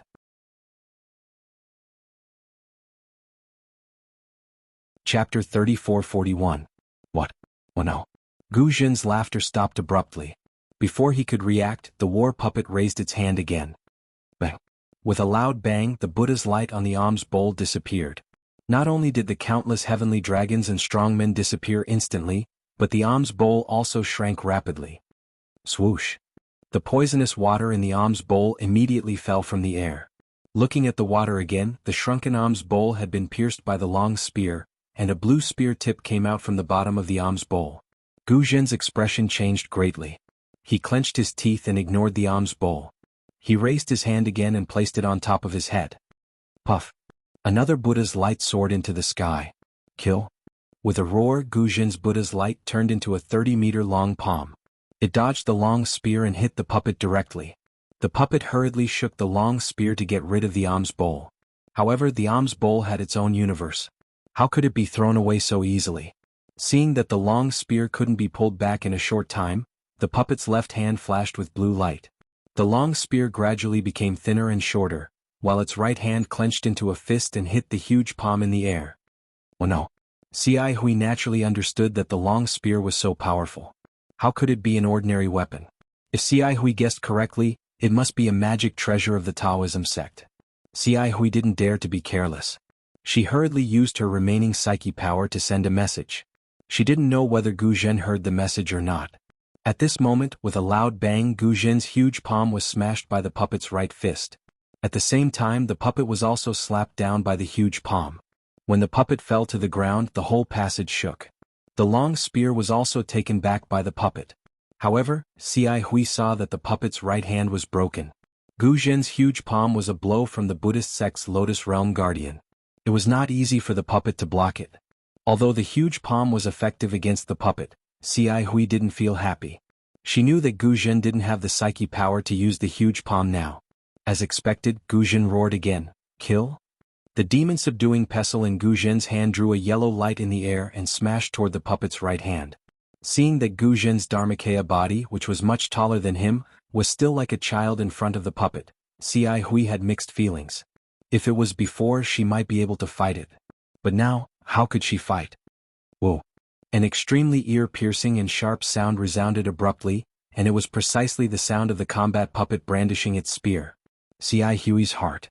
With the impulse of hot blood gushing out of her body. Amit Ba.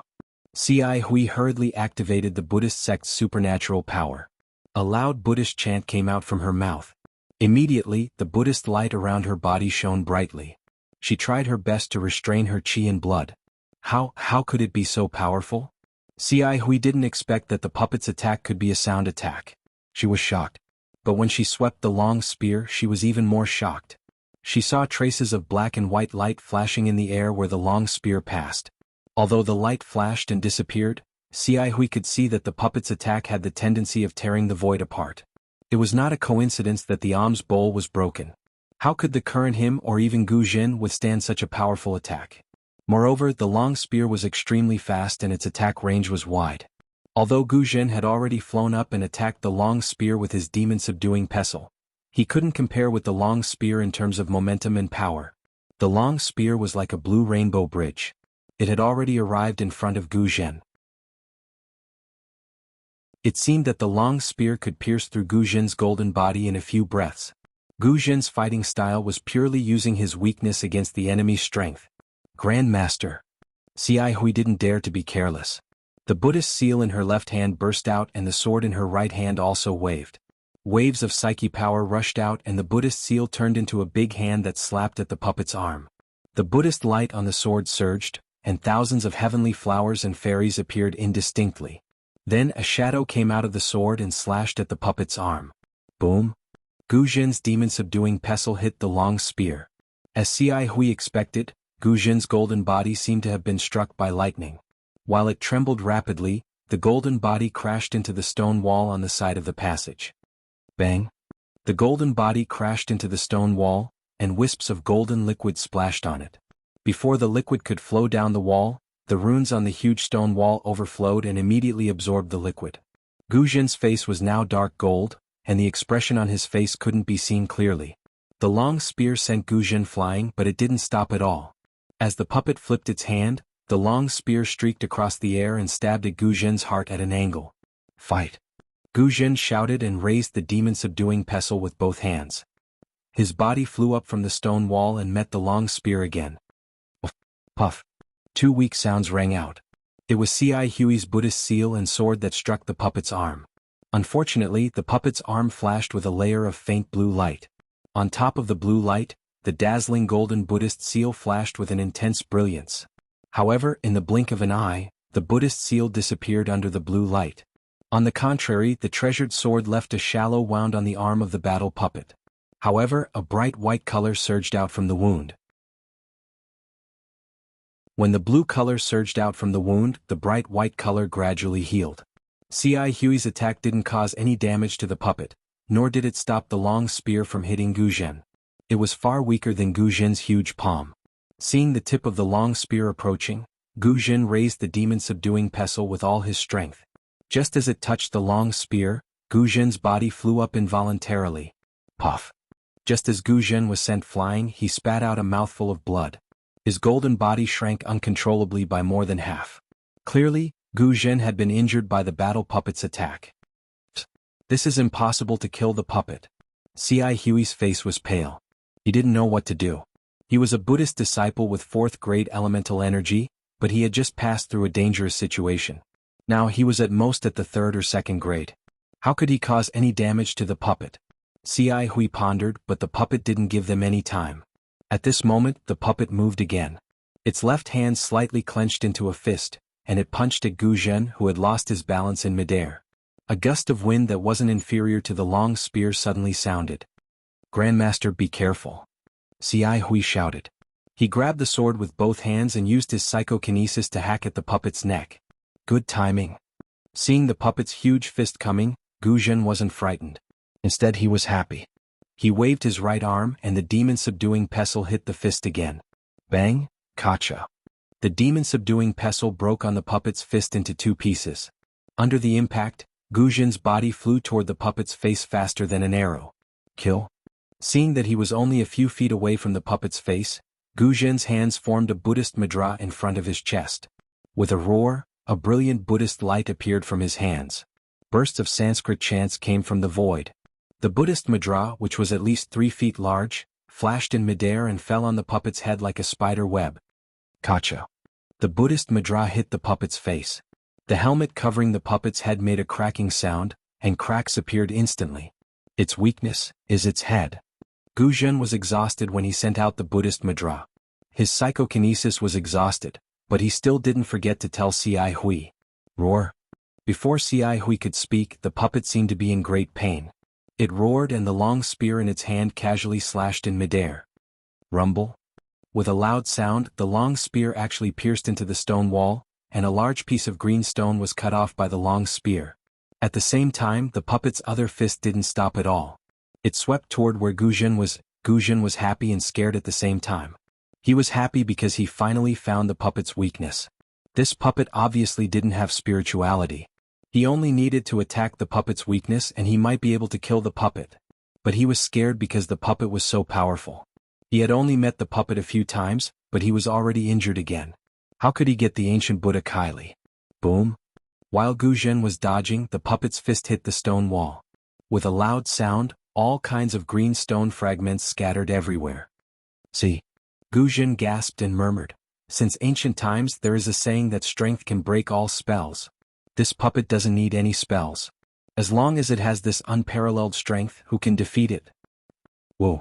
When Gu Jin was in a daze, a cold wind blew by his ear again. When he raised his head, a huge shadow appeared on his right like a dark cloud. Left elbow. Suddenly, Gu Jin realized that the puppet's fist didn't work, so it naturally used its elbow.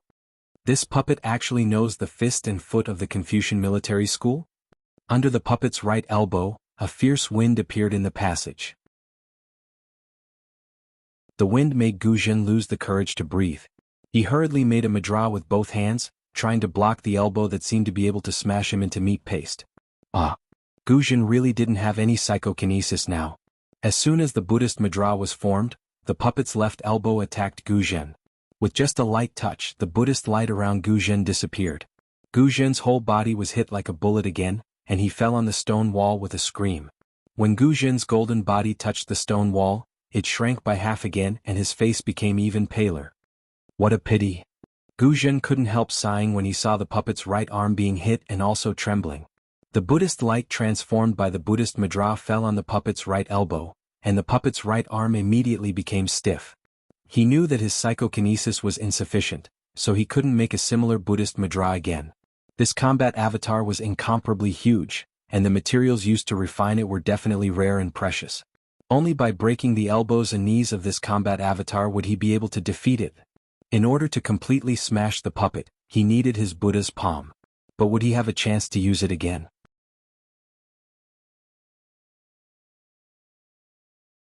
Chapter 3442. Grandmaster, saving your life is more important. Don't fight. Xiai Hui was nearby.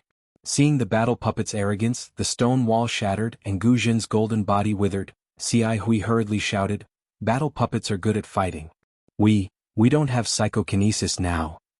Gu Zhen sneered, "If my psychokinesis wasn't exhausted, why would I do this?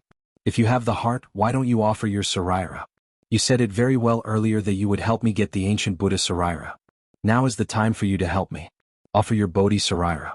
After I swallow it and add more psychokinesis, I'll be able to kill this battle puppet with Buddha palm." Xiai Hui clenched his teeth. Without any hesitation, his face showed a kind of desperation. Then he cried out miserably, "Okay, Grandmaster knows. It's not that I don't want to offer my Saraira, but what?" Gu Zhen sneered, "But you also want the ancient Buddha Saraira, right?" Alas. Xiai Hui sighed and took a few steps back. He patted his forehead and chanted, "Namo Amitabha." A Buddha light flashed above Xiai Hui's head, and a human-shaped Saraira flew out from his Niwen palace. Although this relic was in the shape of a human, this human form was extremely damaged. Not only was its head missing, but its limbs were also missing. Its body was riddled with holes and it was no different from a beehive. Looking at the fourth-grade lotus platform below the relic, it was also shattered like broken cotton. If it wasn't for the dim Buddha light that formed the human shape, it would be impossible to tell that this was a human-shaped Saraira. Gu Zhen was surprised to see the human-shaped Saraira. He shouted, "Xiai Hui, why is your Saraira so broken?" Gu Zhen raised his head slightly and looked at the broken Bodhi Saraira. He answered faintly, "In the passage, Grandmaster showed his invincible power to kill the strange insects. I was helpless and could only use the Saraira to attract the insects. You? Gu Zhen's voice trembled. He didn't expect Xiai Hui to make such a big sacrifice. After all, Saraira was the foundation of a Buddha's cultivation. Moreover, Xiai Hui's Saraira was the Bodhi Saraira, which was the proof of his attainment in this life. Xiai Hui's actions were clearly for the sake of saving Gu Zhen, and she had tossed her current life's attainment beyond the 9 heavens. Since this disciple has already promised Grandmaster, I can naturally give this relic to Grandmaster to consume today." Xiai Hui looked at the blue light flashing rapidly around the puppet as it struggled to break free from the shackles on its arm. She said indifferently, "Moreover, this disciple originally planned to do so. However, Martial Ancestor's psyche force is currently lacking. Even if I deliver the relic, I'm afraid Martial Ancestor will be unable to execute the Buddha's palm again." In the end you still can't bear to." Gu Zhen sneered again. Xiai Hui paid no attention to Gu Zhen's ridicule and continued to say, "Disciple will use my own strength to stop the war dolls, and help Grandmaster obtain the ancient Buddha's fortune. Of course, whether or not Martial Ancestor can obtain it will depend on Martial Ancestor's fortune." With that, Xiai Hui waved her hand and the azure lion she was sitting on appeared out of thin air. Xiai Hui then said, "Martial Ancestor, this azure lion has accompanied disciple in cultivation for many years. If Martial Ancestor is able to leave, please take it with you." Roar. The azure lion roared angrily, and auspicious clouds appeared under its feet as it charged towards the war dolls. Silly child, Xiai Hui softly reprimanded, our fate has come to an end. Don't be angry. Roar. The azure lion let out a sorrowful cry, but it didn't dare to disobey Xiai Hui's words. It obediently lay down in the air and tears dripped from its eyes. Xiai Hui, what are you doing? Gu Zhen frowned slightly and asked in confusion. But before Xiai Hui could answer, hiss. A low hiss sounded again. Dong. The passage shook again. The war dolls had already broken free from their shackles, and were walking towards the two people. Xiai Hui didn't pay attention to it. She waved her left hand and half of the green lotus root fell into her hand. She pointed her hand at the top of her head and chanted, the green lotus burns my body, the Sarira helps me to live forever, the flesh serves the lotus platform, the golden body protects Buddhism. Before Xiai Hui's chanting fell, the sound of Sanskrit resounded in the passage, and countless tiny heavenly flowers appeared out of thin air. When Xiai Hui's body touched the top of her head, it immediately collapsed, transforming into tiny lotuses. These lotuses flashed with 7-colored Buddhist light, and rushed towards the Bodhi Sarira in the air. This. Gu Zhen didn't understand at first, but suddenly turned pale with fright. He shouted, this is the flesh lotus of the Xiang sect. You don't want the cultivation of 9 lives? You don't want to enter reincarnation? You don't want to attain Buddhism? Gu Zhen asked no 3 times in a row. Obviously he was extremely puzzled by Xiai Hui's action. Amit Ba. Xiai Hui's body had already transformed into half of a lotus, but his voice still came, Grandmaster has given up a lot in her life to protect Buddhism. Now that her state of mind has been possessed by the devil, I'm afraid that she can't attain Buddhism in the future. This ancient Buddha Sarira is what Grandmaster needs in this life. If Grandmaster can fulfill her wish, she will definitely be able to kill the devil in her heart. If she can keep a useful protector for Buddhism, how can I not attain Buddhism? Xiai Hui's voice wasn't loud, but it was extremely clear in the cadence of the Sanskrit words. There was no solemnity, only a faint calmness. This calmness, together with the sky, spread throughout the entire passage, even penetrating the stone walls. This. As a protector of Buddhism, Gu Zhen obviously couldn't understand Xiai Hui's actions. He knew very well the drawbacks of the flesh lotus of the Xiang sect. Xiai Hui turned his body into a lotus and sent it into the Sarira. Although the Bodhi Sarira was completed, Xiai Hui's body was gone. Xiai Hui had no chance to enter reincarnation. His body, and even the negative karma condensed by the Sarira had completely ended in this life. Even if he had the chance to enter Buddhism again, he would no longer be Xiai Hui.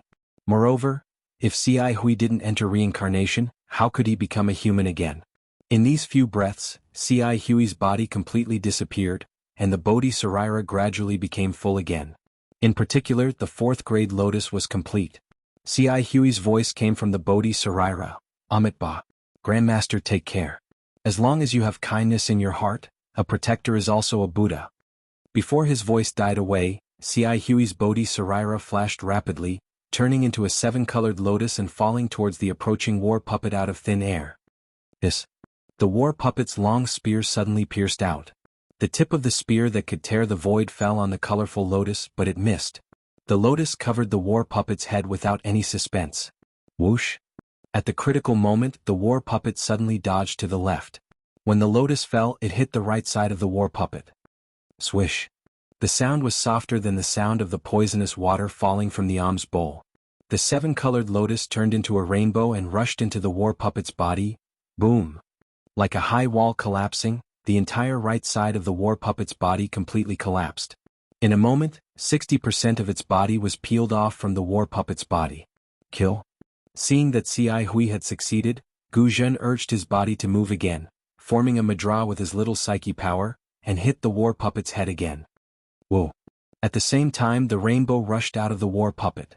It was abnormally dim, but this rainbow was like a kind and unyielding war soul. With a turn, it rushed towards the war puppet again. Unexpectedly, the war puppet shook the long spear in its left hand, and the whole spear turned into a big hand in an instant, covering the rainbow. Hiss! The war puppet hissed and the big hand suddenly shrank. In a flash, the rainbow was condensed into a thumb-sized crystal bead. Then the war puppet swung its hand, and the crystal bead turned into a trace in the air, hitting Gu Zhen's Buddhist mudra. This war puppet, actually knew how to give someone a taste of their own medicine. Bang! With a loud sound, the crystal bead condensed by C.I. Huey's Dharma power broke Guzhen's Buddhist mudra. Without any delay, it immediately rushed into the stone wall behind Guzhen, and a huge crack appeared on the stone wall.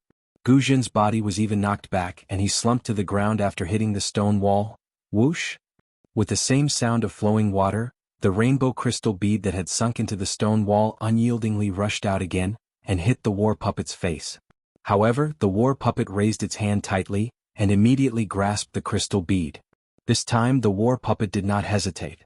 The war puppet closed its hand and with a crack the crystal bead was instantly crushed. When the crystal bead turned into rainbow-colored fireflies and scattered in the air, the Sanskrit chants that had filled the sky just now suddenly stopped. Guzhen struggled hard but he could not stand up. He stared at the rainbow-colored fireflies, and he knew clearly that C.I. Hui did not exist in this world anymore. Boom! Right at this moment something unexpected happened. Only about 30 meters away from Guzhen, an extremely dazzling blue light shone from the aqua-blue wall. The light was like a bright moon, and Guzhen couldn't help but close his eyes. In the bright moon, a figure walked out with the light, and the huge stone wall collapsed in the light. Guzhen paled in fright. He could not help but squeeze himself against the wall as if that was the only way to protect himself. He narrowed his eyes and stared at the figure, trying to get a better look at him. The figure was only 8 feet tall, and his eyes were slightly closed in the light. His body flashed with rainbow-colored brilliance. Looking from afar, he was a full-bodied heavenly court, and a rainbow-colored monk's robe was draped over his body, with thousands of golden runes flowing and flashing on it. Looking at the figure's head, the 5 buns on his hair were very eye-catching. However, Guzhen only glanced at the figure's appearance before his eyes fell on the figure's hands again. The figure's hands were not clasped together but raised slightly. In his left hand was a green lotus, and in his right hand was a treasured sword. It was no different from C.I. Huey's sword. This is the ancient Buddha rainbow. Guzhen was shocked at first, but then he came to his senses and exclaimed while looking at the rainbow-colored light. Now that he had seen the ancient Buddha rainbow, how could Guzhen control himself? He struggled to fly up from the ground, but unfortunately before he could stand up, the fireflies that had been crushed by the war puppet rushed into the rainbow-colored ancient Buddha rainbow like swallows returning to their nest. That you're tuning in to the Dreamy Chapters YouTube channel. We're so grateful for your support, and don't forget to subscribe to join us on this incredible journey through captivating stories. Your generosity through donations truly makes a world of difference, as it's the primary source of revenue that allows me to expand and enhance this channel for you. Thank you from the bottom of my heart for being a part of this adventure.